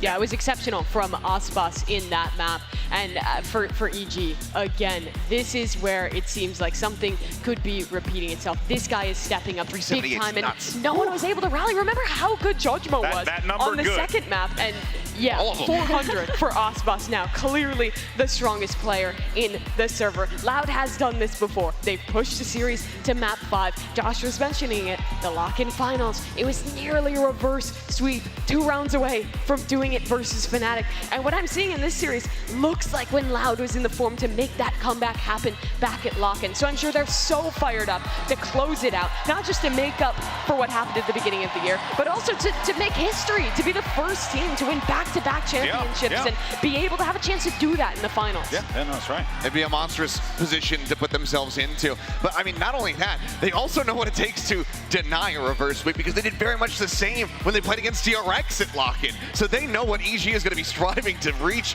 how deep they need to dig to be able to try to shut this down and close it out. So Loud have been on kind of both sides of that spectrum. I'm curious to see, though, how EG is going to fare. You can see Booster trying to get everybody rallied back up. I was going to mention that, because that is going to be an important part of this. Like, don't get me wrong, I'm not the biggest fan of Busio on Chamber, and I'm a big fan of Busio. But what he needs to do right now as the leader of this team is what you literally just saw right there. He has to keep the troops happy, because you mentioned at the start of this that the EG fans are sweating. Well, I think those boys down there are leaking right now with how nervous they could potentially be, given that they're giving up something that was well within their grasp, Mimi, yet again. Yeah. Yet again. I mean, the pressure is so heavy on these guys right now. And Mel, I kind of wanted to direct this to you. When a series is slipping away like this, what does it take to get back into it? You were hyping up how excited you were to see EG having fun, being whimsical in those first few maps. It seems like all of that is dissipated here. In moments like this, it really takes a lot of focus towards the good things that they did right. It's really refocusing. What did we do with those first 2 maps, right? And I want to see more smiles and more fun really coming out of EG. I keep hammering about it, but there's a reason why. Paper Rex was talking about it. They just have fun. EG was talking about it when they were winning the upper bracket. And I think it all comes down to really what happened just now when Potter was talking to the team, when Busio was talking to the team, what was said to get them reset and bring them back into this. Yeah, but to be able to close this one out, it is going to be such an interesting map, I think, to take a look at here. It's fine where both of these teams have such unique approaches. We've talked about Loud moving away from just the Harbor Viper, continuing to innovate, trying new things in this tournament. And I think this is the biggest example. They play a triple controller, Brimstone Viper Omen comp that honestly I feel like has been really good. They have great ideas around it. Controlling extremities with Omen one-ways, having fantastic stall in their defense, and using it well for the retake as well for them. And on the other side, for EG, this is another map where they're playing into the chamber, which we just saw get ran over on Split. And it's going to be hard, like the best of 5 is a marathon, right? And we're at the 5th map and you're going against such a weird comp, and you rarely get practice against this kind of comp or how they play. And it's going to be interesting to see how they actually deal with it in the server, because we've been on like 4 hours now, just constant, 110% locked in, focused in gameplay. The calling is going to be, it's going to be so interesting to see how they both interact with each other, but really it's going to be a team effort of how they're going to deal with all these gimmicks. Yeah, I mean, this was the second map that we saw from them versus Paper X yesterday, and yeah, it was a loss. 9 rounds is all they were able to get, but that was also still calm, being the one really leading the charge as far as just racking up those kills, playing that Viper. It seems like when he is really popping off, when he's able to get these clutches, the rest of the team feels that much more rallied up around him. So I'm curious to see if he's going to be able to have a similar performance and really reinvigorate the squad as they get ready to move forward. It's going to be Giacomo again here on this race. A rough time on split, but we've seen what he can do when we were back on that Lotus. That's the kind of performance I'm looking to see out of him. It's a Prime Gaming Agents like here, and it's both these teams going back to the compositions we were talking about. Map 5 of a best out of 5 where EG has let this one slip. You saw Boostio out there on the stage, bringing the energy back into this team. Like you mentioned, Mel, it's a weird composition. The pressure is on, and Loud, they have been in this position many times before. They're great in these late stages of tournaments, and they want another shot at a grand finals. That's right. The pressure is on EG. You had this 2-0, and now you've let it slip from your grasp, and you have to close it out here and now. Everything is on Loud to be able to end this one and end the miracle season of Evil Geniuses. But this is what the sport is made of. This is what we're all excited for. So Kia Forum, let's make some noise for map 5 as we send it over to Brent and Sideshow for the final call. Thank you very much, Golden Boy. The cider here, map number 5, pushed to the brink. One of these teams will get their chance at history, making a bit of a legacy and a potential run of things at Champs 2023. This entire series has really been defined as well by the attack side beginnings for all of these teams, really. On every single map, it's almost felt lopsided at times. EG playing bind against Paper X were able to pick up the pistol, the follower, and that was all they got on the attack side. That was it. From then on, defensive round after defensive round piled up against them. They couldn't figure out how to break that at all. And this triple smokes composition is also really good on defense. It's unusual. Okay. I mean, that is just a spam through the brim smoke. Aspas Court pushing up. It's a great beginning. It doesn't force EG into anything. They still want to slow play it. The overall game plan that they had. Leslie's got the most to do. They're also immediately taking out the player that was on fire in split. Waller, less knowing it's compromised. As it starts to go down, it connects there with the nade. Let's drop down. 66 health for the site, going to be gained now. Gavita towards them, get that plant down. TP, onto the back. Orb in his face. Com doing a good job again of delaying. He's just trying to cause a distraction. I mean, Demon 1 is... He's thinking of going back through the TP, backstabbing the retakers. Door's already closed here. Be a brutal timing to take. Some spot. Heads up. And he has taken the TP straight to them. 2 years now. A lot to worry about. A lot to distract him. Sadak, though, let's bring him down. 4 versus 4 now. Damage still being done to these Loud players, but he needs to get themselves into the site. Ethan, he's still close. Hidden. Tucked away inside this smoke now. He could be the real backstab element as well. The knife in the back, no! He's brought down to his knees. Everybody collected, pushed up, smokes to work off, but they've just got to rely on that raw aim, the raw spam with the shots. Landing all the way for Loud, but no time left in the bank. Series of collections. It's EG who are pistol round win. If the energy in this final map mirrors the pistol round in any way, we have an electric finish to this series. So many different things going on there, right from the beginning, the spam through the smoke to be able to pick up Aspas early. Demon 1 thinking of backstabbing through the teleporter. Nice ideas from Loud too on their defense. Every time we see this triple controller, there's an extra element being added. That time paranoia for them to retake back through hookah. There was a chance, but it's EG with the better weaponry. Blinded. And again, a reminder, when they played against Paper X, they won the pistol, they won the follow-up on the attack side, and they didn't get anything after that. So I'm concerned about what EG have going for them if they're not able to get themselves into player advantage situations early. Loud fanning out, making sure that they keep control of the B long. So 2 years earlier, making sure to farm up the orb as well over towards Showers. So real priority for him to get that ult online. Anything that EG see over towards B, they don't like the sign of it, they don't like it. So now starting to make their moves over towards A. Still plenty of danger though. Designing again, so there's a reflank attempt. Less, he strikes. And EG have burnt so much time off the clock without actually having any control. Nade, damage. Not enough to really push him out of position here. Jorgmo healed back up, everybody grouped up. Yes, 30 seconds remaining, and this is where it does get incredibly dangerous. Less just spots some signs of life again. Flash rotating around, Satchel Blade all over the place. Inside the tube, they do clean it up. That should go down. Spike Watching for the B-long swing. TP right behind it. Demon one. Not ready for that one. Oh my. Shots fired. Not a good enough weapon though to get through the box to chew through. Everybody's low though. They're so weak. They are so weak. Real chance now.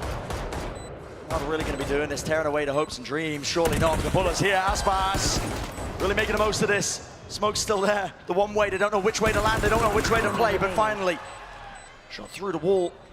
Offsetting this, time ticking for Aspas to do so much, but okay. Incredibly close round again. EG barely able to hold on with fractional health. Aspas with one kill there, got his nade back online too. So if that double face had not been perfect, if EG had not had that excellent coordination between Ethan and Com, there was definitely a chance. Loud are still going to be feeling very confident though going into this rifle round. It's an anti-bonus. EG's economy not in a great spot. They're going to try and go fast through showers. So alongside it. They get past this one way very early on. Sadak's going to be throwing that a lot of the time over towards showers. And EG just want to demonstrate that they can disrespect it. Plenty of smokes as well for the job. Paranoia, Molly being used. A lot of util pulled out aloud. Tons, in fact. EG, they wait out their timing. They can really strike back. And look at that nade, just bounces and perfectly played right towards the backside of Labs. You are feeling the heat if you are EG and not just talking the mollies. Aspas, can look down this angle here. Still nowhere to run, nowhere to really get out of dodge and danger here towards the back of the side. It's all good together. Still Loud. Maybe not. Aspas. Who's there? Another nade earns, got to reposition. Bustio tucking around the corner. Ethan in their faces with the spray down. Aspas. It's 3 in a round now for him. Reloaded. Damage done to Bustio. Don't know where they are. Brought it round. Ring around the rosies. 1 versus 1. Time. Starting to hear it. Les knows is out. It has to be a half stick all the way through. Getting off a bit. What a round! Red Bull clutch from Bustio to clean that one up. EG came in with almost nothing.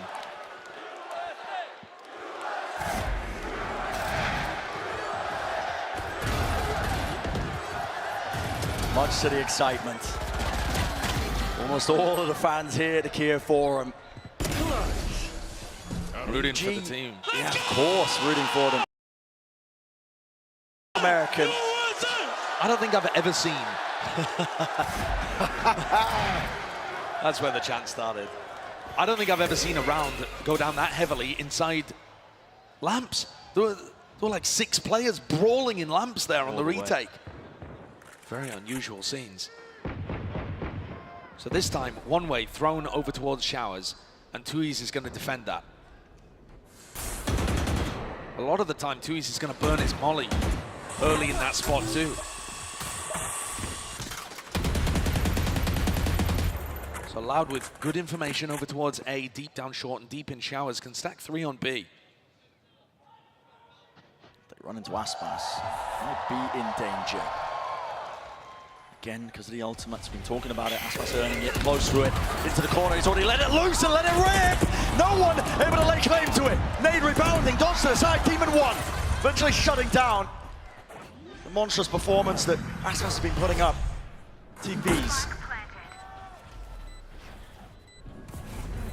Smoke forwards here. Demon 1 tucks himself in. He's able to play this one. Oh, with the bucky. No way. It's a 2 versus 2. All of these rounds have ended up being very close, despite the fact it's 3-0 to EG. This is EG, doubled up towards elbow. It's planted for long. He's going to be throwing. Again, an unusual take into this. Do they have a molly lineup for this? Does it rebound enough? It's a flash around the corner. They're expecting it in a completely different place. Thank you for your service. Excellent conversion again from EG. Already performing way better on the attack side. double the amount of rounds that they were able to get against Paper Rex. Again, the story of this series, defined by these teams on their attack sides. The pace that they set. 4 in a row for EG. Loud is still going to be able to get a buy. This one was them on a light buy. But EG have got up to the showstopper. Yeah, it was Aspas who just used his, so. I'll do up their back. Up against the wall here. During the bonus round, EG went for fast showers control. Now, I think Jorgamo trying to get aggressive quickly at the start of these rounds is a great idea. If that's what Potter's cooked up, she likes to pre-plan the first 3 or 4 rounds, I think she said, of most of the halves. If this is the game plan, double blast packing down short with a showstopper straight into lamps. What is Sadak going to do about that? He's going to throw out his paranoia, but the showstopper is a great tool for being able to open up the A side of the map. Yeah, I completely agree. I think it's a bit of a weakness with this Loud comp when they're playing, you know, triple controller. Almost unheard of. EG going to be thinking now, it's more than just belief. 4 rounds in a row. This is an important hurdle to get over this next one with the buy online for Loud. But they got to be thinking it to themselves, you know. Loud are not just this indomitable force. They've fallen at the final hurdle before. One of the most famous games of VCT history. You want to play? Let's play. The confidence is there from EG. They know that they're capable of it. Tuiz was ready with the molly if there was any kind of fast control towards showers. And they've gone for the full smoke instead of the one-way. Less. There's no way. Barreling down there. I thought he was going to try and pick up the orb or something, but he's just tucked himself into this corner. EG were going for a lot of these kind of plays where they take hookah control and were trying to double blast pack Jorgamo out through hookah. And one of the issues when they played against Paper X is that he was just getting plucked out of the sky. But that requires the defenders to be really sharp with their aim. Jorgamo. He's in. Hello. He's in already. There's a showstopper. He's alone. And he is pulling all of these rotations. Loud. They're wondering where is the rest of the hit coming through. We've already committed with a lot of our players. 2 players on their side. It's Sadak and Tuiz who've got to try and stop this now. And it's contact plays from EG all the way through. Jorgamo is more than a nuisance. This guy is single-handedly winning them this round. Got to bring down Les though, a TP pivot. He's realized it. He's opened up the site and the rest of his team starting to join him. Les, together, taking a fight. The strength in numbers, and that is the mantra of EG. What a round for them to be able to pull out. To keep the momentum going in Evil Genius' favor. Putting the genius in that one. That was a beautiful round. Yeah, you're expecting something very straight up with the showstopper coming out of the timeout there. They have the understanding that Loud are playing over Octagon. So Jorgamo's feeling favored to be able to get a kill anyway. But the fact that it's all a fake. And Jorgamo's just left kind of inserted weirdly into elbow. Unbelievable. Nightmare repeating itself, unfolding in the minds of the Loud players. Being in similar positions before, this is their answer! This is the mix-up! It's Demon One who does his best, but against all of that, the onslaught coming his way, come. And Aspas from beyond the grave even, collecting the 4th. What an instant response from Loud. But that's exactly what they needed. Confidence up instantly, all the way down. And Jorgamo has been trying to take some space over there. It's just full blind, bunny hopping around the corner. If this is Loud's answer, to try and force the fights in a confident manner and not rely on utility as much, we're in for an exciting map. Turn the tide. One way over towards showers again. Viper's pit on the other side of the map. Both extremities being fought for by Loud. But Demon One's got under this. Blinded. Okay, so there is that contest. Blinded. Hello, flash. Little strike. There wasn't really anything to keep them trapped into that spot, but it does grant them a bit of space here. You can see Com, he's not messing around. There's paranoia in his face, near-sighted. Will not push him away from this. Snake bite, Trailblazer. most together. This is ridiculous. Any sort of coverage here, but it hits down, and here's a showstopper. Round to the side, rebounds. That was the target they were looking for. No more pit. Get out of this fight. And it's pesky. EG not granted a free chance to really get this plant down and online. EG still controlled the teleporter, but should they go back to B, Les is still waiting. Yeah, but it's back towards it. Here's an orbital strike! Jorgamo!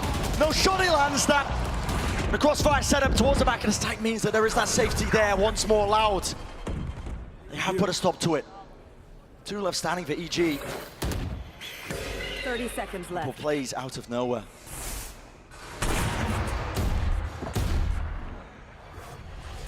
Pit was dropped down, 20 seconds remaining.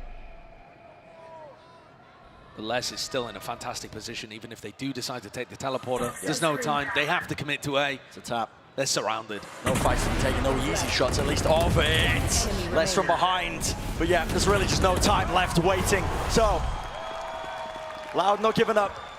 Not that easily. We saw a tweet from Anders, a guy that's helped coach Fnatic for this tournament, after Split, where he said, Loud finally showing the version that beat Fnatic. This is the Loud in the last couple of rounds that beat Fnatic. Confident, aggressive, getting up in your face, dictating everything that you tried to do around the map. It's being so active. And they've broken EG's bye. 5 in a row for EG, and now they're having to take an eco. Les and Cowancy fighting over B long, meeting that resistance. Again, Loud focusing on the outsides of the map. Showers, B long, maintaining control over these areas.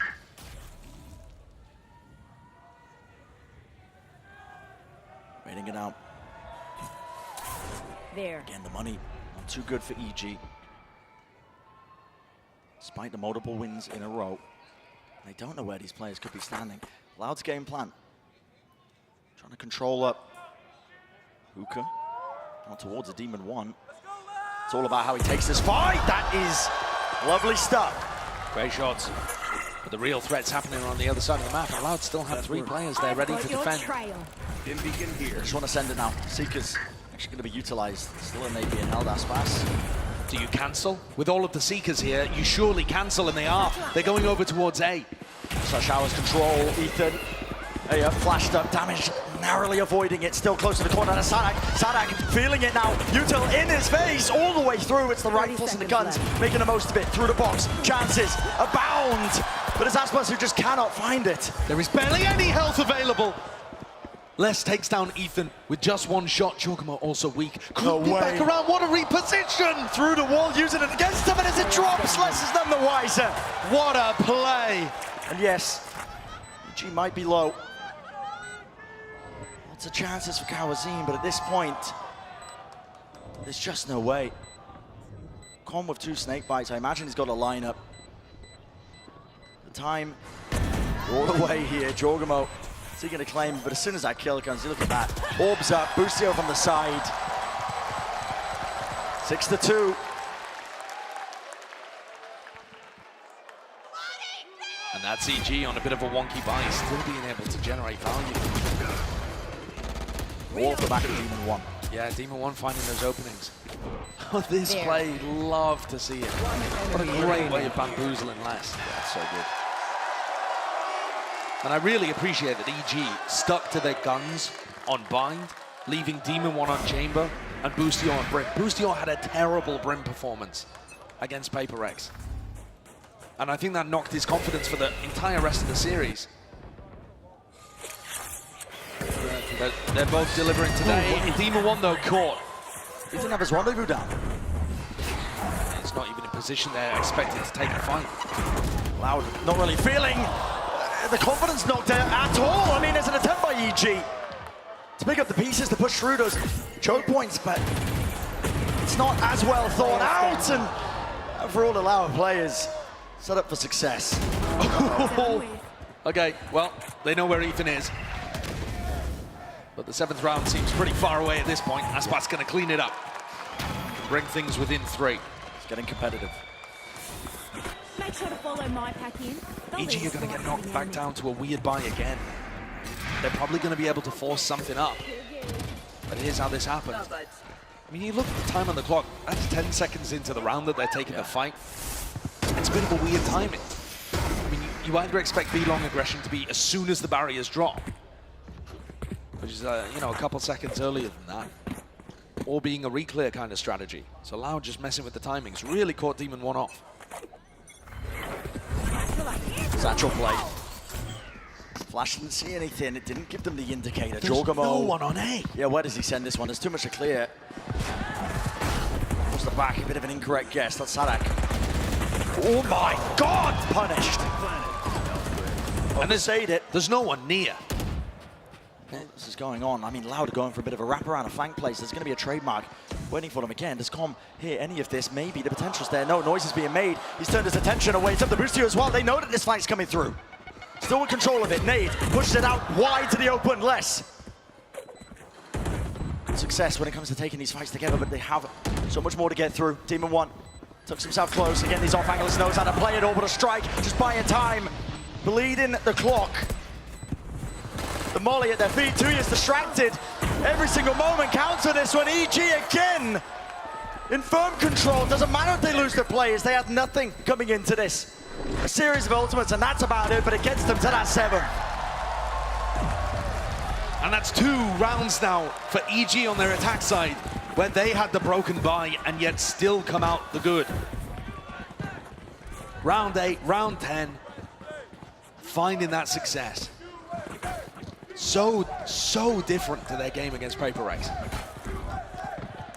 Loud have struggled to hold on despite the fact that Aspas is carrying on his performance from Split. 17 kills for the defensive raise. And it's just not enough. EG is still finding these openings. That one, a gamble from Loud. They only had 1 player in A. This time they stack it with 3 early on. And it's still just down to Les and Cowanzine to defend over on the B side of the map. No one on EG ready for any large ultimates to come online. Whereas Loud can get close to quite a few. Yeah, they're close to it. I'm out of stuff.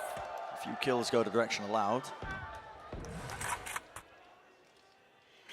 Always chances, especially with the rifles. No moves being made by EG. Loud are 12-3 on Bind all time. They've only lost to 2 teams, Optic and EDG here at Champs. Historically, it's been a good one for them, but this round is going to be mattering a ton. Flash forwards here. Ethan essentially alone. He breaks the dog as well and backs away. It feels like there's so much more presence here, but again, the answer there by Loud, they immediately face and re-clear it, and now Loud are taking up Shower's control. Yeah, the Shower's control here should end up being incredibly important, because the retake is going to come from both sides. Yeah, flip on the map ever so slightly here. The paranoia, it's all the way through. Spike's still going to get planted though, not pushed off, not. Ethan's on the lurk. So EG's job might just be to buy enough time. Out towards bench. Nade is going to be rattled out towards the side here. Again, the players could be meeting them. And it's Loud taking ground, taking names. Kawazin eventually brought down, but it's all that consistency and a discipline. Here comes Ethan. Sticking it from behind. Ethan has got to do so much more, but it's just no time. Out wide for it, Loud. Oh boy. Incredible individual timings there found from Cowanzine. Great aim too. Being able to find his moment in pocket, catching the EG players as they were backpedaling. The EG players are just trying to jiggle peek and spam, attempting to slow these guys down, but Jorgamo's caught reloading in the open, and then Boostio fails to trade. Nice try by Ethan on the lurk. We've seen those work multiple times from Com, but not here. A broken buy once again from EG. Everyone grouped up for some kind of fast A-pop. It's the last round. That's where the pit is. It all hinges. Ethan now has Seekers, Brad. So they've gone for early Showers control, Seekers. Remember how good Loud were at clearing out the pit with Seekers before on Split. EG though, looking like they want to drift in the opposite direction. They want nothing to do with it. The trouble is, that prior round, it's a war chest of ultimates waiting to be unleashed here. Loud holding on to it, even in the middle round here at the minute mark. Kawazini could just let rip with the Seekers to point him directly to where a lot of these players are. blinded. And if EG gets snarled up, the orbital strike from Tui's could be the nail in the I've coffin. got your track. There's the Seeker's note. Go button going to be pressed here for EG. They want to be looking at swarming all the way through. Orbital strike, it's caught them, collected them, the central movement, but out in the air, Jogamo. He's got no backup. They want to hold it down as well to provide that covering fire. 3 players left standing here for EG. 30 seconds left. And what can they do? Slow to a crawl, maybe Demon 1. Bit of a miracle here, dropping down. Flash not there, it's a bit of a fake play. Boostio together, collected, down to the wide, and they angle. The plan's going to be able to go down. 12 seconds remaining, less. Deep on another flank of his own. And it's a 1v2. How have EG managed to make it this? Demon 1. Watching for backside, but who is controlling this one? Boostio falls, and Demon 1 is weak. Playing for the positioning, less! What a clutch, what a 1v2 for Les to be able to win. To get this at 5-7 in the half. I thought EG had done enough there, the little fake flash into cubby. Demon 1 hitting nice shots with the Guardian. They almost had it. Almost. Almost. But what a recovery this was in the half in general from Loud. To bring this back within 2, a pistol and a follow-up, and this will be tied apiece at 7. Wow. Electric with the half as well. Let's send it down to the floor as well. We've got a special guest, EG's biggest fan. That is right. I am joined by a very special guest right now. Everyone, give it up for Papa Comstad 1. Thank you so much for joining me. Now, first of all, it is a long day today. You've been here since map 1. How are you feeling? How are the emotions going? It's always up and down when I see these games. When he does really well, I'm on extreme high. When he doesn't do well, I'm on extreme low. But that's just apparent. He's been doing really well lately, though, so you must be very happy. I am extremely happy. The clutches, the kills, I mean, it's been extremely, rewarding watching him play. I wanted to ask you how it feels to watch him play in a venue this iconic, in front of this many people. They're all cheering for him. I never thought he would ever play in a venue like this. I remember him when he was 13, banging on his desk, playing CSGO. Who would have thought he would have been playing in this, arena, thousands of people. I never thought it would happen. Yeah, he might even lift a trophy, which would be crazy, right? That would be the ultimate. Yeah. That would be the ultimate dream. I also heard that you play yourself. You're nearly plat, right? Raise one trick. We might see you up there one day. Oh yeah, I mean, Jogimo, I'm right behind Jogimo as a Raze player. What do you think about Aspas' Raze right now? Let's not talk about that. It's good, it's good. And lastly, is there anything you'd like to say to the fans? Anyone? A shout out there? Keep supporting EG. They've come a long way. This is a Cinderella season. Hi to Mamacom, Gamacom. Gamacom hurt herself recently. That's why Mamacom couldn't be here. So shout out to them. Thank you so much for joining me, guys. One more time, give it up and see if EG can put it back in the second half. So all the hopes are resting on is EG got to be telling themselves, listen, Loud have been in this position before. They almost pulled off that reverse sweep and lock-in. They were denied the chance by Fnatic. The vibes are back, the confidence is there for EG. I think it is for both teams, though, at this point. Yeah. After EG got 5 in a row at the start of the half, Loud responded really well. So this pistol is going to set the pace. Onzine's Trailblazer having a little bit of an issue getting up B long there. Faster play up towards B long. Demon 1 pulls back the rendezvous, just playing off his trademark over there in hookah. No showers control, but looks like they want to try and take it anyway. 3 players here from EG. 3 players. EG can put a stop to this. At a moment's notice. Nade at the feet, that's to try and clear out the smoke as well. Boostio is good for just the one there. Still kills to the side com. Just want to tap and reset the aim enough, but he can't claim the kill. 4 players still left standing. Plant coming through. Jorgamo, a real chance, but no. It's shut down. The wider face of the frenzy spray. Demon 1's coming around behind. But Loud have looked like there are no gaps in these setups so far. Demon 1 would have to take down Les. And he's not up to the task. Les too sharp right now. And Ethan's abandoned in a 1v4 on the pistol. He's gonna try and make a play for it, but no, with Les tucked to the side. It's a pistol round for Loud. Well on the right course now. What a Nice time to do even. it. Looking like this should be evened up at 7 apiece. We've seen this series be a little streaky. Felt like Pearl and Split. Loud were completely in control.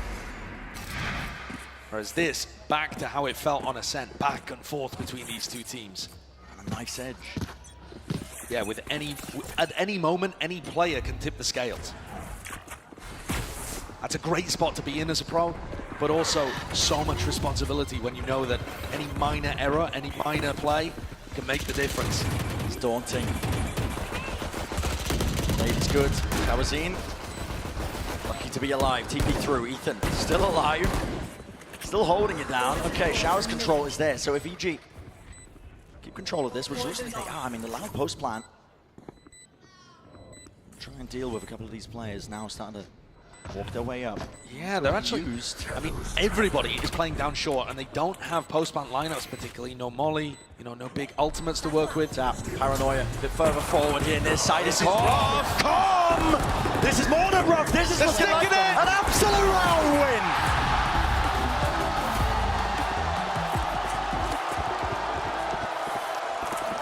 That's a disaster for Loud.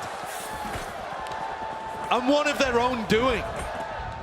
All backing up playing too scared. 4 players grouped around short with no Brim Molly, no Snake Bites, no way of playing post-plant lineups, and yet no crossfires, all grouped up together in spots where Jorgamo and Com can hold. Yeah. They can't believe it. They can't believe it. They've just been offered another opportunity to gain control of the momentum and dictate the final map. The decider of whether or not you get sent flying straight into the grand finals for EG. It means so much for them.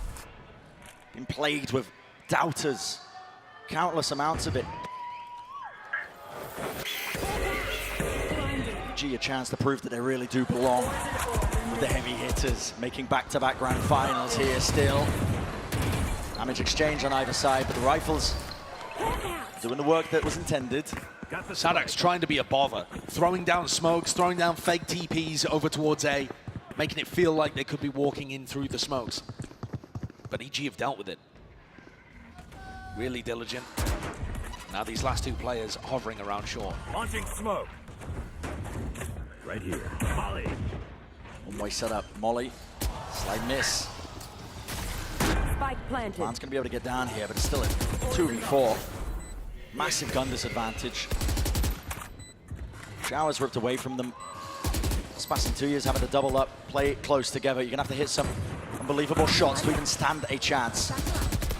But they're smoked off. Choked out of the positioning. It's not played for them whatsoever. Com, full confidence, full safety from the rest of his team watching. It's 6-9.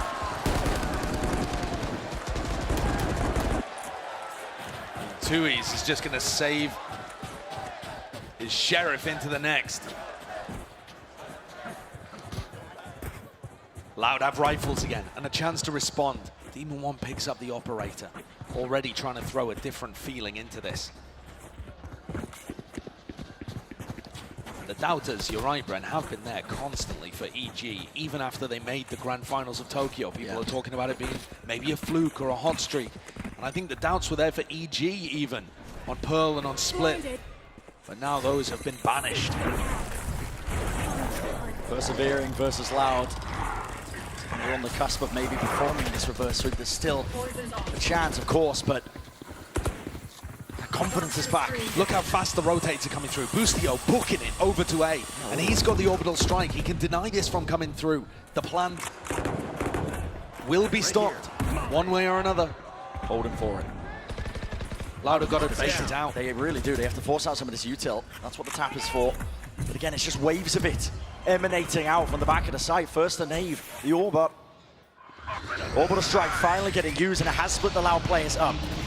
Still 50 seconds. There is still a lot of time here for Loud to work with. Might just come down to the fights.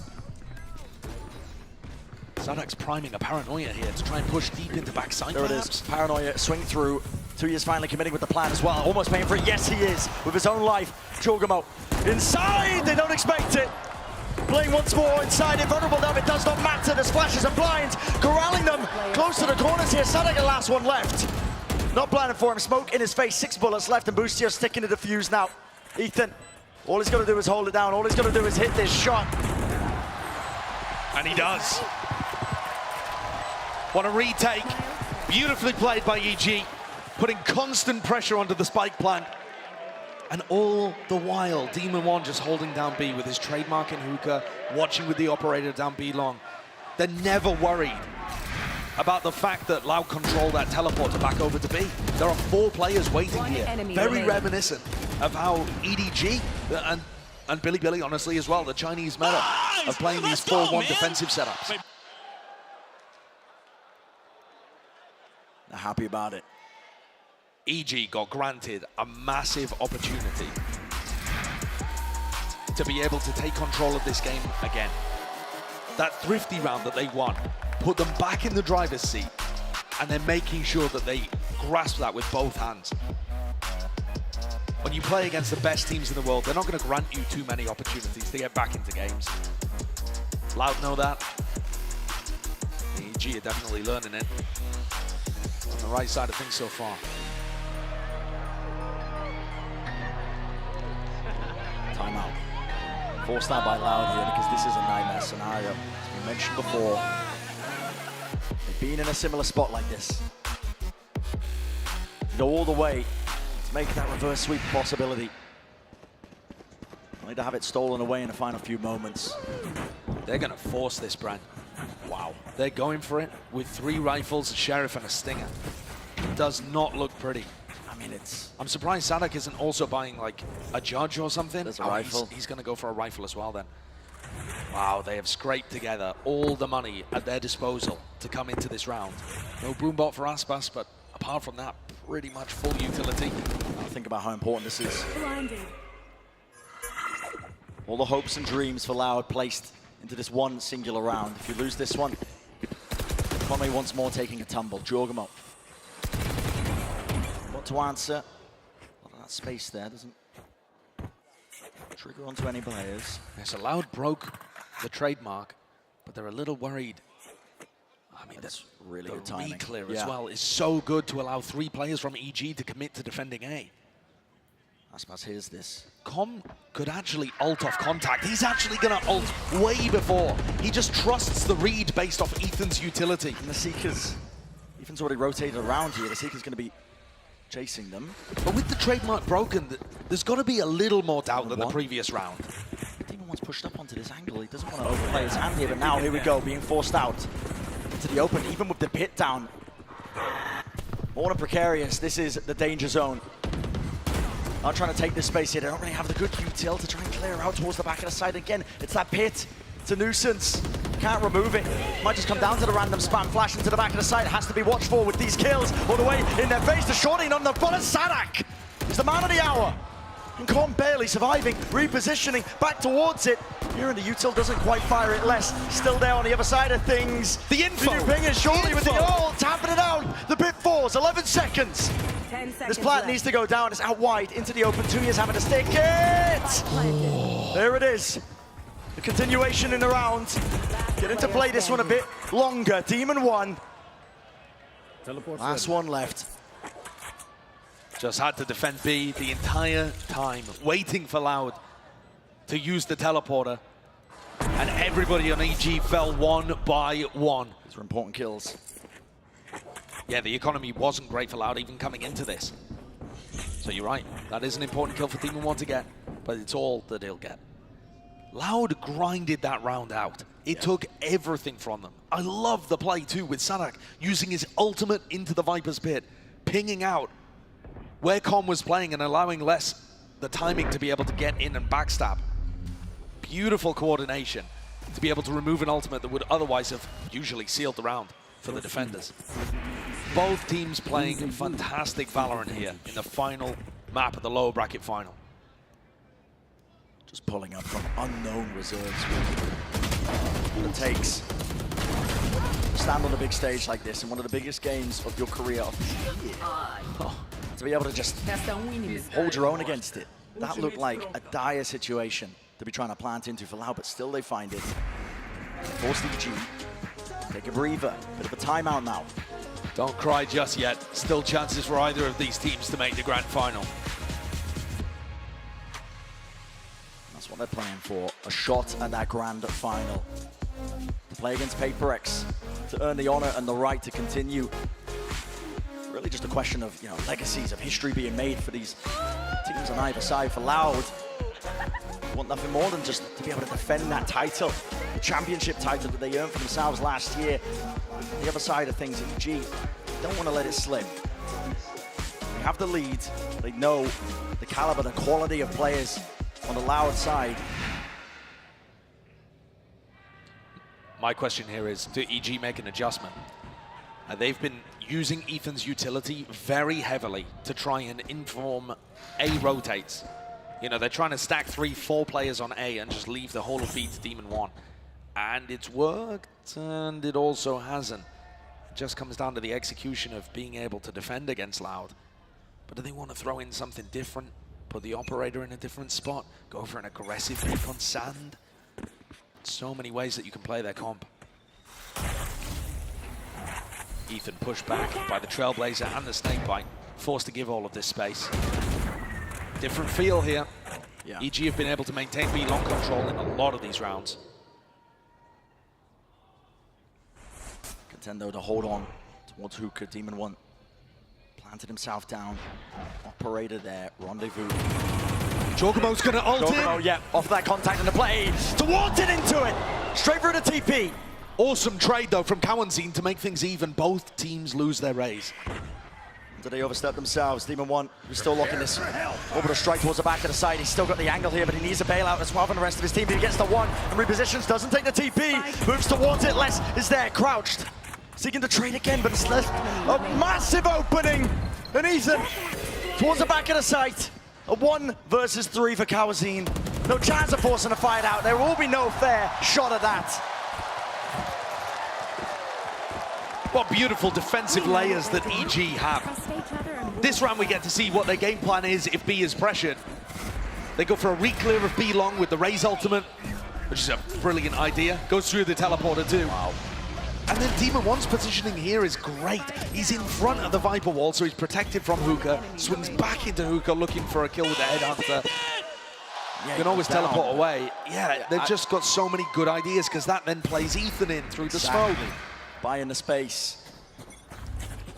7-11 EG. They felt in control for this final map, the final answer.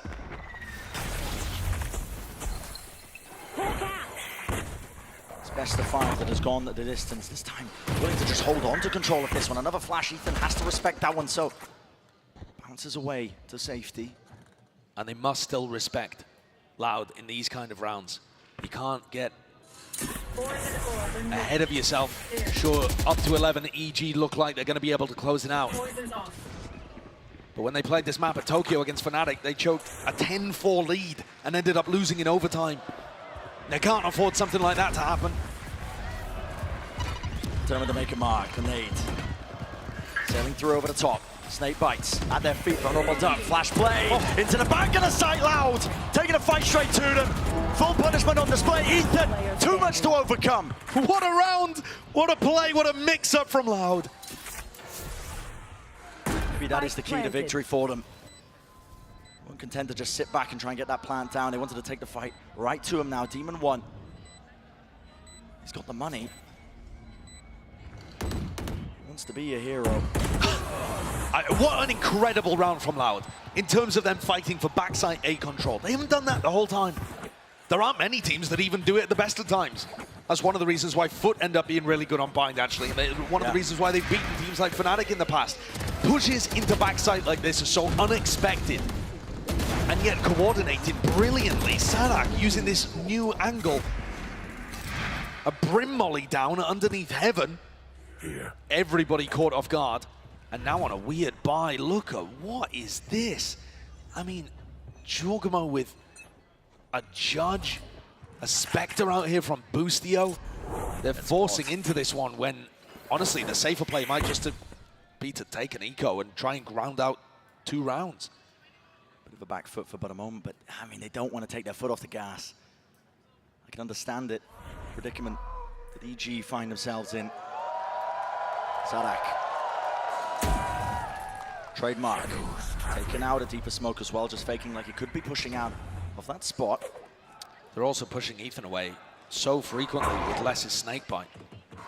It's thrown from market.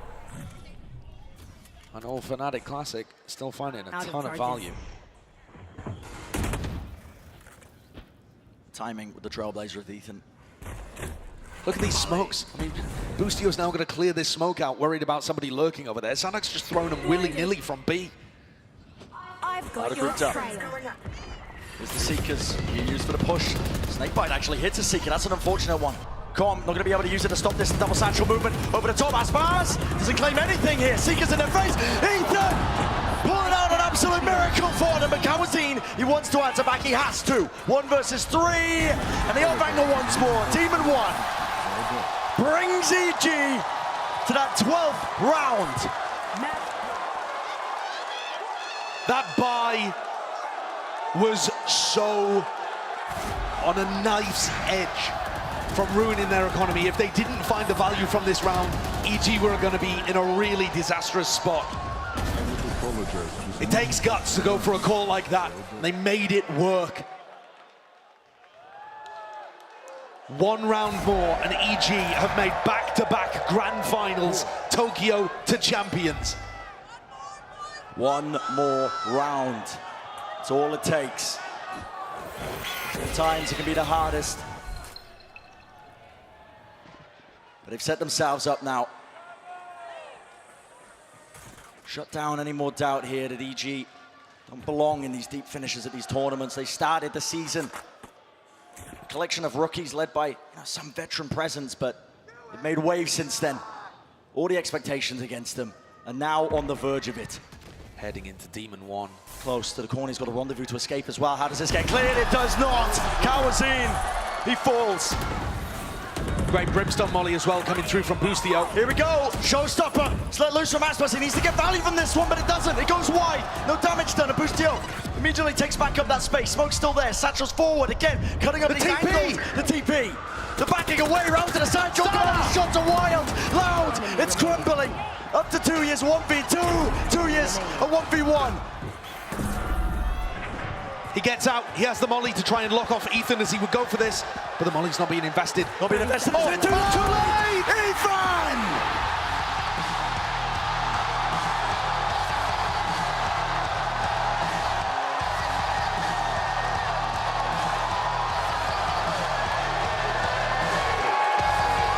Evil geniuses. Pulling off once more, a bit of a repeat of history. Loud, on the verge of trying to complete a reverse sweep, on the verge of potential greatness, but stolen away from a team that began the season with the lowest of expectations. What a meteoric rise this has been for EG. To go from a team that no one expected anything of, to making 2 back-to-back grand finals appearances. In Los Angeles, to Chance of USA, out in the arena, EG do it in 5. Love to see it, putting on a show for all of us, making sure we got our money's worth. And this is only the first time that Loud have failed to make a grand finals once they get to playoffs. Yeah. The first time that they've been denied a finals appearance without bombing out in groups. Loud are that level of a team, with that level of legacy, and EG have overcome. Obstacles and hurdles, everything they have faced, they have met head on. The preparation is there, ladies and gentlemen. EG have earned their spot in that grand finals.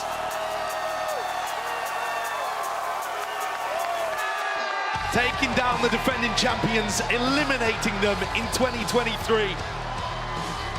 Revenge for EG. They take down the winner of Americas. And now their chance for revenge on Paper Rex. Denying Jing his title perhaps right before retirement. The villainous arc absolutely continues. It's at large. It is certainly at large. That series, man, I mean, could barely believe it. It seems like neither can the EG players themselves. I mean, yeah. That's an unreal one. For a lot of them, that is an unreal one. Also from the EG players, they're still kind of new to big BO5s, especially in an arena of this size. So for the BO5 to go with them being up and then feeling like they were losing their grip on it, having Loud come back with such fury, and yet now they know deep in their bones that even when they're pushed like that, they still have what it takes to be able to overcome and get themselves ready for one more. Yeah. Of course, you know, not all the players in this team starting from zero when it comes to that big stage experience, but it's a whole lot of them, and now they have proven themselves. This is back-to-back grand finals earned for EG. That placement there can be no more doubts. No, this is not a hot streak. This is not a fluke. This is not a team that doesn't deserve to be here. EG have put blood, sweat, and tears into every one of these rounds. The improvements, the amount that this team is working, the amount that every team at this level is working can't be denied. I'm just so impressed again. Keep hitting their home, but the resilience that's been showcased by EG. Not many teams are able to bounce back when it feels like the entire series is spiraling out of your control. And what a moment that was, the round that you just saw. Round 14. EG lost the pistol and were offered an opportunity to get back into it. And they went nuts from there. Winning every tight moment to push themselves closer and closer to the finish line.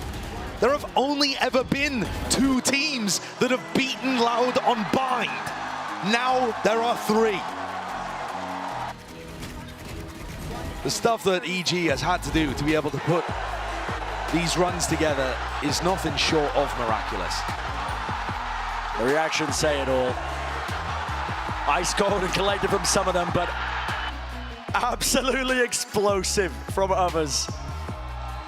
You can imagine it just means the world, the culmination of your year. The journey does not end for VCT, not just yet for EG. We're gonna send it down for the Verizon post-match interview. Oh, everybody give it up for Ethan! Hi, Ethan. Congratulations. Thank you very much for joining me. What's it like to play in front of this crowd? Yeah, it's insane. It's honestly, you guys are beating Tokyo, I think. This crowd's insane. It's awesome. I think they really like that. They love that one. Now, you've been competing for a while. I know you found success in the past before in other games, but how does it feel to be able to finally reach this level of consistency in Valorant? Yeah, I mean, it's definitely nice, you know, especially the group of guys, right? It's, I just like to share experiences, so getting them this far, them helping me get this far too, it's a dream. Why do you think you guys have been able to reach here? Because I think we talk about this miracle, this Cinderella, and so on, but what actually went on behind the scenes? How much did you put into this? It's definitely a lot of stuff, but I think it all boils down to chemistry. I think, you know, the team's super close, everyone trusts each other, and that's what's winning you games, for sure. It also seems that your teammates are very animated. For you, even just now when you won, you were very cool, very calm, very collected. Do you think that helps maybe in situations like clutches and so on? Oh, for sure, yeah. I mean, that keeps the team hype. You know, we got Busio always standing up and yelling no matter what. Draw, calm, even Demon 1 sometimes they'll say a word. So it definitely helps. Today, though, I think it was a long day. Maybe it didn't need to go on as long as you guys felt like. You had a chance to close out map 3 and map 4. What happened? What do you think went wrong? Map 3, you know, we kind of just got rolled, honestly. We never really got a good start. There was a lot of ecos, a lot of low money. Split, I think they were in control for the most part, up until the end maybe, and then binds. I told him to all come back and, dig deep and use every little bit of energy you have left today, even though it's been a long day, and that's what we did. And I know Potter helps a lot in situations like this, right? In the pauses, backstage, in between maps as well. What did she say to you guys as you guys came out to Bind? Because you've been in this situation before. Bind was the last map against Fnatic as well when you played in that 3-0. So a lot of, I guess, PTSD maybe for you guys. A little bit, yeah.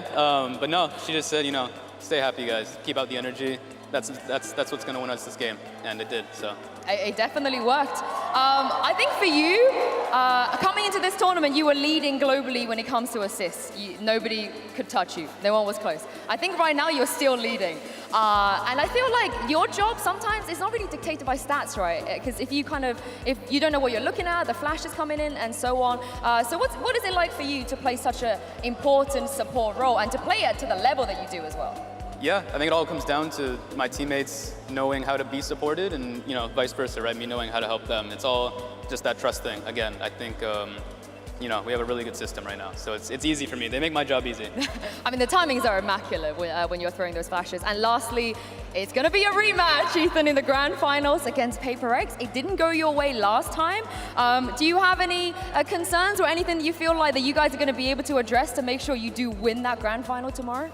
Yeah, I mean, we beat them in the last BO5, so hopefully we can do it again. They play a weird style, not gonna lie, but we'll be ready. Oh, I mean, these guys will definitely want to see you do it, but thank you very much, Ethan. Guys, one more time for Ethan, please.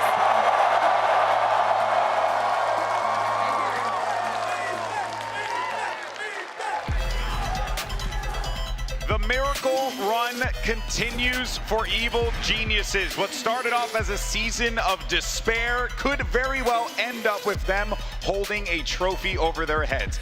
Unbelievable what we've seen here today, and genuinely, Mimi, unbelievable from Loud as well. I think both teams gave us everything that we possibly could have wanted in this series. I said they were going to blow the roof down. I think they more than did that here at the Kia Forum. What an incredible game. Yeah, it was an excellent series all the way through. Loud nearly making another reverse sweep happen. Yeah. And again, it slips away from them in the final map. But for EG, I think they really showed how strong this team is to come out swinging on the first two maps, have fantastic game plans against Loud and utterly shut them down. Then take, honestly, two really bad map losses and come back into Bind completely reinvigorated to make that final map happen, to find their way to the second grand finals in a row. It's incredible. And for Bind specifically, I think across the whole series, the macro has been very consistent, but for Bind, when Ethan talks about the energy, guys, like, let's rally up and get everything we have left in the tank for this last map, you could really see it. Because when people say, we need to get the energy up, you can mostly see it in terms of comms, and the micro and how they were playing with each other in terms of micro team play situations was phenomenal. The way they're using utils like U-Haul control. There's one-way flashes in a 2v2 where Boostio is taking the lead early in the game. It's things like this where that's how you can see when a team has energy, when they're calming and the team plays on point. I feel like you have to give credit to Boostio, not only for his IGLing in the first few maps to get them going, but for the rally here. It was his performance in the first few rounds of Bind. And like Ethan mentioned in the interview, that constant energy he's giving this team that I think really helped them rally here. Yeah, I mean, when you have your IGL who's out there in the front lines, kind of leading by example, saying, this is what I expect of you guys, it gives them that rallying boost to everybody else. So I think that Boostio, he was a bit quiet yesterday, came into today, certainly had his moments, had that ace on Pearl, even though they weren't able to close out that map, but he came into this Bind map, and he just started swinging, throwing haymakers, and my God, he was finding connections. Yeah, and when they are hitting like that, it's hard not to feel motivated in that high-pressure situation. You're there, game 5, everyone, thousands of people watching you here at the Kia Forum. It's very difficult to be able to perform in those instances. Both teams certainly did that. But when you highlight some of the players here, you got to give some love to Demon One. He really has been a key player for this team, not only throughout the season, Mimi, but in this series as well. He plays a variety of different roles, and he covers the areas that the team desperately needs. Yeah, this guy has been excellent, I think. When he's playing on the Jet, he performs, and as well, he's proven that he can flex around to these controller roles and step up to the plate on those agents as well. Demon One, remember, was a completely unknown name at the beginning of this year. He didn't even start off playing with EG into this year, comes in the middle of the season, and I think was really the catalyst for EG to start the turnaround that eventually got them to the playoffs in Americas, got them to Tokyo, and now got them here to the grand finals of a second global event in a row. And him now carrying that performance for Americas over to the international stage here at Champions is so important for EG to keep this kind of run going. Yeah. It felt like Demon 1 coming into the roster and just having as much impact as he did right away. It was kind of like a beacon, a guiding light for the rest of the players. And then we saw the rise of Calm, you know, this player who was so very much in question as to whether or not he should be on this roster. Should they swap back over for BCJ? And then there was just meteoric rises across the board for everybody here from the side of EG. So I can't give enough credit to just all of the players, but as well as Potter, who from the very beginning has just been believing in this roster, continued to grind with them, continued to push them to become better. And in the end, it was correct. So for every doubter out there, yeah, no, you know, honestly, really. I can't say it, but you know. I think it goes without saying. It's like, how are you, like, you start off the season, everyone's just confused about what's happening with this roster. No one knows what to expect. That was the narrative. And now we find ourselves here for Evil Geniuses fighting for a world championship. It's nothing short of inspiring. It's the most entertaining timeline. This is a movie. This is a movie happening in real time. We're all a part of it. Okay. I remember this moment from Lock-In when EG, remember they won one match there, go up against, I believe it was Team Talon Esports, and they nearly win that match. It slips away from them at the last second. They honestly had choked the game, and then they come back into it, and it's just over. They're eliminated. It's single elimination there. At the hotel lobby, I go back and I talk to Potter, and she's just like distraught, like super sad about letting the game slip away, saying they had it in their hands, and was just like, I know we're going to do better when we come back to Americas. I know we're going to do better. I know what this team can do. And I think everyone doubted them. I think everyone felt that moment where that was just going to be EG, the EG who choked games, the EG who was like not going to win a match in Americas, and now they're here in another global grand final. It's just, it's the craziest rise I think I've seen out of any team in Valorant history. Yeah, I'm trying to think. Esports history. I don't think I've seen anything like this before. I've seen some crazy things. I don't think I've seen that. So for all of you guys watching at home, y'all just experiencing some history right now, because this is some dope stuff, real talk. But that being said though, let's continue to show you some more dope stuff, because it's taking us to our HyperX Reflex moment of the day. It's this incredible 4K from the man, the myth, the demon, Demon 1, who just, again, we continue to give him love. We continue to show and praise his name.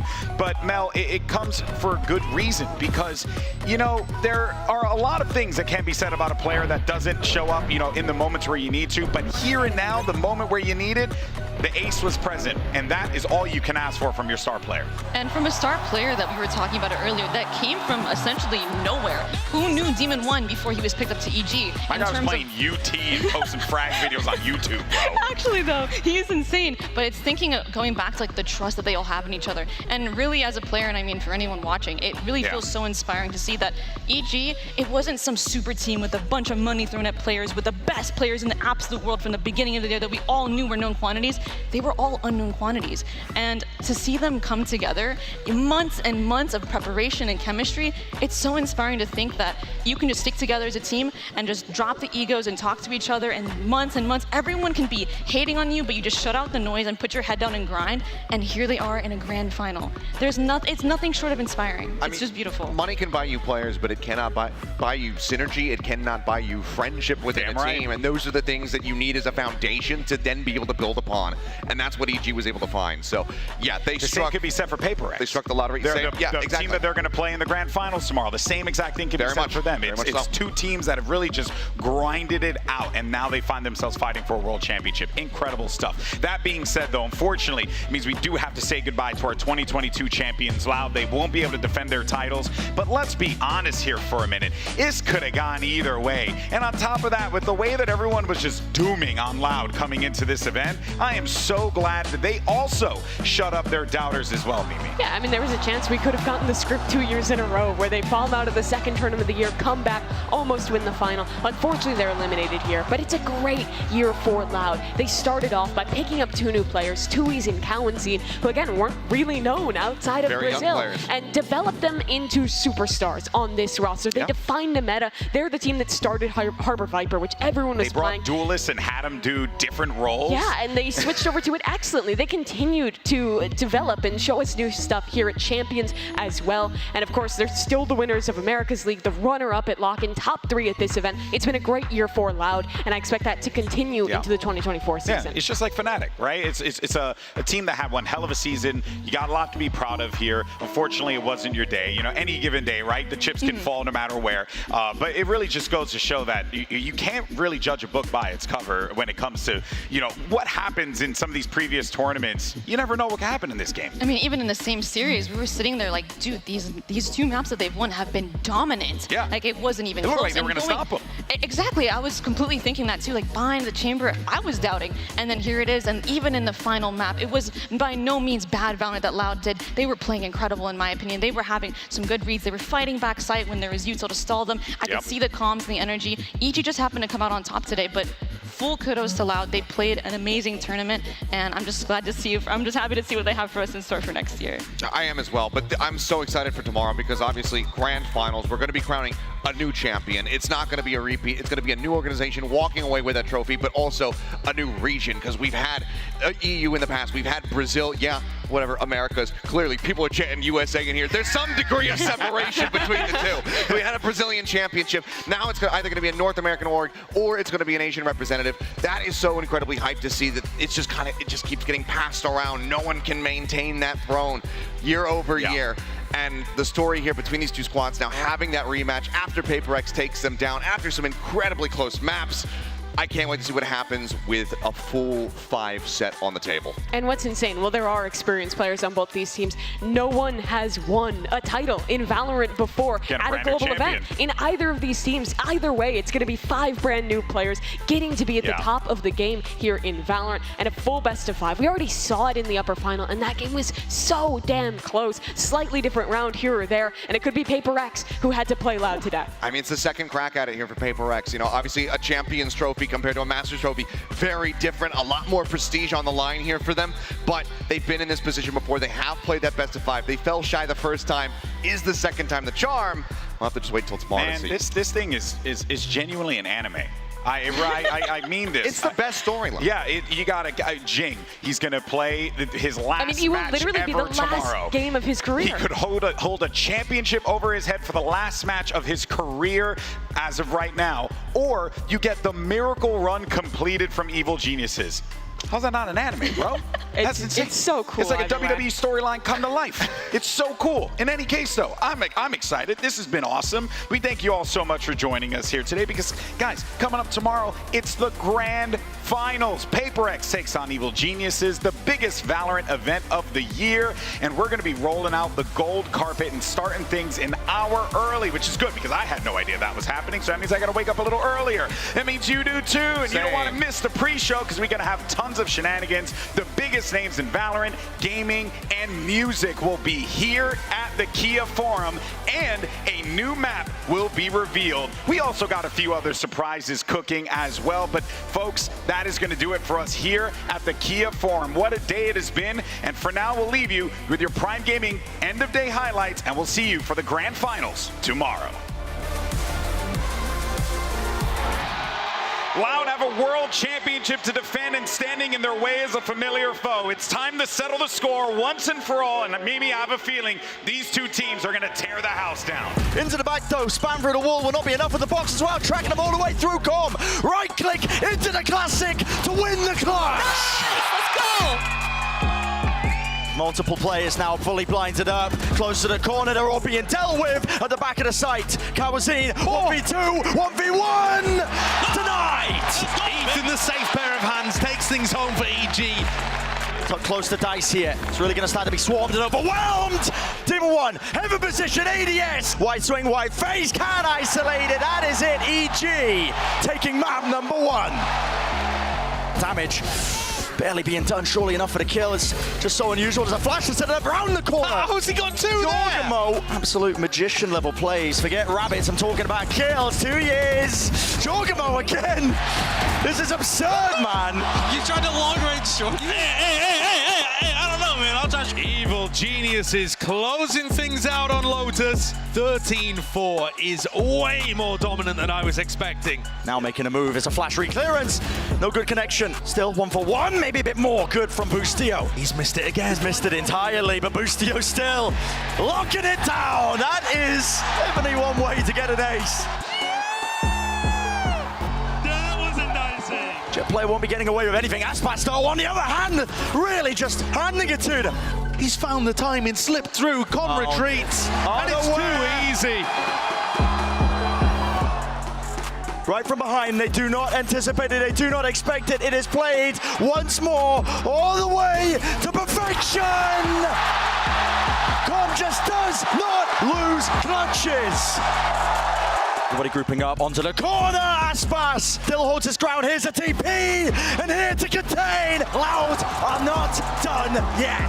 What a response from this super team from Brazil. Looking fantastic on Pearl. Massive advantage for them. How does it get played by EG? Util is here, surely. But in waiting now. The nade set flying, but the flash, I mean, it's over in the blink of an eye.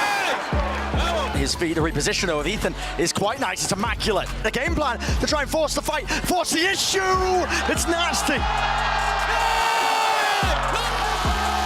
This is it, on the cusp of it all. It's up to them, team and one. Gotta land it, gotta hit it. 2 years out wide, finishes the fight. Loud take us to bind, attempting to make this reverse sweep a reality. Here towards the back of the side, it's all good together, still Loud. Maybe not. In their faces with the sprayed out Aspas. It has to be a half stick all the way through, getting off a bit. What a round. Bit of a miracle here, dropping down. Flash not there, it's a bit of a fake play. Boostio together, collected, down to the wide, and they angle. Playing a bit of positioning, less. Bit further forward here, near side This is is Com. rough. Com! This is They're looking like sticking it. an absolute round win. Let's go, man! Evil Geniuses pulling off once more, a bit of a repeat of history. Loud on the verge of trying to complete a reverse sweep, on the verge of potential greatness, but stolen away from a team that began the season with the lowest of expectations. What a meteoric rise this has been for EG.